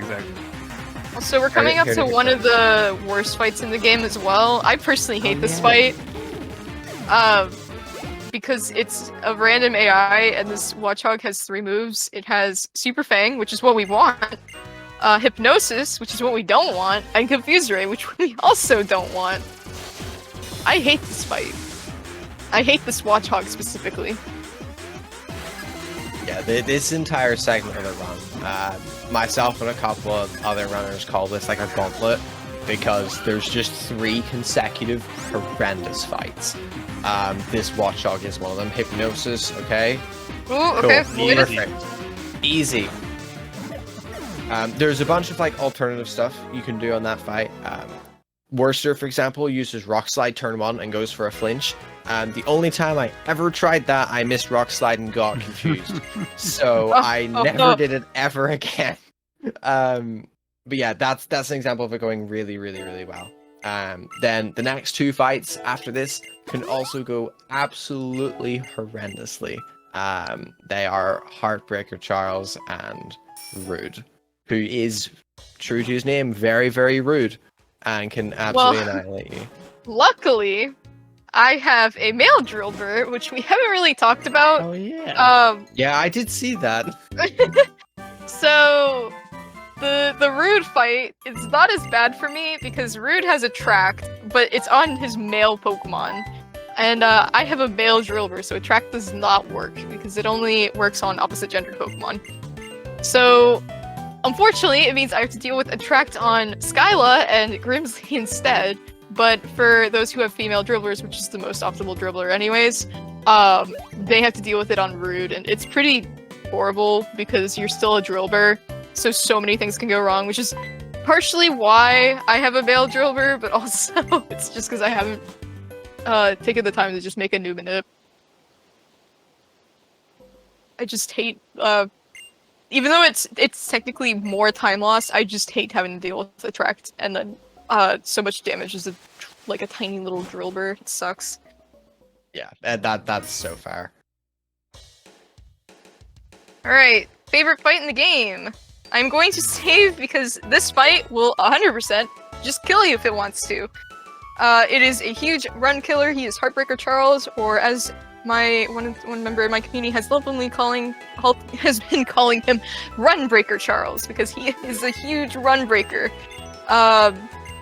He has 3 Pokemon. It is Archon, Sigilif, and Tirtuga. And Archon, usually you just one-shot as long as you don't miss. Sigilif you don't one-shot, and that thing has Air Cutter, which has a high crit rate and hits everyone. And Psybeam, which hurts and can confuse you. Now ideally, you just crit it, because then it just, you don't have to deal with it, and it's nice. Tirtuga is also kind of scary, admittedly, because it has Aqua Jet, which does a lot of damage to Drillbur. Unfortunately, used Air Cutter here. I was hoping for Side Beam on something, that, gets less damage on Drillbur. So now I'm That's just gonna still take a peek alright, at my HP. Yeah, I'm just gonna take a peek at my HP here. Oh, I haven't spent the Sigilif because... Wow. Alright. Nice. I don't think I've ever seen that. Very, Right, very, now this very nice. Tirtuga, yeah, now this Tirtuga, unless it crit me there with Aqua Jet, it just can't kill me, and I kill it in one shot. So, fun fact about this fight. Ordinarily, for the most part, if you get Air Cutter off of Sigilif, then you are put in a position where then normally it'll just use Psybeam on you again, and you'll have to heal against Tirtuga. Otherwise, it will Aqua Jet, which is a priority move, and it'll just destroy you. The very funny thing about Gen 5 is that because Drillbur is all the way on the left and Tirtuga is at the opposite side of the field, it does this very funny thing called Auto Center, where it puts both Pokemon in the middle slot. If you go to heal, in your menu, it will put Drillbur in slot 2, not slot 1. But then the other funny thing about Gen 5 is that you try and use a healing item on a dead poke or a revive on an alive poke, it will actually just take your turn away from you. So a lot of people, pretty much every person who's ever ran White 2 has lost a run to healing Pidove because they weren't aware of it in the past. It's like a rite of passage to running this game. I still have the same mistake. Like, I did it the other day and I was like, great. I even was reading the notes that said, don't heal slot 1, and I still tried to heal slot 1. I'm like, cool. I'm so glad I did that. It's really easy to do that. It's one of those really, really weird intricacies with Gen 5 that they decided to do for no reason. Yeah, it was very strange. So, this is the last fight in the terrible, scary gauntlet. You'll have seen healed back up to full, and when you see the damage that we're about to take off of the first poke that Rude sends out, you'll understand why, and you'll also see why we revived both Pidove and Psyduck for this. because this Herdier hits like a truck and also has Intimidate as its ability. And we're also using Rock Slide. Yep, there you go. Slightly scary. Oh my god! Okay, actually not awful, because... Yeah, okay, you should be fine. Yeah. Sweet. Okay, actually, yeah, I'm supposed to... I should just kill it. Yeah. And then just heal after, because... Yeah, so the nice thing about that is that actually could have killed. It was a range. However, if you don't get any damage off of that Herdier, then you have to use Dig instead of Slash, and it takes slightly longer. But this has put you in a really, really nice HP range for the rest of this segment. And now we get rid of Drillbur. Perfect. Yeah, Drillbur evolves very, very early into this monster that is Excadrill, which is kind of abnormal for these these Gen 5 Pokemon. A lot of Gen 5 Pokemon actually evolve very late. A lot evolve at level 40, but luckily this one evolves at level 31, and it is very, very, very good as well. So I will definitely take it. Because imagine we had to deal with Drillbur until level 40. Oh my god, like Deerling. Yeah, and now we have to struggle with virtually nothing for the next, like, 25 minutes. Because Excadrill is just so good. I'm still scared at Sandslash. Sandslash will be good. Don't worry about it. I hate that rage. I can see the future. It'll be all good. So Sandslash is a Pokemon that Clay uses. It is a ranged to 2-shot. You also have a chance to obviously flinch it.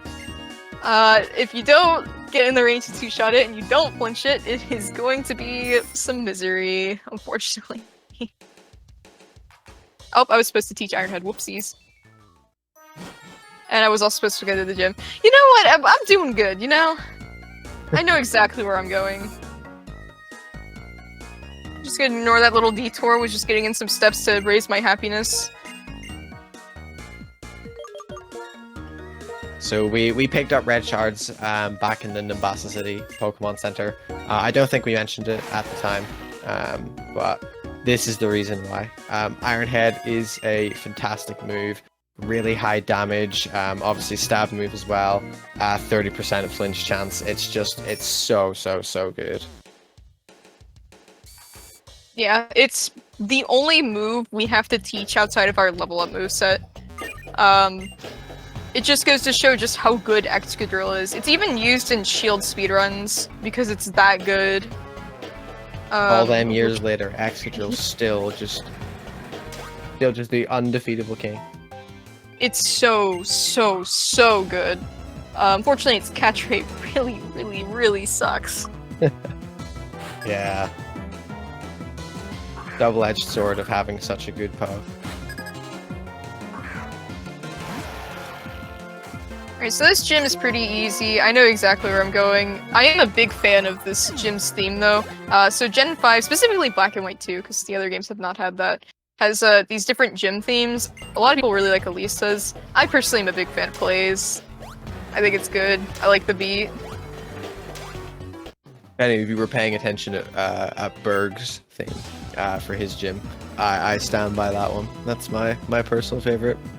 That one is very good, too. There's not really a bad gym theme that I could think of in this game. They're all pretty good. I hear a lot of people Sharon's praise Marlins. I love Marlins. It's just chill. It's just nice chill. Big fan. I'm a big fan of his puzzle. His gym puzzle is really good.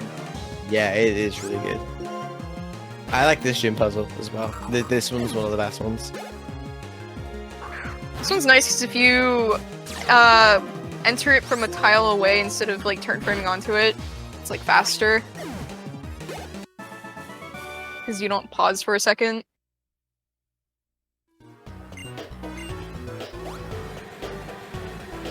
I think that's neat as a little optimization.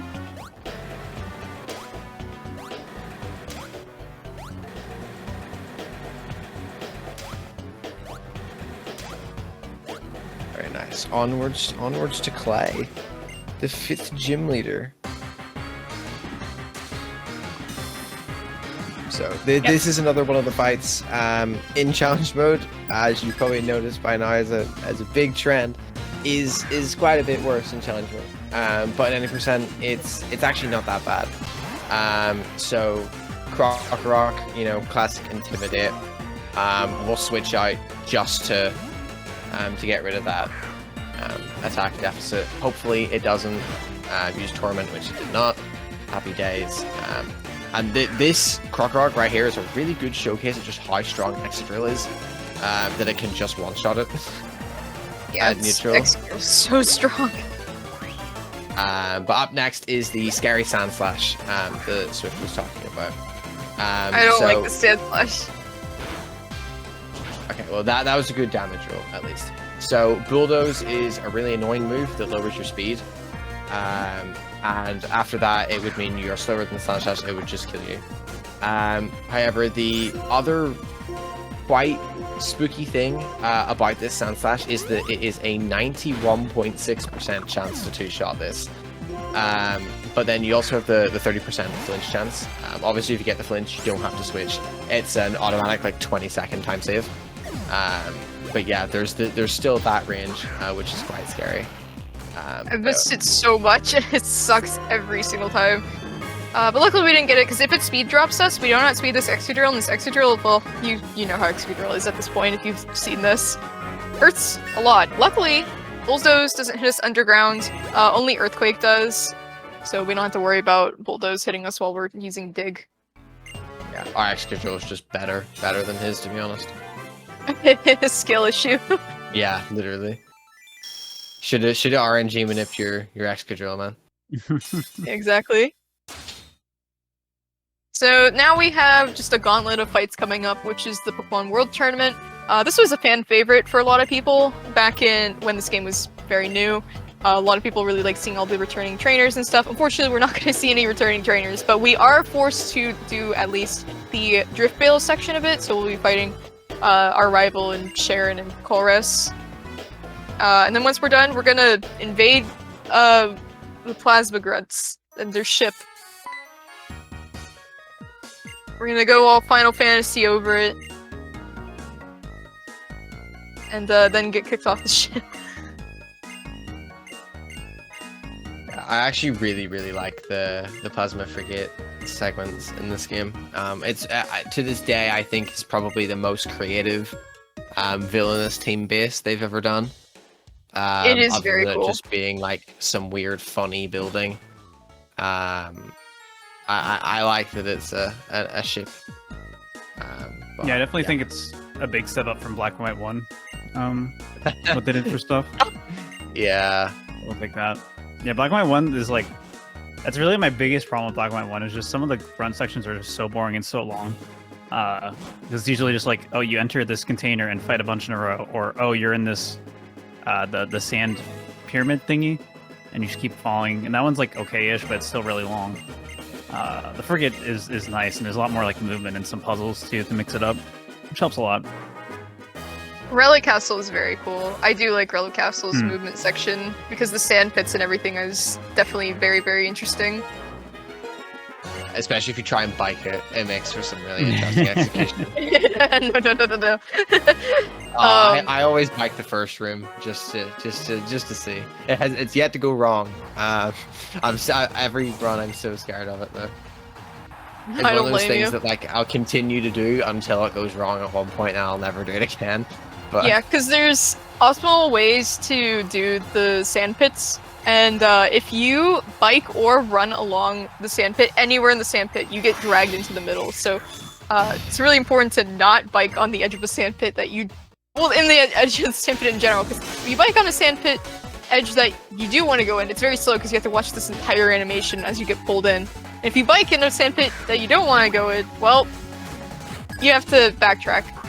So that's up always the fun. stairs, back around, sometimes up multiple sets of stairs depending on where you fall. Very nice, got the orange. Yeah, that is not fun because I have been water pulse confused there before and it sucks and I don't like it.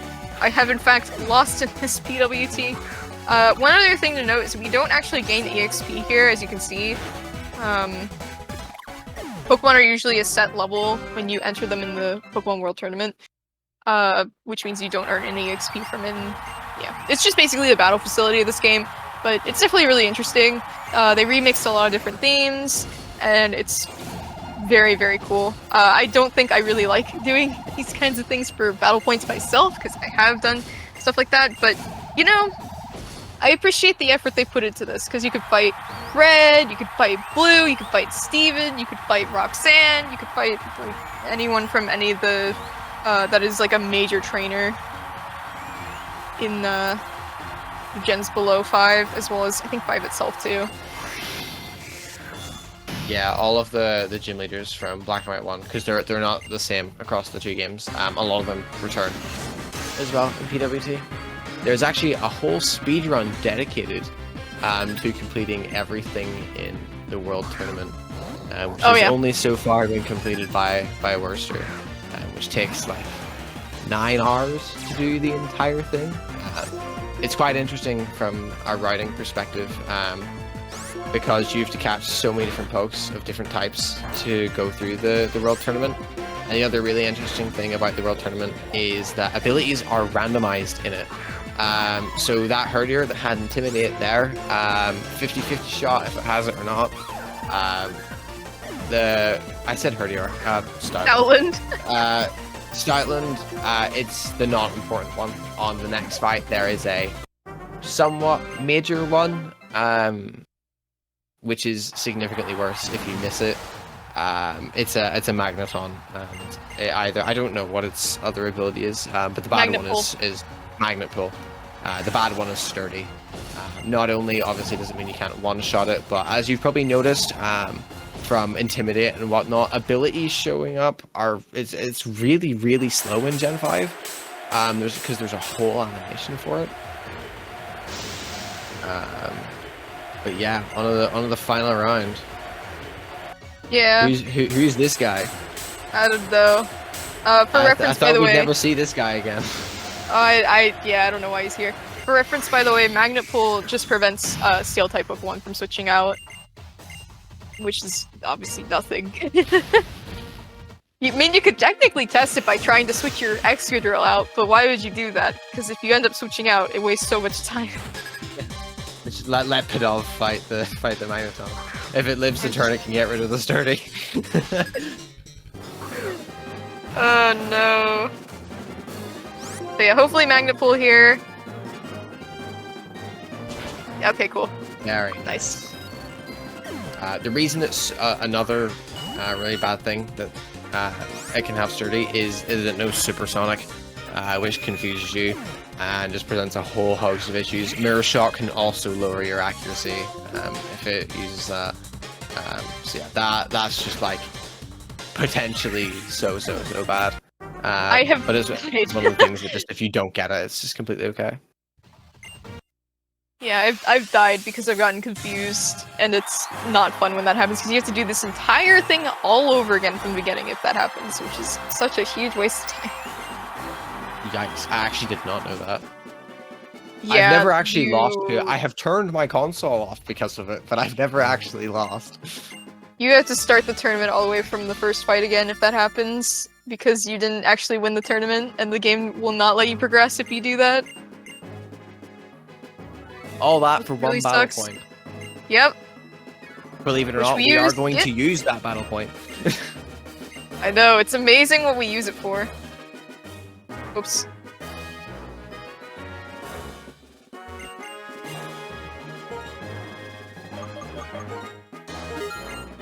All that talk Lovely about Carbos. protein, and we buy a Carlos.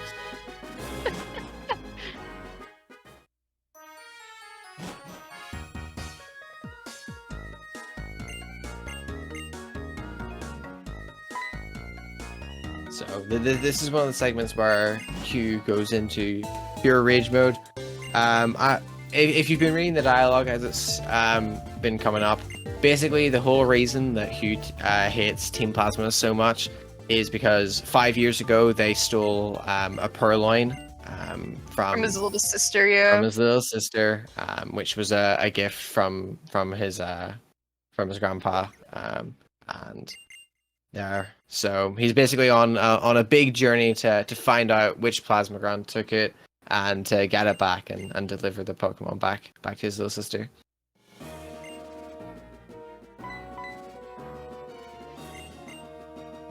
So to me, this is one of the coolest reveals in any Pokemon game. I just love this whole segment of like, oh my gosh, this is Plasma Base, and you get utterly surrounded. I think it's so cool. It is very cool. Like, this game has a lot of things that are my favorite. Like, I love the grunt theme. This is probably my favorite grunt theme in the entire series. Like, Black and White 1's was honestly really, really good, and they somehow topped it by making Black and White 2. Good. Nice crit. Nice crit. Yeah, the Black and White 1 grunt thing is the only thing that makes those grunt sections bearable. Hey, actually, we've got a cool new strap for one of them now, though. Which is? Oh no. We use dust clouds to skip a lot of them now in Chargestone. Yay. You skip like Don't 3 sound of too them? excited. No, You don't want him to nip Dust Cloud? I think the Relic Acid part is worse for me, at least in the speedrun. Chargestone's okay. It's still bad, but...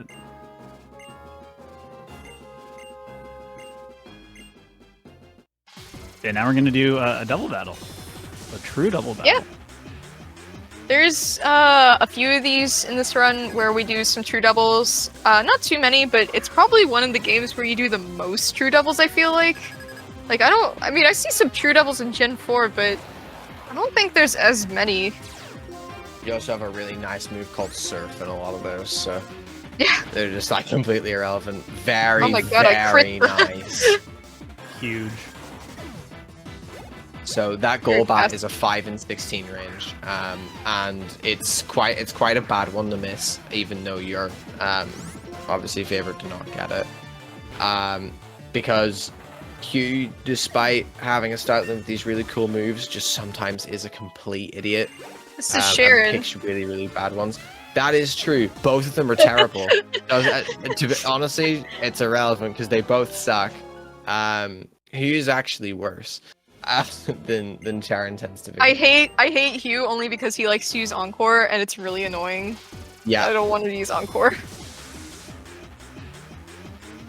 But yeah, so that was a very, very good fight because guaranteed Golbat and also Grimer otherwise does not die to Rock Slide. Hopefully we see a Water Pulse here. Hopefully. Water Pulse is also not guaranteed to kill either, so... Well, it didn't, but that's okay. Coughing can also self-destruct. I've had that happen. How did it happen 3 days ago? Good. Smart duo. Very rare W from Hugh there. Rare do-what W. Oh my god, that was not so smart. Yeah, then he just does stuff like that, and you're like, why? He wants to help kill it. We don't need your help now. We've got Excadrill. Yeah, so we wiped out the grunts on the ship. Now they're not really sure what to do, but it's okay because Zinzalon and Shadow Triad, which are back in this game, are gonna just kick us off the ship. I like the way they have this dialogue exchange as well, and they're just like, move, and then in the next cutscene you just are off the ship.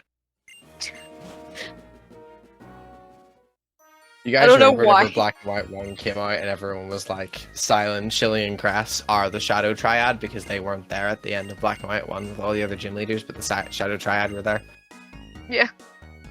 That's one of my favorite theories. It's true. I mean, until you see evidence otherwise, that means it's true. Yeah, yeah, that's fair. We're just gonna ignore the memory links in White 2.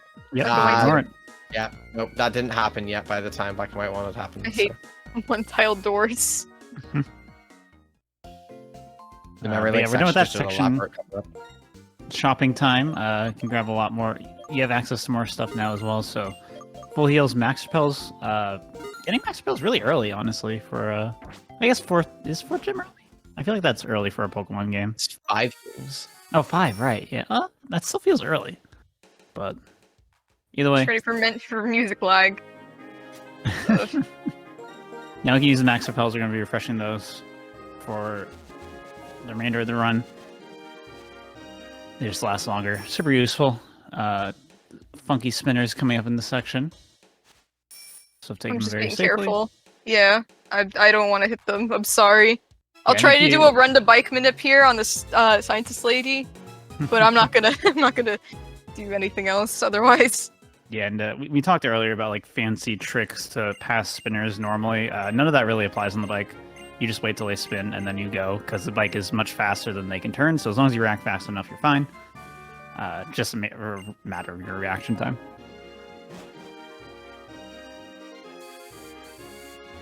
Yeah, the only real thing that can be done on the bike is those setups that we had talked about, where there's specific movement into the right and up to the spinner. You open the pause menu, and if they're looking away, then you're all good.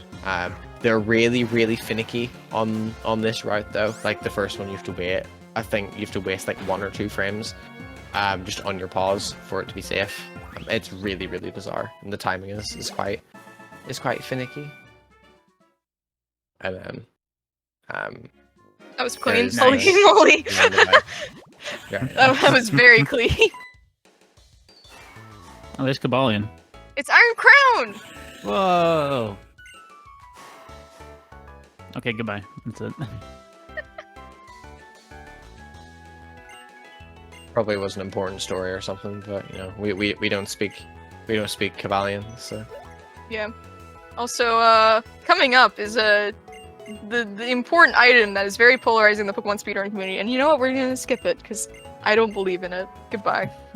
yep. In the grass just to the left after Kabalion, that's where the coveted protein is. Kind of got a little heck there on that door, probably for karma of that.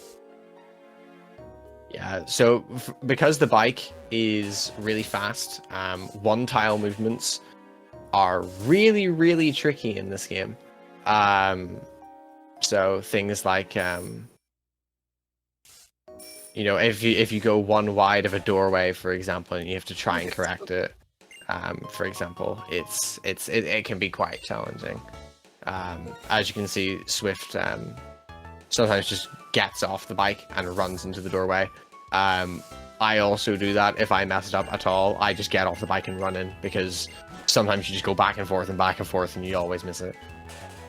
Yeah, I also picked up an item there because it's a hyper potion. I just picked it up because I've been using a lot of healing items, so it's just an extra potion for me to grab. Please don't hit the crystal there. Oh, I'm always scared of that lady. She spins. It's okay. She only has 1 tile vision, so. Oh, cool. Good to know. Just like the Rangers. Oh, okay, that Ace Trainer was kind of scary too. But yeah, now we're in Mistralton City. Home to the 6th gym. I think it's the 7th gym in Black and White 1. Might just also be the 6th. Oh no, there yeah, as well. 6th. Yeah, okay. Get the Master Ball. We can now catch the Crustle if we want it. I'll catch it if it's shiny. Would you catch it if it was shiny, Skoa? Depends on my pace. If I was on a good run, no. As much as I used to be a shiny hunter before I was a speedrunner, so as much as it would pain me, if my run was good, I couldn't. You heard it here first, folks. Yeah, in Chargestone Cave, you will have noticed Swift was approaching all of the crystals from 1 tile away. So if you move into the crystal as opposed to like turn framing or like bonking into it, the crystal starts moving instantly as opposed to having to go through the bonk animation before the crystal starts moving. Shout out to Sinstar for finding that.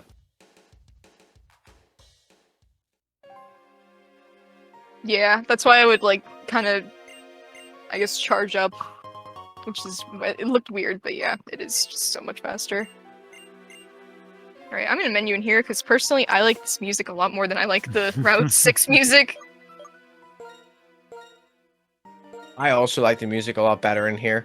There's a spinner menu setup thing that you can do on Right 7 outside, so that's why I do it out there. But yeah, the music in here is like way nicer. So there's one of the few uses where I just use L and R. I just used R to skip down, which puts me at the bottom there immediately, instead of having to scroll with the thing on the side, which I don't like doing because it feels kind of slow. Yeah, I don't know if it's faster. Nicer. Yeah, I don't know if it's faster, but it sure feels nicer, I can tell you that. Alright, I'm gonna wait for this lady.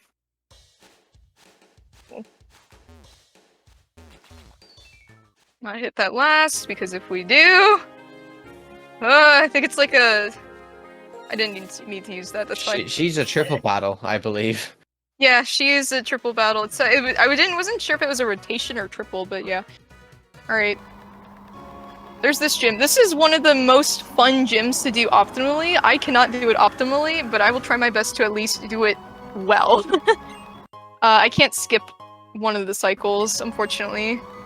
But if you're really good, you can skip a cycle and it's really fast, obviously. But unfortunately, I'm not very good at doing that because I tend to bonk into something.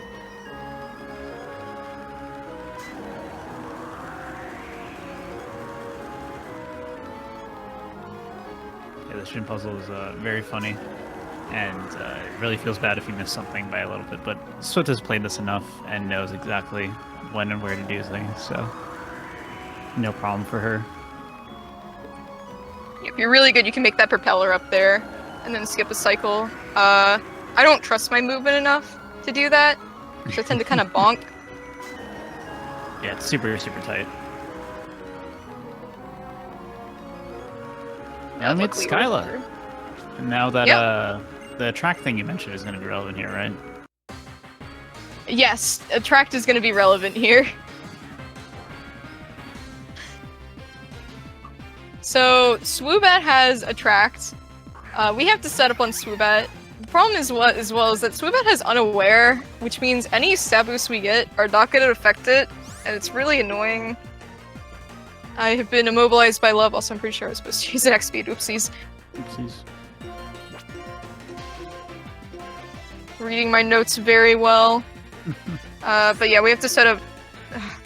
This is why. Attract is still one of the worst mechanics in Pokemon games even to this day, because you are 50% to just not be able to attack. Yeah, and that X speed is really important here too, because if Swoobat outspeeds you, Heart Stamp actually flinches, so not having to deal with that is really nice. Yeah, because again, unaware makes it so that it ignores all stat boosts. Oh my god, please. Thank you. Come on. Good job. Discover is second time. Luckily through it, just by the skin of our teeth. Hopefully this Skarmory is nice. I didn't know Swanna was a range. Swanna is a 15 and 16 range. When did you guys find that out? The hard way is the answer. I've missed it once and I died because of it. I did know it was a range beforehand though. But yeah, it's one of those things that, hey, if you use the protein, then it's not a range. That was a perfect Skarmory though, so that 100% makes up for terrible Swoobat. Swoobat.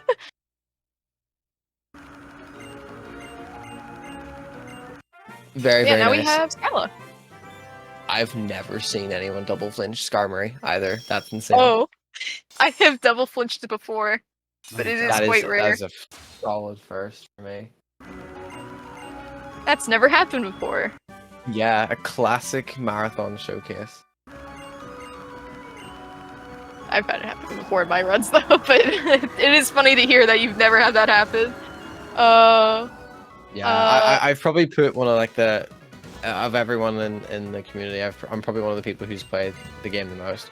Skyla has just been like my notorious split that I've just never had a good one. Like my gold is just not good for that split. Yeah, Skyla just kind of punishes, to be fair. Yeah, There's now... a lot of variance and a lot of hard execution. Oh yeah, no, like, again, the gym itself, that gym is so tough to just do completely optimally. I have so much respect to those who could just skip that cycle. I cannot do it because I am way too chicken and I bonk into stuff pretty easily, admittedly. It's worth it though, because it's one of the situations where if you mess up even by one tile, you can just get so hard punished, and you have to fight extra trainers and stuff. So even if you're like even not entirely sure on getting the cycles, like it's only like 10 seconds. Like just take it. It's better than losing 1 minute to an extra battle, you know. No, you don't want that. That is pretty terrible when that happens. I've had it happen on a couple of my runs. It's not great. I have also had it too. And I don't like it. Anyways, this is the movement section where I practiced before going on here because I hit this trainer yesterday, or the other day. It wasn't yesterday. And I was still mashing when there was no text. We're gonna ignore that part. That was totally intentional. Gonna heal my Excadrill. Yeah, it's gonna be better trainer cycles later. Yeah. So, one thing that... Hold on. Let me get through this first. Okay, cool. That was a lot better. So one thing that Gen 5 has, it's a mechanic, is when you hold B when there's bikers on the route, they will actually go double the speed. So you really don't want to hold B there, because they will 100% hit you. Can do this old setup that I know. There's a ranger. Oh, nice dust cloud.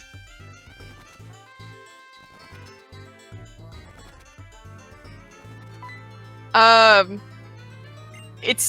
again, yeah, you don't want to hold B there. It's like, even in my notes, oh, nice dust cloud. It's kind of a more unoptimal dust cloud to get, but it's cool. Also, reversal mountain theme, very good. 10 out of 10. I always love how in Pokemon games, they, in Gen 4 and Gen 5, instead of like giving a run animation to people who follow you, they just speed up their walk animation. It's very funny. I think the only case that isn't is like Gen 6, but that's because they have a proper run animation. Right, yeah. Oh, can you imagine if they just sped them up in Gen 6? That'd be so goofy in 3D, I'd love that.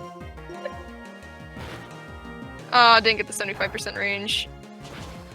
Ow. All good.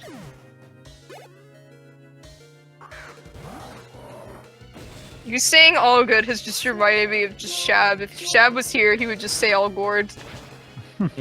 Right, Uchi? Yeah.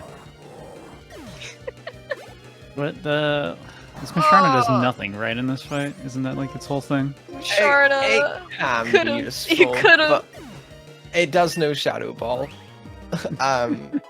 It's just picked the worst move. Used it right. No. Classic.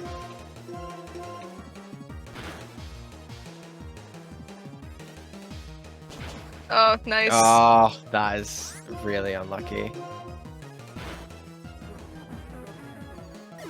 So that Drift Bloom only has a chance of surviving if you low roll off of Iron Head, and even then it's a range for Musharna to kill. So yeah, Musharna did absolutely nothing useful in that fight. Poor Musharna, trying its best. Yeah, that fight's actually like a huge run killer for a lot of high level runs especially. So that Vibrava is a 75% range. And it knows Earth Power, as you saw. So a lot of people just don't heal for it and just hope that they get the range because the healing menu's like an extra 10 seconds, and that's a lot of time. So obviously for safety in this case, it's a lot better to do it than not. Here comes another run killer, by the way. Please give me Home Claws +2. This thing knows Taunt. Darn, okay. So if it taunts us, we can't use Home Claws, because that's what Taunt does. You can't use any status moves. Which means we have to hit the Samurott twice. Because otherwise we don't one-shot it, and we do not want to put it into Torrent. Hopefully it flinches here. Or it just uses Aqua Jet, you know, that's fine, I guess. Don't use that again. Just get revenge. Dying. That sucks. Oh well. I have to heal now, unfortunately.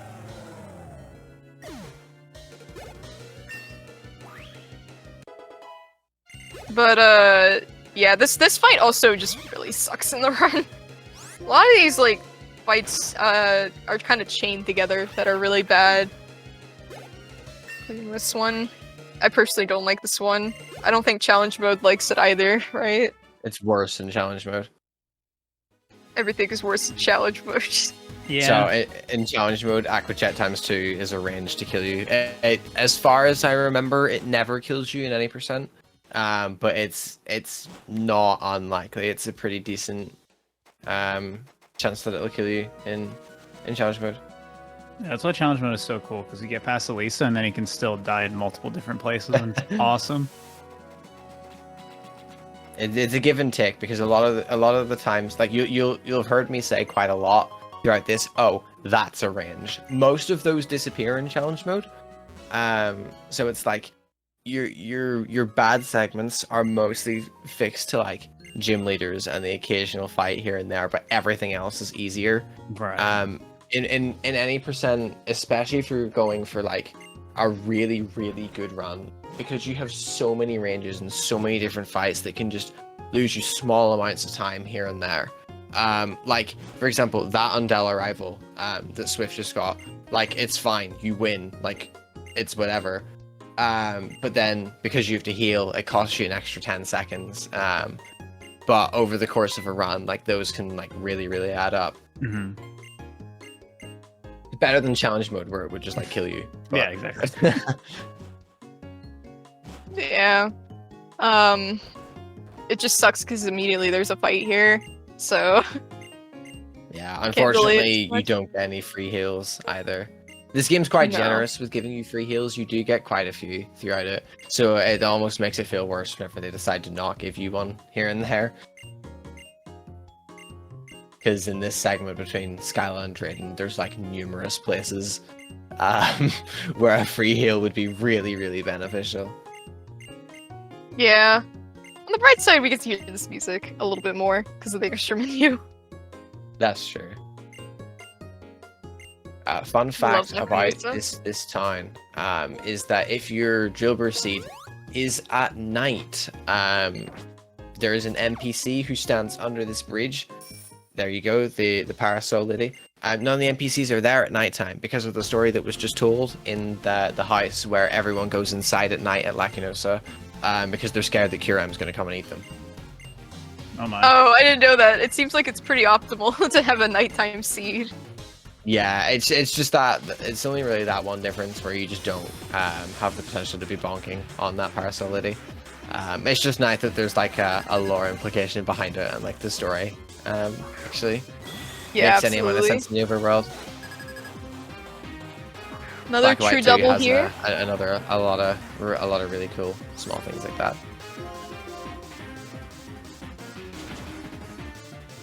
Come on, double Samurai, is, do something useful.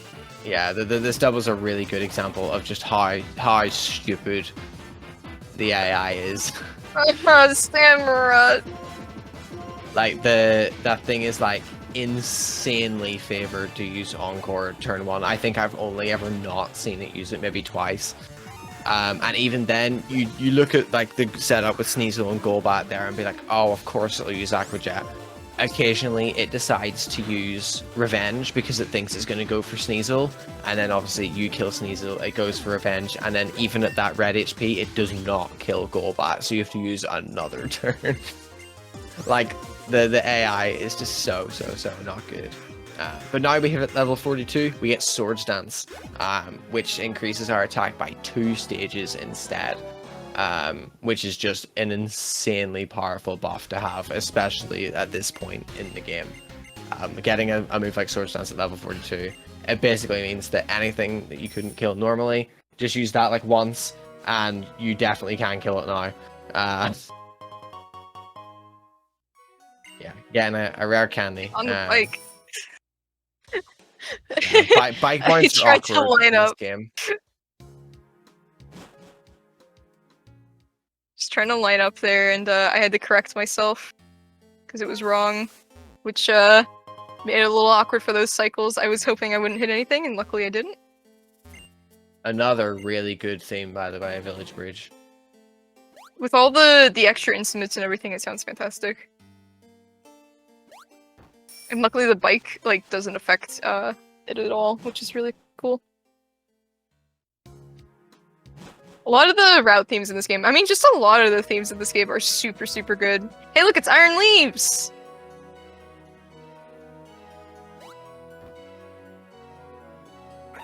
Bye. You've ignored an insanely powerful presence. How could you? No. I didn't even bonk. The God movement. For some reason, I'm really good at that turn specifically, but for other turns, no.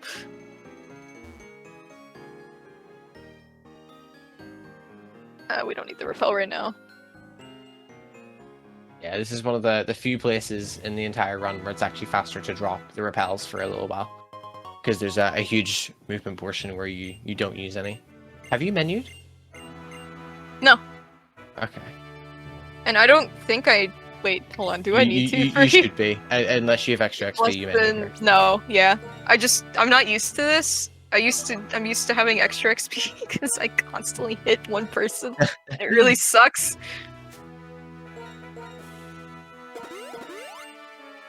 I think both my Pokemon in the back are alive, so we should be good. Yeah. So yeah, this is Drayden's gym. His gym in Black and White 1 is really bad. I really don't like it. I mean, it's kind of cool, but it's also like really straightforward, very long and kind of boring. But his gym is fun fact in it, though. It has a fun fact. Is the fun fact. If you do the Black and White 1 gym in a specific way, you can actually skip a trainer, but it takes so long to do it that it's not worth it. That's just straight up not worth it in a speedrun. Wow. What is the specific way? There's a part where you have to like do an entire loop round and hit a switch twice. I think there's a specific way you can do it that you just skip out one trainer, but I think it involves like a gym re-entry or something, and so it just takes forever, so you don't do it. Brutal. Yeah, one thing we haven't really talked about too much is just how fast the battles are in this game compared to like the previous generation. One of the nicest things about this game, the battles are 60 FPS, text moves a lot faster than Gen 4, HP bars move way faster, so even hitting an optional in this game doesn't feel as bad as it can. Yeah, the battle engine takes like 30 seconds in this game. Looking at you, Diamond Pearl, that'd be like a minute over there. The battle engine in this game is extremely fast, and it is so nice. You only notice like things being slow on things with really high HP, like Wailord. It's like the only time I really notice it.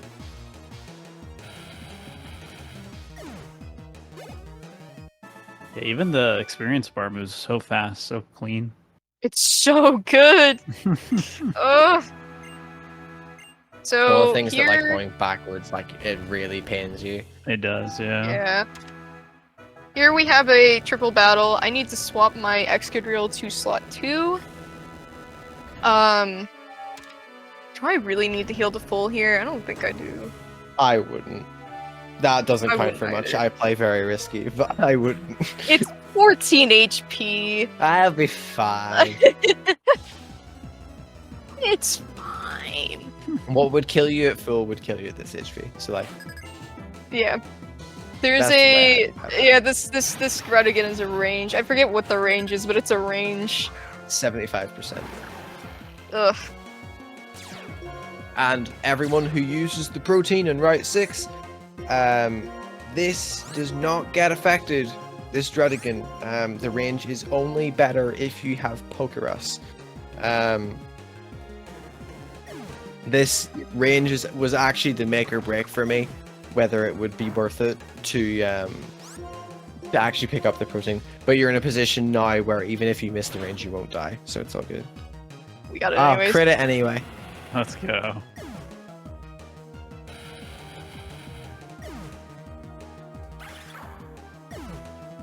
Yeah, you just one-shot everything there, and it's just so dissatisfying.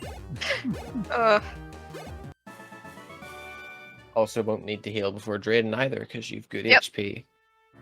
I think it would be a good time for a break here. We'll say maybe 3, 2, 1, break. Cool. All right. We're getting into the final leg of the run, folks. We're gonna take one more quick break here before we finish this run up. You don't want to miss the last leg of this. We got the final gym leader, and then a bunch of plot, and the Elite Four, and then Swift will become champions. It's gonna be awesome. So do not go anywhere. Before we go to break, though, I just want to remind everyone: if you're not already following Swiftaloo and Go, go check them both out. They both stream on Twitch, a lot of Pokemon stuff. Both great speedrunners. So it's twitch.tv/Swiftaloo and twitch.tv/ScoaGoGo. Their names are on the screen. Definitely check them out. And we'll be back in just a few minutes. Don't go anywhere.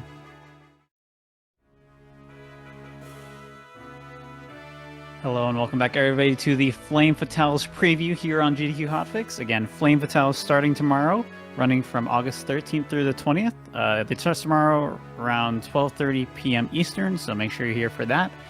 And if you're not able to make it for that, they're going all week, so definitely go check out Flame Fatales as it's happening. We got a little preview run here. We're in the middle of it.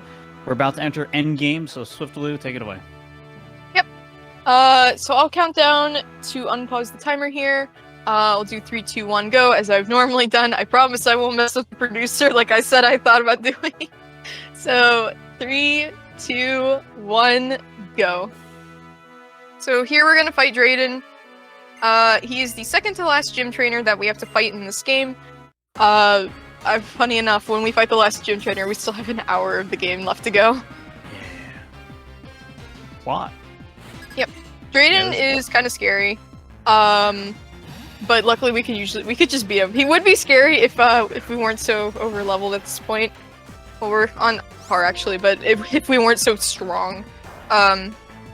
His Flygon in particular is very scary, because we outspeed it by 1 single speed point, and this thing will 100% kill you. I have had runs die because I didn't outspeed it because I either didn't level up when I needed to, or didn't use Carbos or something like that, so it's pretty important. It is very cool just how much those 2 Carbos matter, specifically for that Flygon.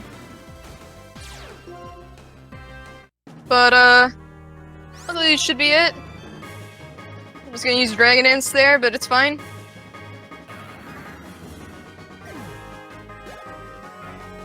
I just got a chunk of XP. Gym leader just down. That's it. It's just that easy. Yeah. Very, very So easy really gym good. leader. I love that the final gym leader ends up being like the easiest. Fairly often. No, the final gym leader for this run, I feel like, is the worst one. At least for any percent. Oh right, this is. I was thinking Black White 1. Yeah, Black and White 1, it's pretty easy. Yeah. Because it is this gym leader. Yeah, Marlin's silly. Yeah, forgot he gets a little silly with it sometimes, especially in challenge mode. He's silly, but. Oh my god. I can imagine. I'm sure Skoa has so many horror stories about Marlin. Most of mine are actually from any percent, you know. That's funny. It's ironic, given he is worse in challenge mode. But, although all my horror stories from challenge mode are actually not what you'd probably assume. Because there's so many things with like Scald and Burn, but all of mine are from missing the 1 rock slide on that battle. So. Yeah, rock slide 90%. And especially in challenge mode, you don't really have the leeway to try to boost your accuracy or anything, so kind of just have to go for it sometimes, and then bad things happen. 0% whenever it matters, by the way. Exactly. You're definitely not fun. So here we're just gonna get some plot, basically, and we're gonna be fighting a bunch of fights back to back. Not really needing to, as I said, put up the repel, because you just are not going through grass until after you beat the 8th gym. It's really nice. Yeah, it also allows you to rejig some of your menus as well for after Marlin, and it keeps your PP a little bit more consistent. It is normally consistently slightly lower, but it means you don't have to move around your move usage as much as you otherwise sometimes have to. Cool cutscene, by the way. Yep, Final Fantasy cutscene here, by the way. We are actually playing and speedrunning Final Fantasy. We are not speedrunning Pokemon. Yeah, flying ship, classic.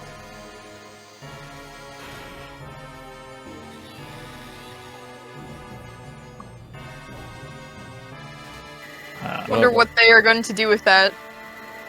Oh no! It's charging, man. Oh no.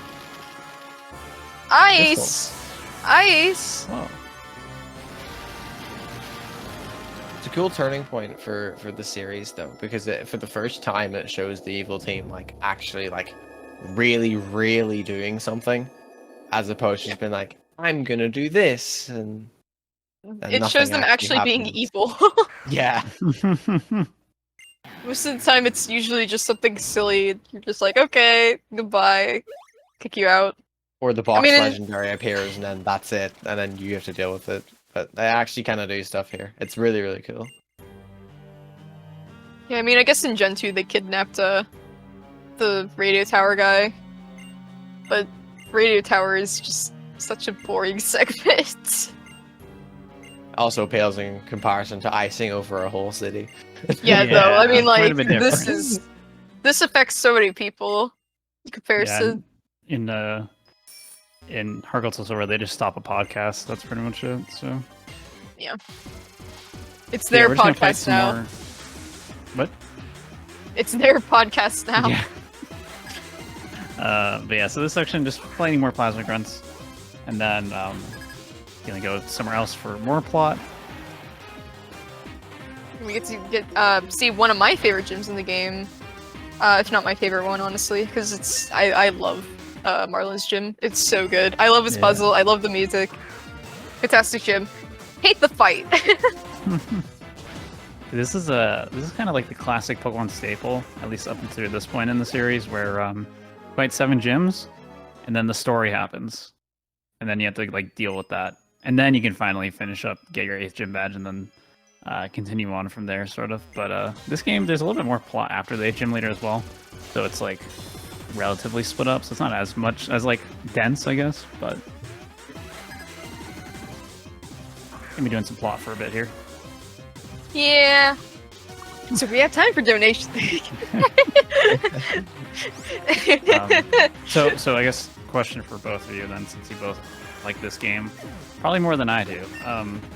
What do you like most about this speedrun? Like what keeps you wanting to do more runs of it? For me, it's the movement. The Mhm. bike movement is so satisfying.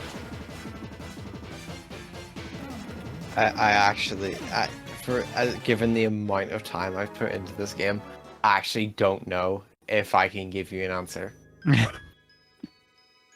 Like, is there just nothing you like about it, or? No, it's a weird one for me because I've put so much time into it, and it's one that has consistently challenged my ability. That it's a sense that I haven't gotten from a lot of the other ones that I've put a lot of time into. So the 2 other main ones I put so much time into are Black and White 1 and Right. Diamond Pearl any percent. Diamond Pearl any percent is almost like 99% luck as to who has the best time. But this game is so intricate, as Swift said, with the movement as well. I feel like menuing and execution is really important in this game, probably more so than some of the other ones. And because you get to use the touchscreen for menuing in this game, as opposed to like the Sinnoh games, for example, where you have to scroll through menus. I feel like the skill ceiling for White 2, and then obviously the luck ceiling is quite high as well. So I don't know. There's a bunch of different things that keep me coming back. This one. Yeah, it makes sense. Yeah, I think the movement's definitely nice in this game, especially like just how fast the bike is can be really fun. That's definitely what I like about the Sinnoh games as well. It's just when you're doing like max speed bike movement, it can be really challenging and really fun to get good at, right? Yeah. Those are always like one of my favorite parts of the older gen Pokemon games is like just like getting the movement down in like a really satisfying way. It's a pretty big challenge, but it is very rewarding once you like, especially like just getting like good time gear switches and then like doing really fast movement on like either this bike or like Gen 4, just when you're at max speed, bobbing and weaving through a bunch of trainers is really cool. And then Gen 3 is really scary with the Mach bike, but Yeah, seeing so really Mach clean bike, Mach Mach bike bike. movement is really cool. So The Mach bike's a whole other level. yeah. Oh yeah. So that's But- Zolan. Yeah, I mean, I just love the Plot. movement for this game so much. I think Yeah. if you had asked me before I was running Colo, I probably would have also said, "Oh, I like doing the fights and stuff. It feels so fast and things like that." But after playing Coliseum, oh my god, nothing's ever gonna pale in comparison to doing the fights in that game for me. Mm-hmm. Yeah, that's very, very fair.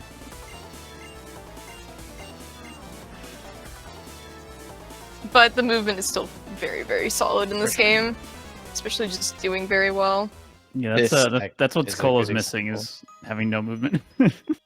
Yep. Shadow Triad fight time.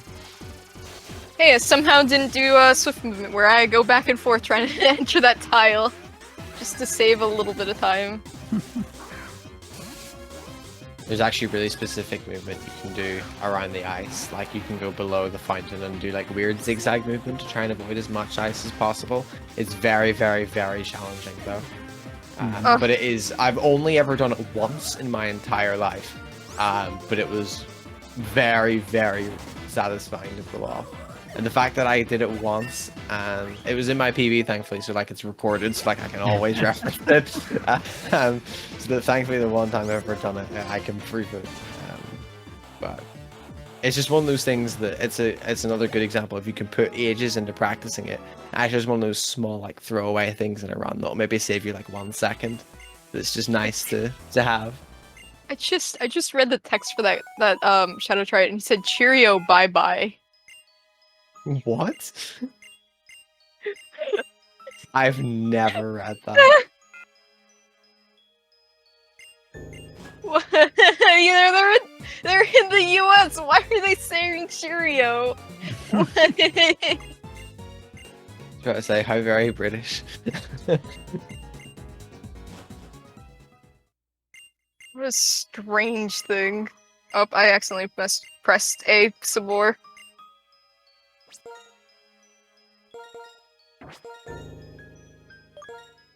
And now we're gonna go to one of the, in my opinion, one of the coolest places in all of Unova.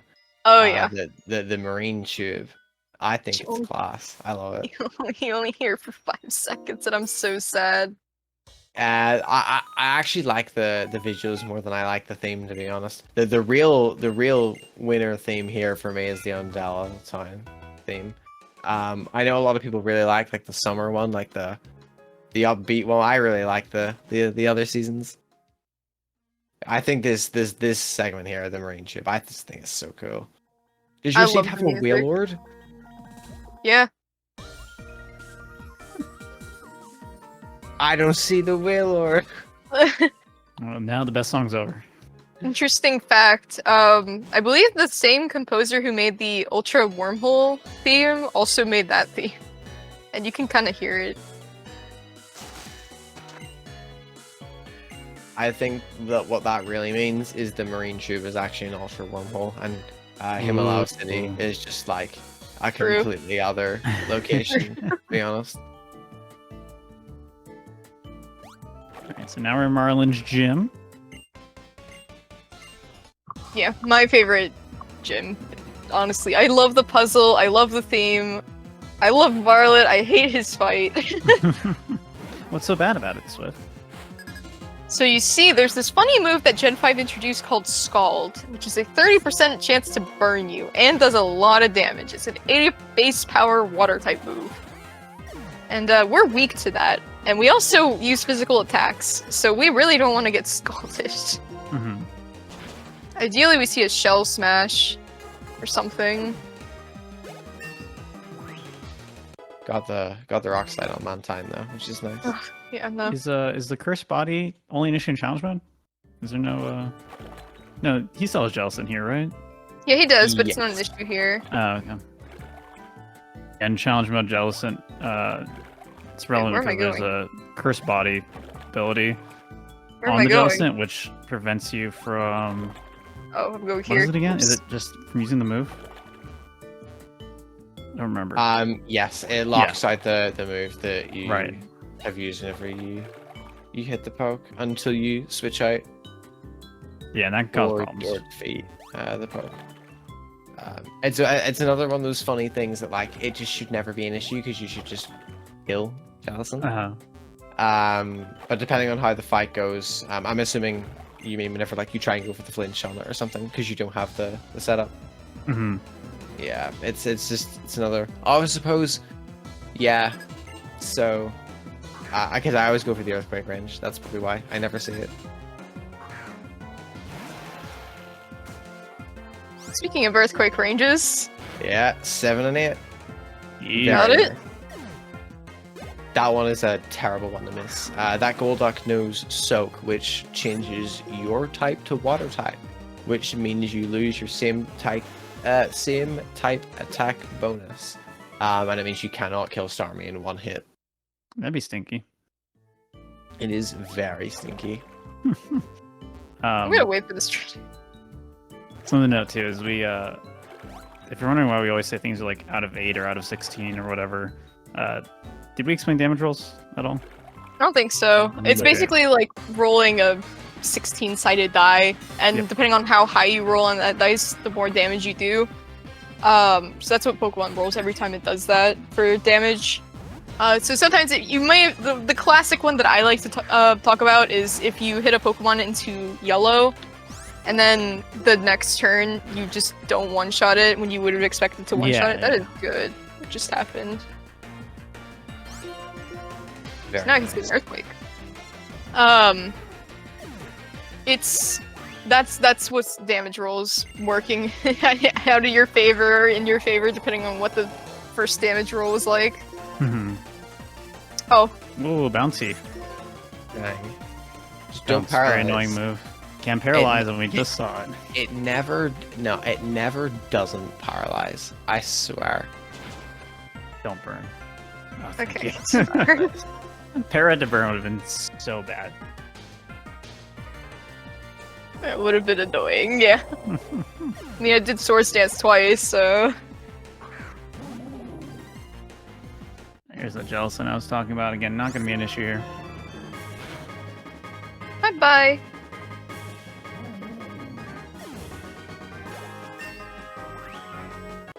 Yeah, Excadrill, that's like the last... Well, before Elite Four, that's the last scary fight in the main story, in my opinion, that you have to deal with. The rest of it's honestly not that bad. It's pretty easy. It's mostly just PP management, making sure you don't use too much of the PP of your moves. Like Iron Head is pretty valuable, so is Earthquake. Your Rock Slides won't matter too much. In Hey, look, terms it's of the move I dying hate. and whatnot, you're pretty much safe until Marshall, to be honest. Yeah. Yeah, thus is about to end the long segment of no grass and no potential encounters. The repel is going to have to be reapplied. Yeah, I'm probably gonna actually heal on this menu too, just because I think I'm gonna need to anyways. Yeah, So I might as well do it here. it is the best place to do it.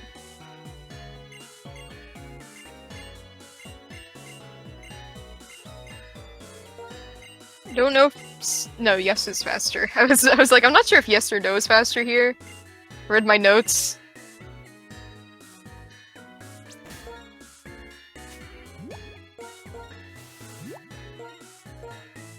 I cannot underestimate enough how tough it is to menu optimally in this game. Like, I'm struggling using the touchscreen to menu optimally. It's very, very challenging because most things load quite quickly as well. So being really diligent with the touchscreen is really, really heavily rewarded. It's very easy to get really stumble over your inputs. Even with lots of practice, it's very, very easy to do. Yeah, I struggled so much with just like hitting the tiny text boxes, windows, in the bag and stuff. Yeah, I've been having a lot of trouble recently because I've gone from playing this game last week to playing Black and White 1 this week, and the lag on everything is slightly less on Black and White 1. So I've been struggling with a lot of the menus. Well, not surprised. This is a DSi enhanced game, and it was released like when the 3DS was coming out. It was already out, in fact. It's nice I didn't hit that noticed spinner there. Yeah, that trainer is a spinner. It actually doesn't matter if you fight her or not. If you do fight her, she swims up and you get to go around her and bypass this trainer. It actually is faster by about 5 or 6 seconds to fight this guy instead. It is extra tiles, but he only has 1 poke instead of 2. So, which is pretty nice. Also, less PP usage. That spinner has 2 Remoraid's. I always rock slide them just because I'm too scared about the PP. But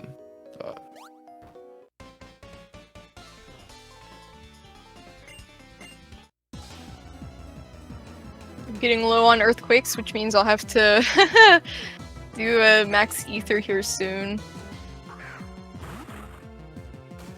But I can still hold it off for another fight, which is nice.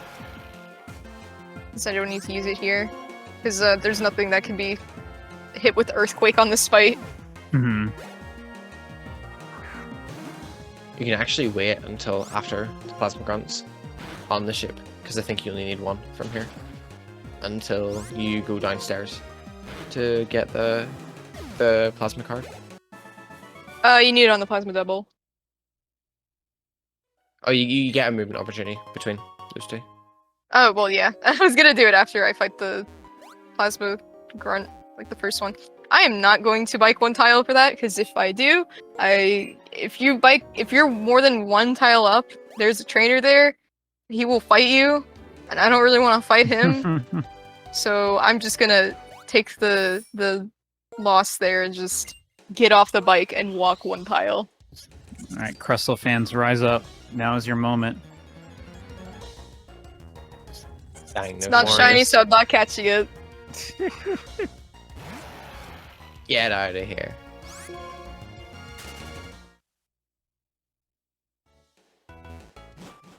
One of the very few Pokemon in this game that could be shiny, you know, if you don't mess up your manip or anything. Yeah, just extend through like 5 extra Seaver calls. Get a shiny. Oh my god. Or So what Black you and could White 1 did. alternatively do. What you could actually do. So there is a strat. So in this game, any form of like dust cloud, rippling spots, or shaking grass, if you get those between yourself and a trainer, it actually blocks their vision. There is one place in this game where it actually is useful. You can do a manip so that you get a rippling spot in front of the male swimmer with the octillery that we fought earlier, plus the ranger that has the Gligar plus the Vibrava. But it involves a save and quit and set the time. However, it takes so long to do that it only actually saves about 5 seconds to do it. In fact, I actually think it's less than 5. And that's a lot of work to do it. But Yeah, so just not worth it in the end, sadly. But theoretically, it is a way that you can manip a shiny crystal. No. I tried to manip a shiny Heatran, and I just didn't. I gave up. I kind of wanted to, but oh well.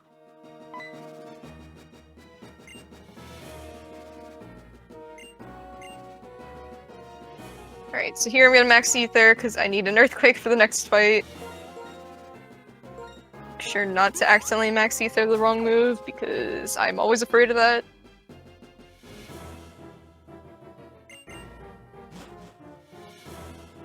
You get dragged into this double again. And we get to see that I have the longest password that you could possibly get out of the 5 passwords you could have. also get to see more bad AI on this battle, because it's the last double battle where Hugh has terrible AI. For the next one, he actually decides to be useful, but can be okay in this battle every now and then.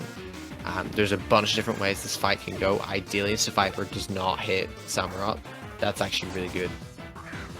So, the reason that you don't want Survivor to hit Samurott is because you use Earthquake here. And with the additional damage off of Survivor, that would put Samurott into heal range, and then Hugh would, of course, heal Samurott and waste a lot of time. Alternatively, there is also, if it gets poisoned as well, not only do you have to watch the poison tick down, then you can also actually kill Samurott by accident, and then have to have Hugh send in Simi-Sage as well. But very nice, she also got the range on Garbodor. I don't understand this note that says EQ Samurott is below 43. I don't know what that means.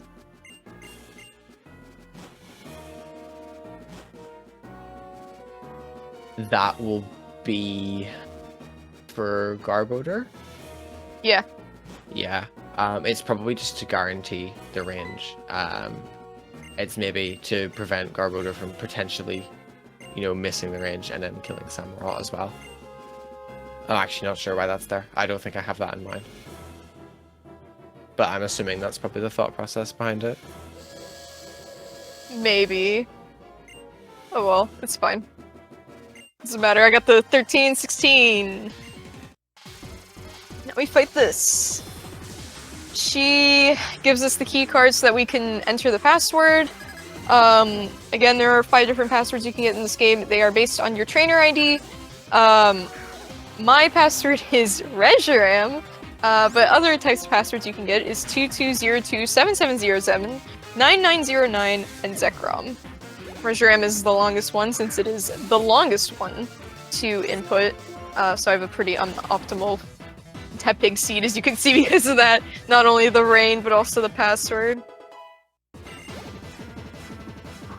I'm sure one day they'll come up with a way to view trainer IDs in the program too, so that you can get the most optimal password. That is a thing now, yeah. Oh my god. The filters do passwords for you. That's wild. So, I mean, the It did it a tools few these months days ago. are so good. Oh, yeah, Gen 5 is eating good tonight. Oh, I tried to bike on the ship. Ignore that. Just casual biking on a ship in the ocean. Yeah, as Swift said, the password is based off of the trainer ID. It's actually a maths calculation. It's your trainer ID, mod 256, mod 5, and the answer of that determines what password you get. Obviously, but like I said, with the filters and stuff that we have nowadays, it figures it out for you. But if you ever do a casual playthrough and you want to find out that way, that's how it's done. Yeah, it is very, very nice. And it's very useful for Manipulus runs as well. Since obviously you don't manipulate your trainer ID, so you have no idea what your password is, and rather than going through that whole chain quest that you have to do there, you can just, get it by doing the calculation. Yeah, because it's another trainer that you have to fight, right, to get the password? Yeah, you have to fight like a few extra trainers for hints. Yeah. Which is very slow. Okay, ideally, Samurott uses... Well, it will go for Aqua Tail and everything. Ideally, it hits Aqua Tail. It did? Very nice. That's 1 of 3. Yeah, Aqua Tail is a 75% accurate move, so... But the AI never misses, right? Ah, never. Surely not. I mean, I never see it ever miss Focus Blast and stuff like that.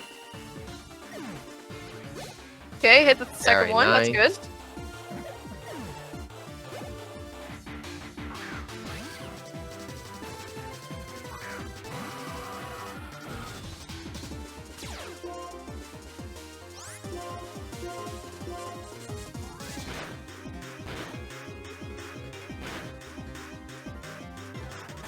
Alright, need Samurai to hit this Weavile. Nice. Very nice. Good boy, Samurai.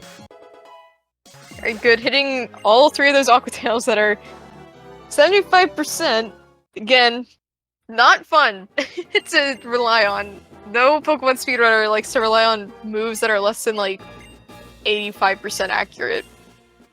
At least I don't think there's any move that we rely on that's like that. And especially whenever you're not even the one using it either. It's... Oh wait, never mind. Let's Go uses Hydro Pump. It's 80%. Alright, less than 80% accurate move. Stadium goes for some random horn drills here and there. Just because they're insane. Oh my god. No, yeah, like, the most we have to deal with in this... In Gen 5, we just have to deal with Takedown, which is 85%, and then Rock Slide, which is 90%. And I think that's it. Kahlo has to deal with Fire Blast. That's 85%. It's funny when you miss, and then you're like, oh, I didn't want to miss, and then your tie just dies, and you have to revive it, and you're like, okay, let's do it again, and then you crit your tie. And I've done that too many times, and I cry every time that happens.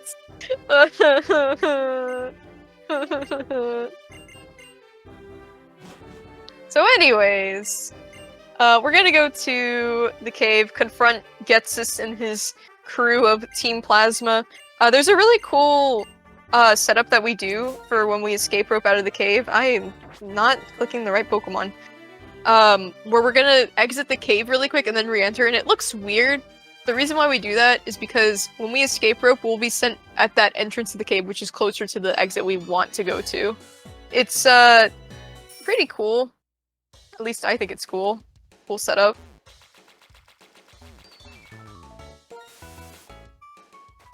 But until then, I'm just gonna bike here a little bit. Past this iron. This is pretty clean. Yeah, Iron Terrakion. We don't have an official name yet, but we all know it's coming. We all know it's coming.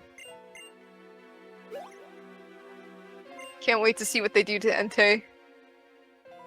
I'm really hoping for Pterodactyl Entei. I want that so bad. It'd be so funny. Entei. They have as long as it's not whatever they did to Raikou, I'm okay. Whoa, hater? Hater? Yeah. No, okay, but like even it's still better than what they did this weekend. Nobody talks about what they did this weekend. I like Walking Wake. No, I actually quite like it. What? I like Walking Wake. I think he's cool, man. He's awesome. Oh my gosh. Okay. He's a really unique design. The Raikou, if y'all saw the official 2D art, it actually looks pretty cool. It looks fine. The problem is in 3D, it looks incredibly goofy and silly. Yeah, I mean, it seems to all be based on dinosaurs. Like, well, we got a raptor, Suicune, then I don't know what dinosaur the Entei, so. Pterodactyl Entei. It's oh like my a god. Brachiosaurus or something. Yeah, something like that. Fire flying, as if we need more fire flying types. Yes. Meanwhile, Iron Crown with the horns at the top when they have the saber come out, it's so cool looking. Mm-hmm. It is so cool looking.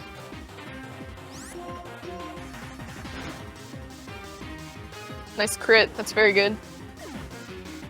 So I think that's either not a range or is a range.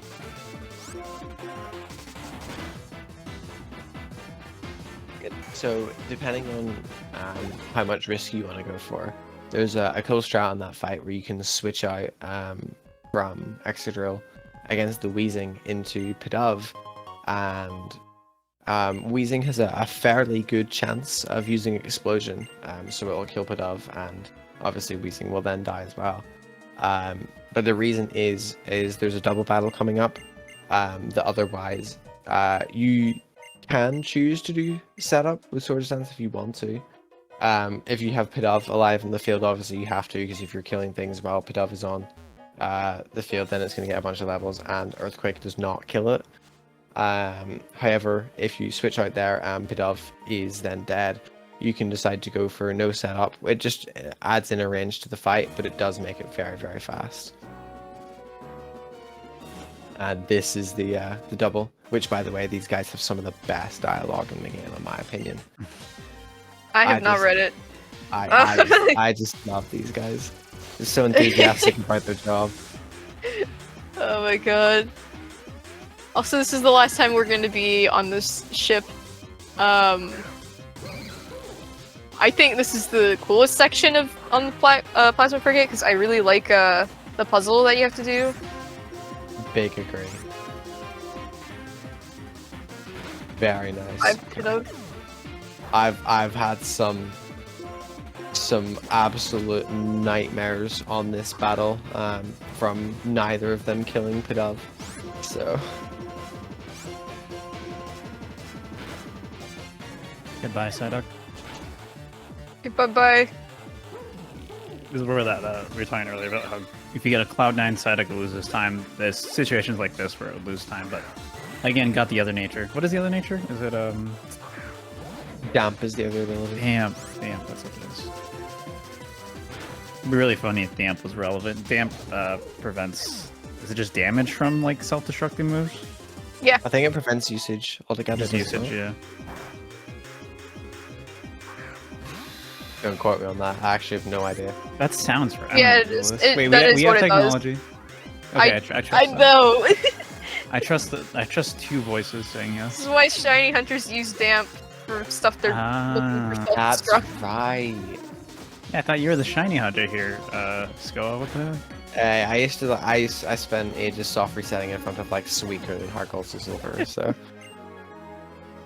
So unfortunately, I'm gonna have to heal later, but that's fine.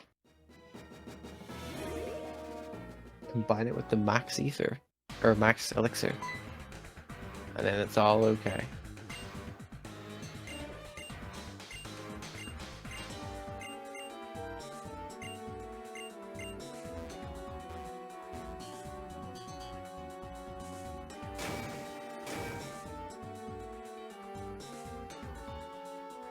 So yeah, now it's time for the warp panel puzzle. Ooh. This place is confusing, and you have to commit this entire thing to memory, pretty much. There is a more optimal path that you can take around these switches, however it involves spinner passes, so we don't do it.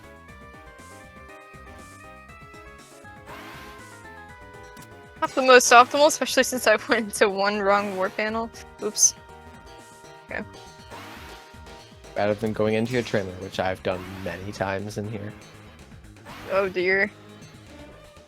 I mean, I have hit this lady. I tend to take this a little bit slow because I've hit her too many times, and it's really annoying when I do. Like this. The female grunt that's beneath you on the right now, I've ran into her twice on really good challenge mode runs. So. Oh god.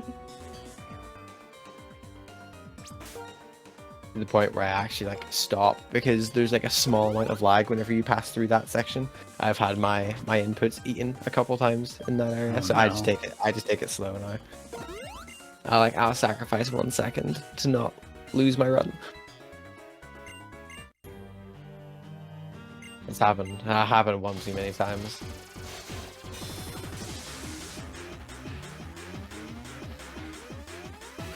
This is Inzalon. Last time we're fighting him, he's not really that interesting of a fight, I'll be real. Not very notable fight. It's like the rest fight of coming them. Up soon. We do get a really cool fight coming up. With some but not important character at all. Yeah, the not important character is going to come back.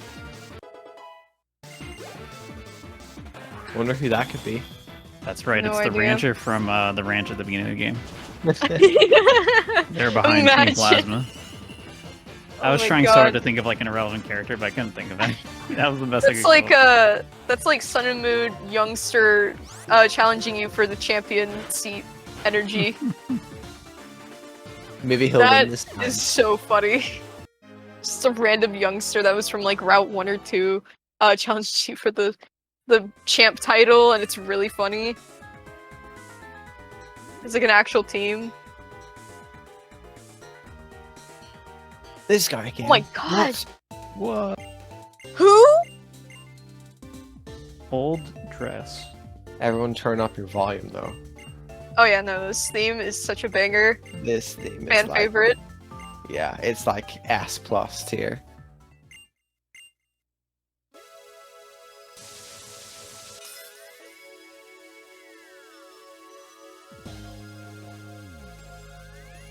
Fun fact, every time you fight Chorus, it's a different battle theme.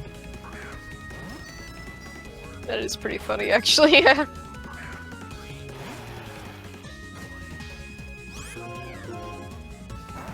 So this fight is pretty straightforward. So between things like Sturdy and air balloons and stuff, there's a couple of his pokes that you have to hit with like Iron Head or something just to get rid of the Sturdies and whatnot. Magneton, Magnezone, and the other one is Kling Klang. Kling Klang has the air balloon. Yeah, flinches are useful in this fight, but far from required. They don't really save the most amount of time. In fact, flinching Magnezone in some situations is actually bad because Magnezone does no explosion. So it can very rarely help you out. And that extra Earthquake is actually very useful that you would save. Kling Klang is the best one to get though, because otherwise it uses shift gears and it's quite slow. Yeah, see, I'll use it twice. Use it again, yeah. Yeah, it's just quite slow. It's very rare that Kling Klang will damage you though. I don't think I've ever seen it do it. I think I've maybe seen it use it once, but that's it. It's a very rare Archon. Very nice.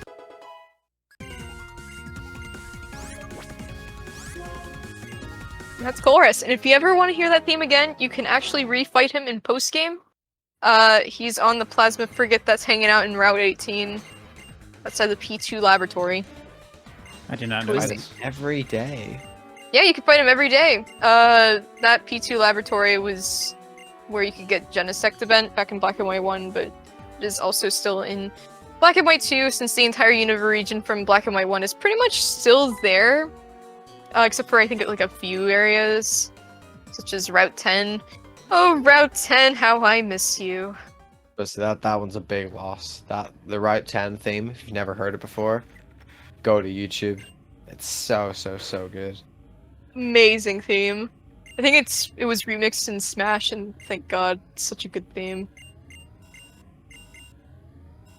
Honestly, yeah, I could sadly, spend an entire like Black and White speedrun just talking about how good the music is, because the music for games is just like, it's a 10 out of 10. It's a very pretty route too. That's true, it is. All waterfalls and stuff, and the cliffs. Very pretty route.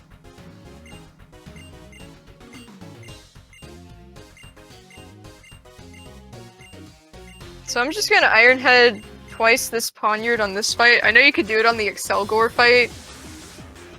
I just don't care enough.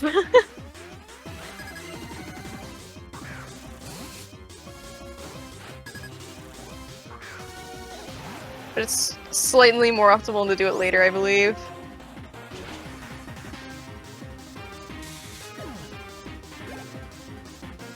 I don't think I have enough Earthquakes. I don't have enough Earthquakes. How many have you got? 2. How? I think it was Weavile. I think I'm supposed to use Iron Head on that fight and not Earthquake. Oh, if you max Elixir, yes, you are. Okay. The more you know. Yeah, the PP usage changes very slightly. There, and there's also slightly different move usage on Grimsley as well, depending on where you use the elixirs.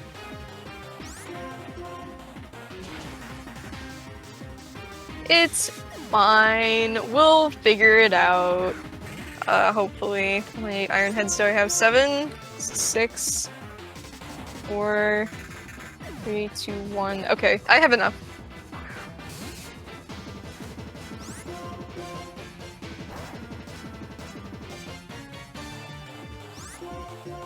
if push came Wait. to shove, you could throw a rock slide or two in against the pointers and you'd be okay. Yeah, I think I will have just enough though. I will have enough by 1. Just make sure you save one for Yeah, that's what I'm doing. the big bad. Yep. That's why I was like calculating, but I have 4 and I only need to use 3 more. So I have 1 earthquake left, which I'm gonna be using on this poniard, and then I'm gonna Iron Head, and then I'm gonna Iron Head again, times 2, and then I should have enough. Quick maths! Everyone in chat is spitting facts right now. Gen 5 does deserve more love. Yes, it does. It got so much hate when it first released, and oh wow, it didn't use Follow Me, holy moly. Wow, Giga Drain, the best outcome. Or me first, not Follow Me. But if he uses me first, it can just take my Iron Head and then flinch me, and I don't like that. Pretty rude. It is rude. What is the ability on Excadrill again? This is Sand Force. Sand- Because it makes the Chorus fight faster. Right. That just boosts your damage in sand. Yeah. Yes. Yeah, and the very first chorus fight is actually the entire reason that there's a stat requirement on the special attack for your Drillbur whenever you're searching for it. Because Mud Slap is special, yeah. Yeah, you need at least, in normal mode, you need at least 4 in your special attack. If you are doing it in challenge mode, you need at least 7 from memory.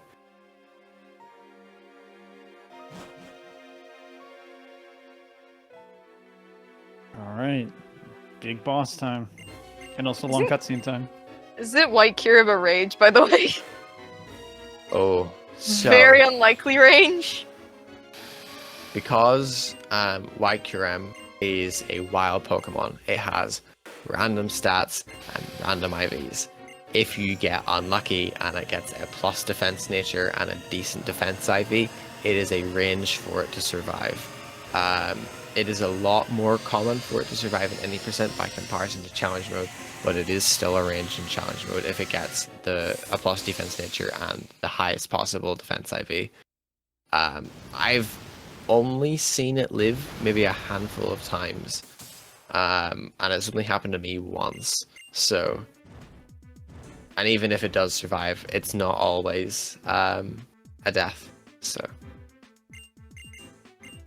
Again, thankfully, very because low, it has, because it's a wild poke, it has a random AI, thankfully, so...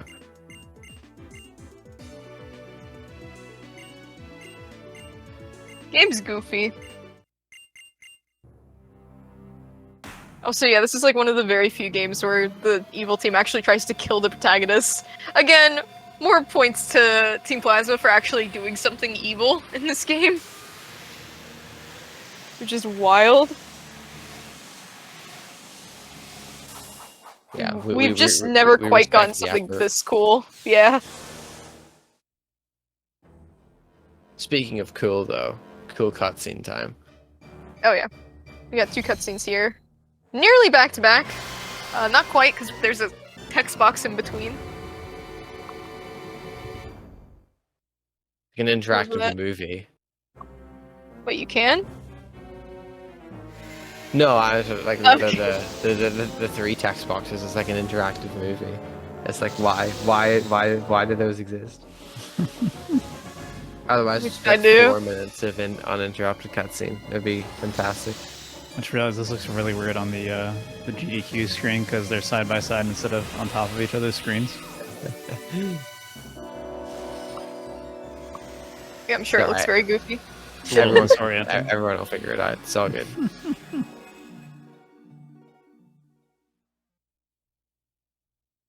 Now 3 text box time. There we go. Woo! Time for another. That's like 2 minutes on this one. It's like 40 or 50 seconds. They really wanted to not have 3D end show up on the screen, I guess, to say those words. Look, I like End's 2D sprite. And, well... Can't say I'm a fan of 3D after Gen 6. I like the 3D they did in these games. Yeah, it's very good. Like this cutscene looks class, especially for like a Nintendo DS. Yeah, no, it's good. I loved these games to death when they first released. Remember when they were advertised too, when I was going to GameStop and everything? Oh, good times.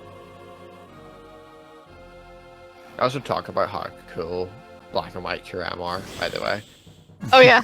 I would never want to draw these because these would be terrible to draw, but very cool designs.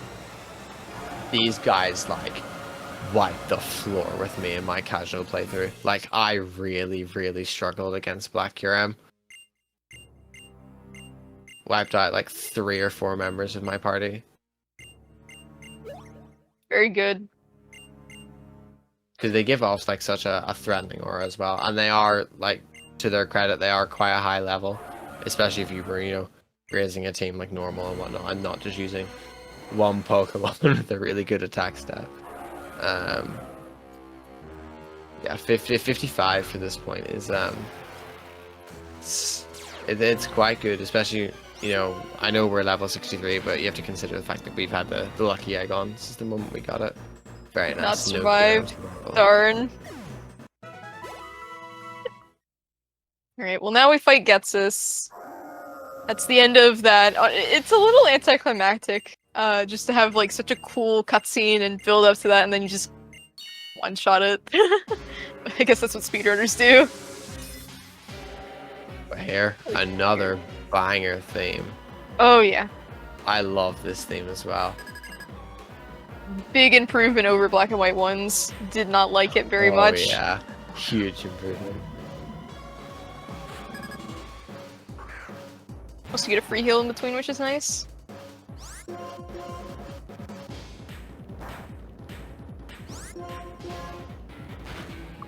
No protect either, which is very nice.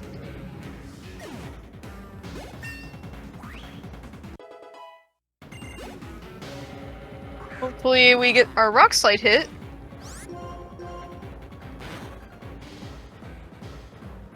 Other than the rock slide hit, this fight is quite simple.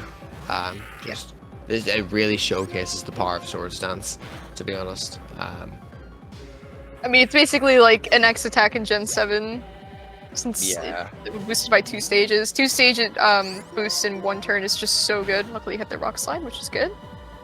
Very nice. That Electrosnow's flamethrower, which is very bad news if you miss rock slide. Yeah, because you could also get burned. It's 10%, but it still sucks. Not to mention it hurts. Oh, it does big damage. Yeah, Electros is such an annoying Pokemon in Gen 5 because it just had no weaknesses. Yeah, unfortunately, Levitate is just such a cruel ability to put on it.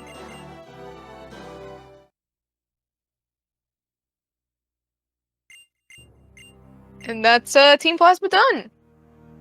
Now all that's left is to do Victory Road in the Pokemon League. Very close to the end here.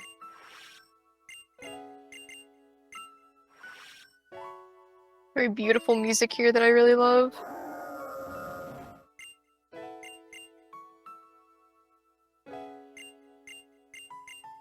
Just a lot of Gen 5's music is so good.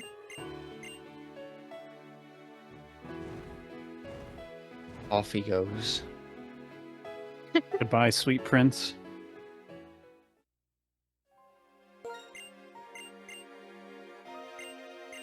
Yeah, so something we actually didn't mention before was the first time we went into the giant chasm, you would have seen the Swift exit out of like the southern exit.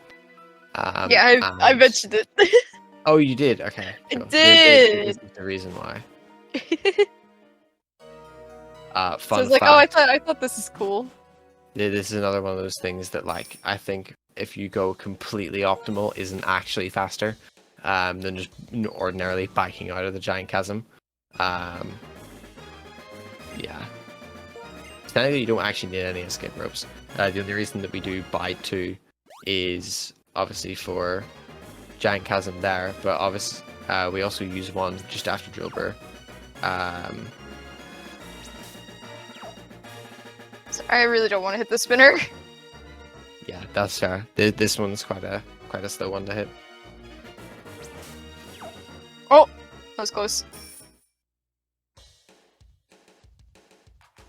But yeah, after Drillbur's catch, we do use one, because it's actually faster than digging out of the sewers. Yeah, though I think you guys now use dig. I'm using a slightly older route. Nope, we escape rope these days because it's Oh, that. okay.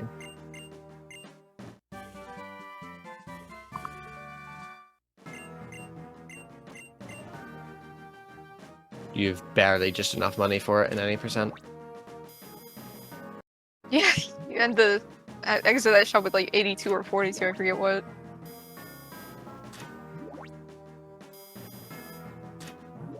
Especially since I grab antidotes and stuff because I get poisoned way too much in Roxy's gym. Coolest bag check or badge check sequence, by the way. Way cooler than the like 45 years of the black and white one. No, I love that one because I love the music build-up. It's so sick. Oh, It is so slow. Cool. Yeah, I'll give it that. I just like how efficient this one is. It is very efficient, but oh my god, nothing's gonna compare to the like music build-up with the Victory Road and Black and White one. It was so cool because it starts out silent and then starts adding in the different instruments, and it's so sick. Isn't Victory Road different between Black 2 and White 2? Yes, I think you go through different parts. it's completely Wow. different. Well, this first half is completely different. White 2 Victory Road for the win. Cool. Yeah, Rock Slide is that's very good. cool. Yeah, Rock Slide you is actually great. set up Sword Stance purely for Clay Doll, so missing against Driftbloom doesn't matter, unless you miss twice. In fact, no, you actually have to miss 3 times before it matters. Oh dear. Assuming you use a stockpile in all 3 turns.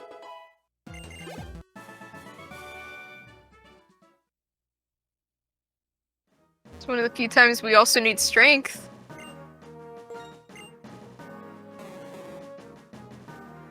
I think this is like the only boulder you need to push with strength. I don't know any other boulder. There is one more slightly later in Victory Road. Oh. Sorry, I don't want to hit the straighter either. Yeah, I take it scary very movement slow. there. Yeah, that guy is one of the hardest ones to avoid in the whole run.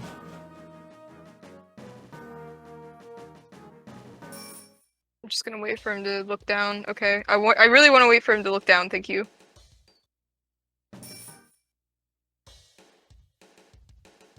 Because I don't trust myself to react, and he just ends up looking the same way I happen to be going. Just gonna do this. Right in the bottom trainer here. Top one is a spinner. Yeah, although even if actually no, if she wasn't a spinner, we'd probably still make it a double battle. 'Cause it'd probably be faster to defeat them. Yeah, Earthquake goes hard. Yeah, I need to scroll down in my notes because I have forgotten what I need to do. Did I pick up the forest store? You did. Okay, cool. I forgot already.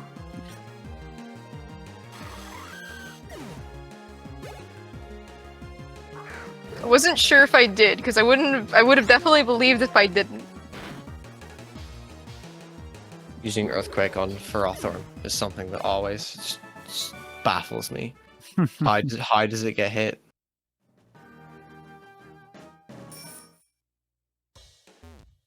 Oh yeah, there's one more here's the strength other boulder. boulder. There's like 2 boulders you need to push, and you need a side up for these. It's like, this is the only way Resume would have it. Into the dark room. Oh, spooky. Oops. Also known as the bonk room. Yep. Oh. Get me out. That's literally the worst part of the bike, is going one tile on the bike is like way harder than it should be because it's too fast. It is very, very fast. Somehow turning like one tile, like making the quick turn so you can position yourself on a different line for that. That is so much easier than actually trying to like you miss the door and you have to bike back and I don't get it. Yeah, for some reason that small bonk just makes it like impossible.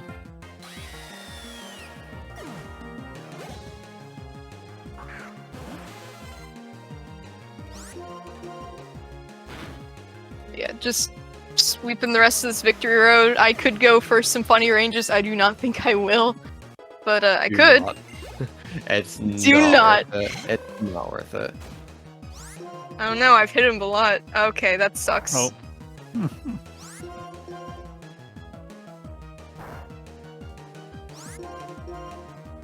Ooh, does this thing kill me? It won't, unless. Whoa. Okay, never mind. Bulk up goes hard, I guess. I have like. Oh, I forgot it used bulk up. Yeah, that makes Yeah. sense. Do I kill with Iron Head? I'm Surely. wondering the exact same thing right now. Surely I do. Mm, Also, it bulk up would- outspeeds me. Wait, no, it doesn't, because It Rocket. won't anymore, but also bulk up. Brick Break won't kill you from full anyway. Killed Okay, it. it does. Okay. Cool. I wasn't sure if it still did with Rock Slide, getting the lower damage as well, but that's actually really useful to know. Iron Head hits really hard then if that's still knocked it out. That's wild. Ironhead's so good, man. Pretty good Pokemon. I don't think Iron Head kills this one though. Nah, I have no idea. You're going for them? What do you mean I'm Oh, yeah. I should have Swords Danced. You've committed now. Alright, well, yeah, I committed now. Oh. Hey, I got it. Yippee! Well, you're not out of the woods. There's one more. That was the worst one. No, isn't throw less likely? Isn't throw 5 and 8? Or look, it's 5 and 8. Throws 7 and 8. Oh. Ooh. Close. No damage though. Very nice. Every time I've gone for those, I've died. Oh, 7 and 16. You're right, throw is more. It's less likely. I don't know why I read that as 7 and 8. I only go for those ranges if I really need to save my run and I got hit by Sock, so I'm already at low HP because I'm like, I don't want to heal, so I just go for them, and I've lost the rolls every time. Pain. I don't think I've ever seen this Pheasant not go for Swagger. Let's see if this is a first. Yep. Dang. I don't think I've ever seen it not go for Swagger. I was trying to go for the person, not that it matters, I guess. Person full heal. What's the difference? They're funny, I'm actually quite the opposite. I very rarely see it Swagger. I only ever see it Swagger. The duality of Unpheasant. Just like you had never seen the double flinch on Skarmory, I have never seen the Unpheasant not use Swagger. Luckily, Samurott is a lot less scary now that we can just one-shot it. Goodbye. Also, no Aqua Jet on this fight either, which is very nice.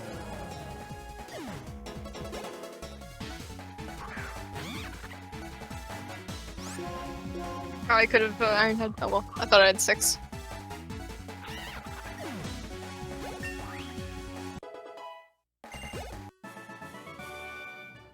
Get the most useful TM for our Excadrill.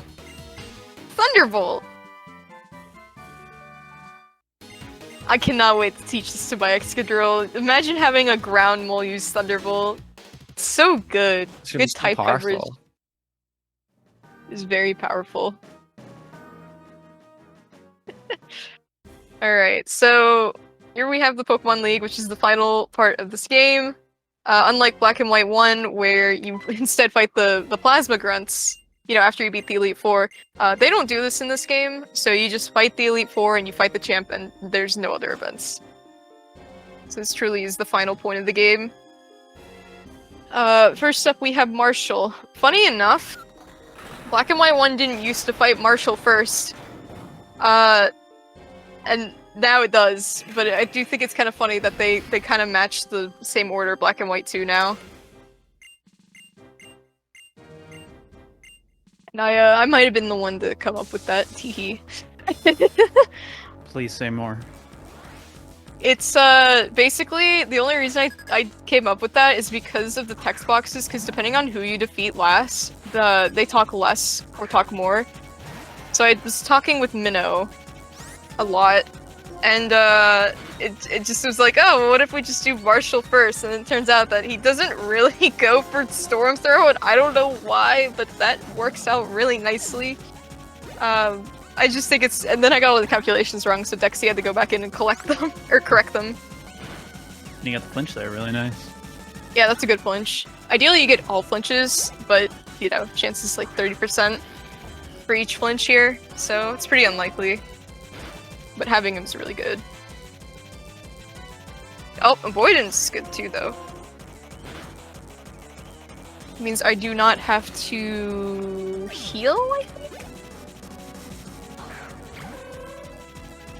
So long as we hit these.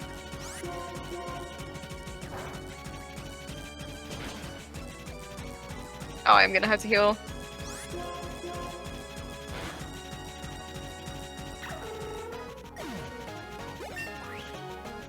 You won't. Hmm? You won't have to heal. Oh, it says I do. I wouldn't heal this. Oh, okay. But attract. Oh, yeah, attract. Yeah, not used to that one. Someone forgot about attract. I mean, I'm not used to it on Root, so when you said, like, this fight really sucks, I was like, oh, this fight usually isn't too bad for me. I don't know what you're talking about. I actually don't know how likely it is that Grimsley goes for attract.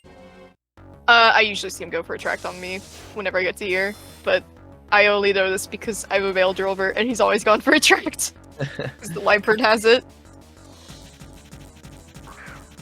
Watch him go for it here.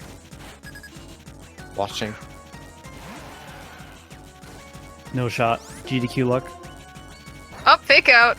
Whoa. Oh, okay, he didn't go for it. Usually he does. See? I suppose Marathon ordinarily you'd get another turn as well, because you'd normally elixir in battle if you don't heal. Yeah.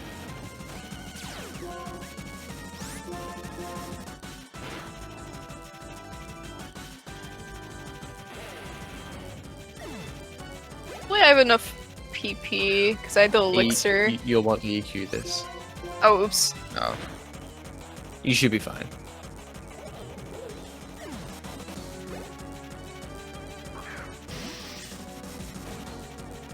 I'll figure out where I can EQ.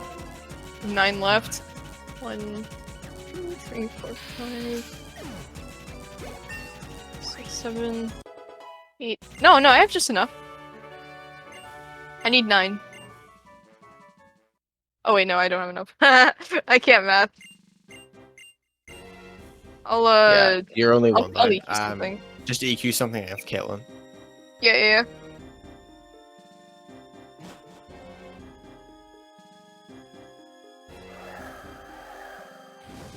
But also just EQ the Golurk.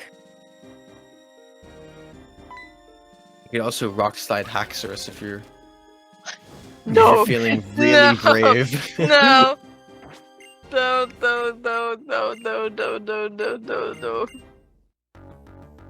Wouldn't advise that, but you know. No. We're not gonna go for something like that. That sounds pretty not fun. I think I will pass on the 90%. Maybe That's a braver fair. runner could do that. The YOLO strat. Dragon dances. Oh, that sucks.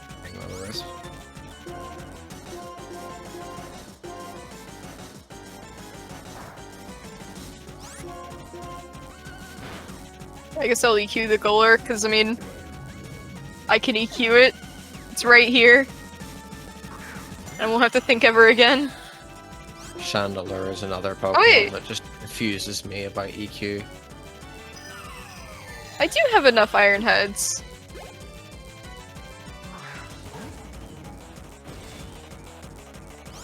Oh, I guess I'll just EQ anyways, but it looks like I have enough Iron Heads. We had 9. I do have 9. 8, 7, 6, 5, 4,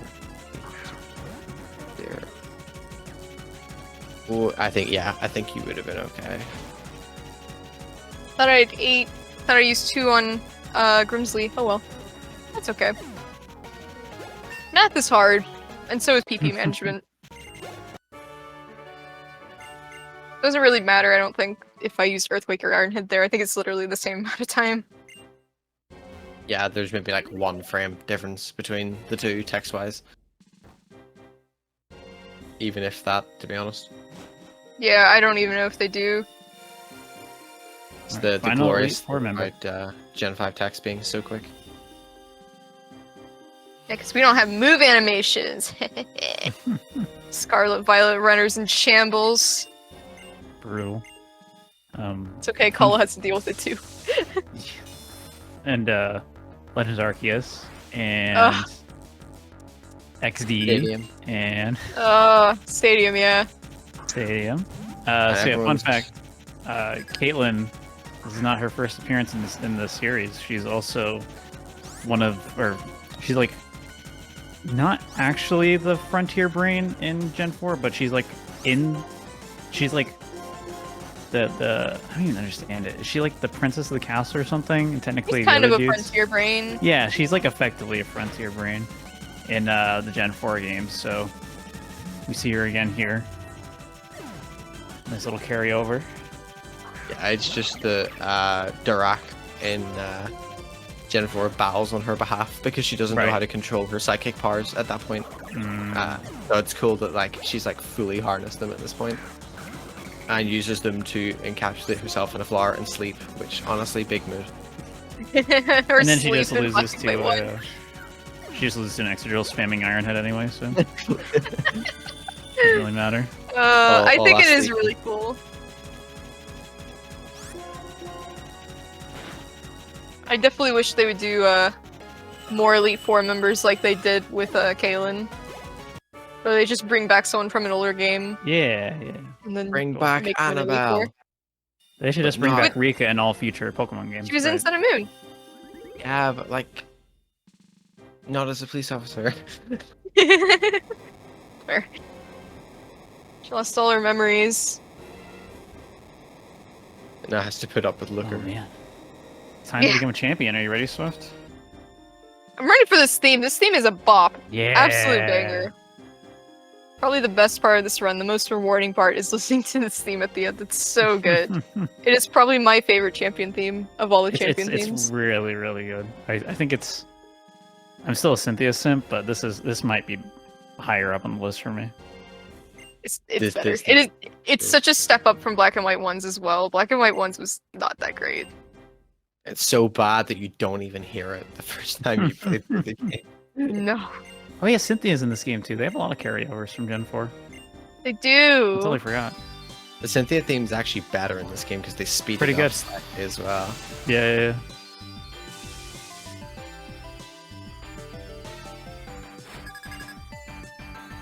So I believe the Haxorus is like the only like really scary thing in this fight, if I remember Yes. correctly. Yeah.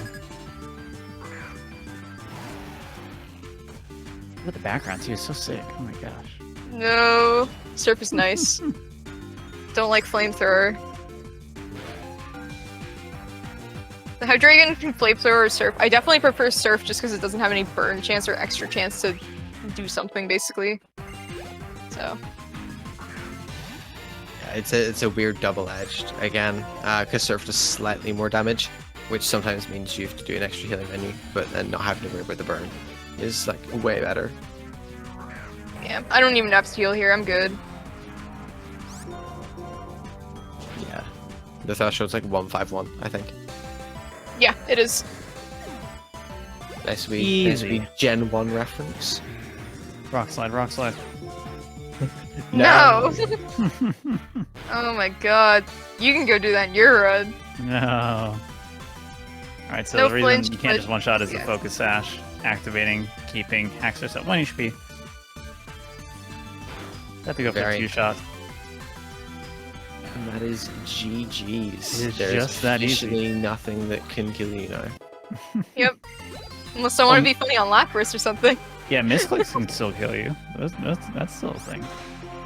But Swift's too good for that, so.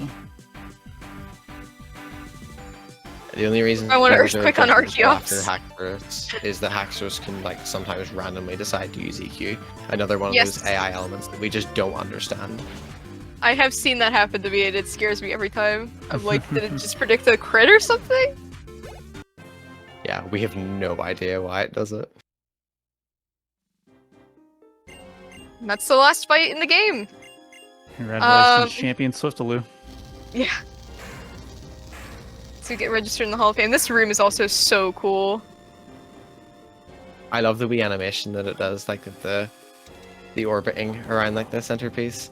Yes. I love seeing it in the background too. I mean, I love like everything about this champ. It's so good. The fact that Iris became champion, like she grew up and became a champion. The region. The fact she has an amazing theme. It's just so good. She's such a good champ.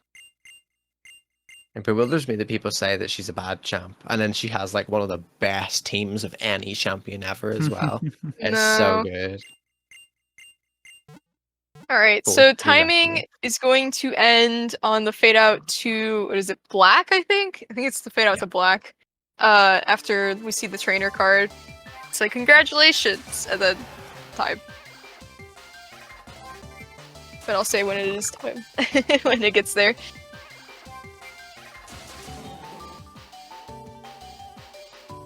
Congratulations, Psyduck.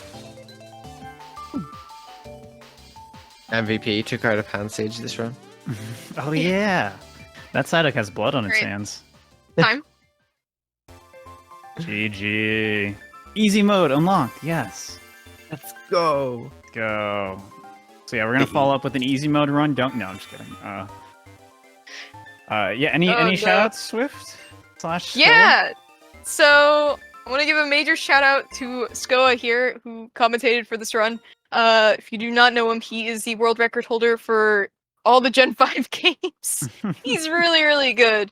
So you should definitely follow him, and I really appreciate that he was able to help commentate for this, and get to see my really funny, seed there and everything.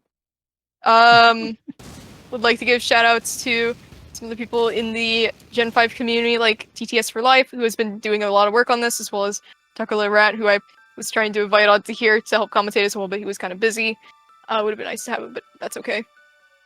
Shout out as well as to March. March has been doing so much work for this game as well, like these games.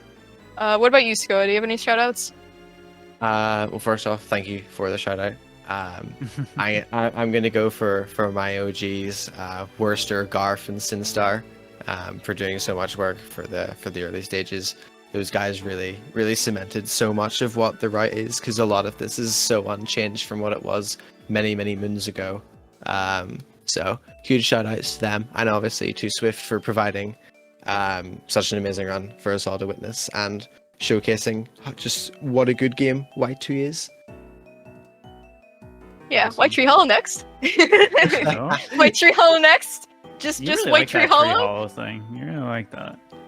It's so fun. Unmanipped, it's so fun. If we could just do the White Tree Hollow part, we could probably fit it on a little Hotfix, you know what I'm saying? Yeah, we can have that all in the Wink, wink, future, wink, nudge, nudge.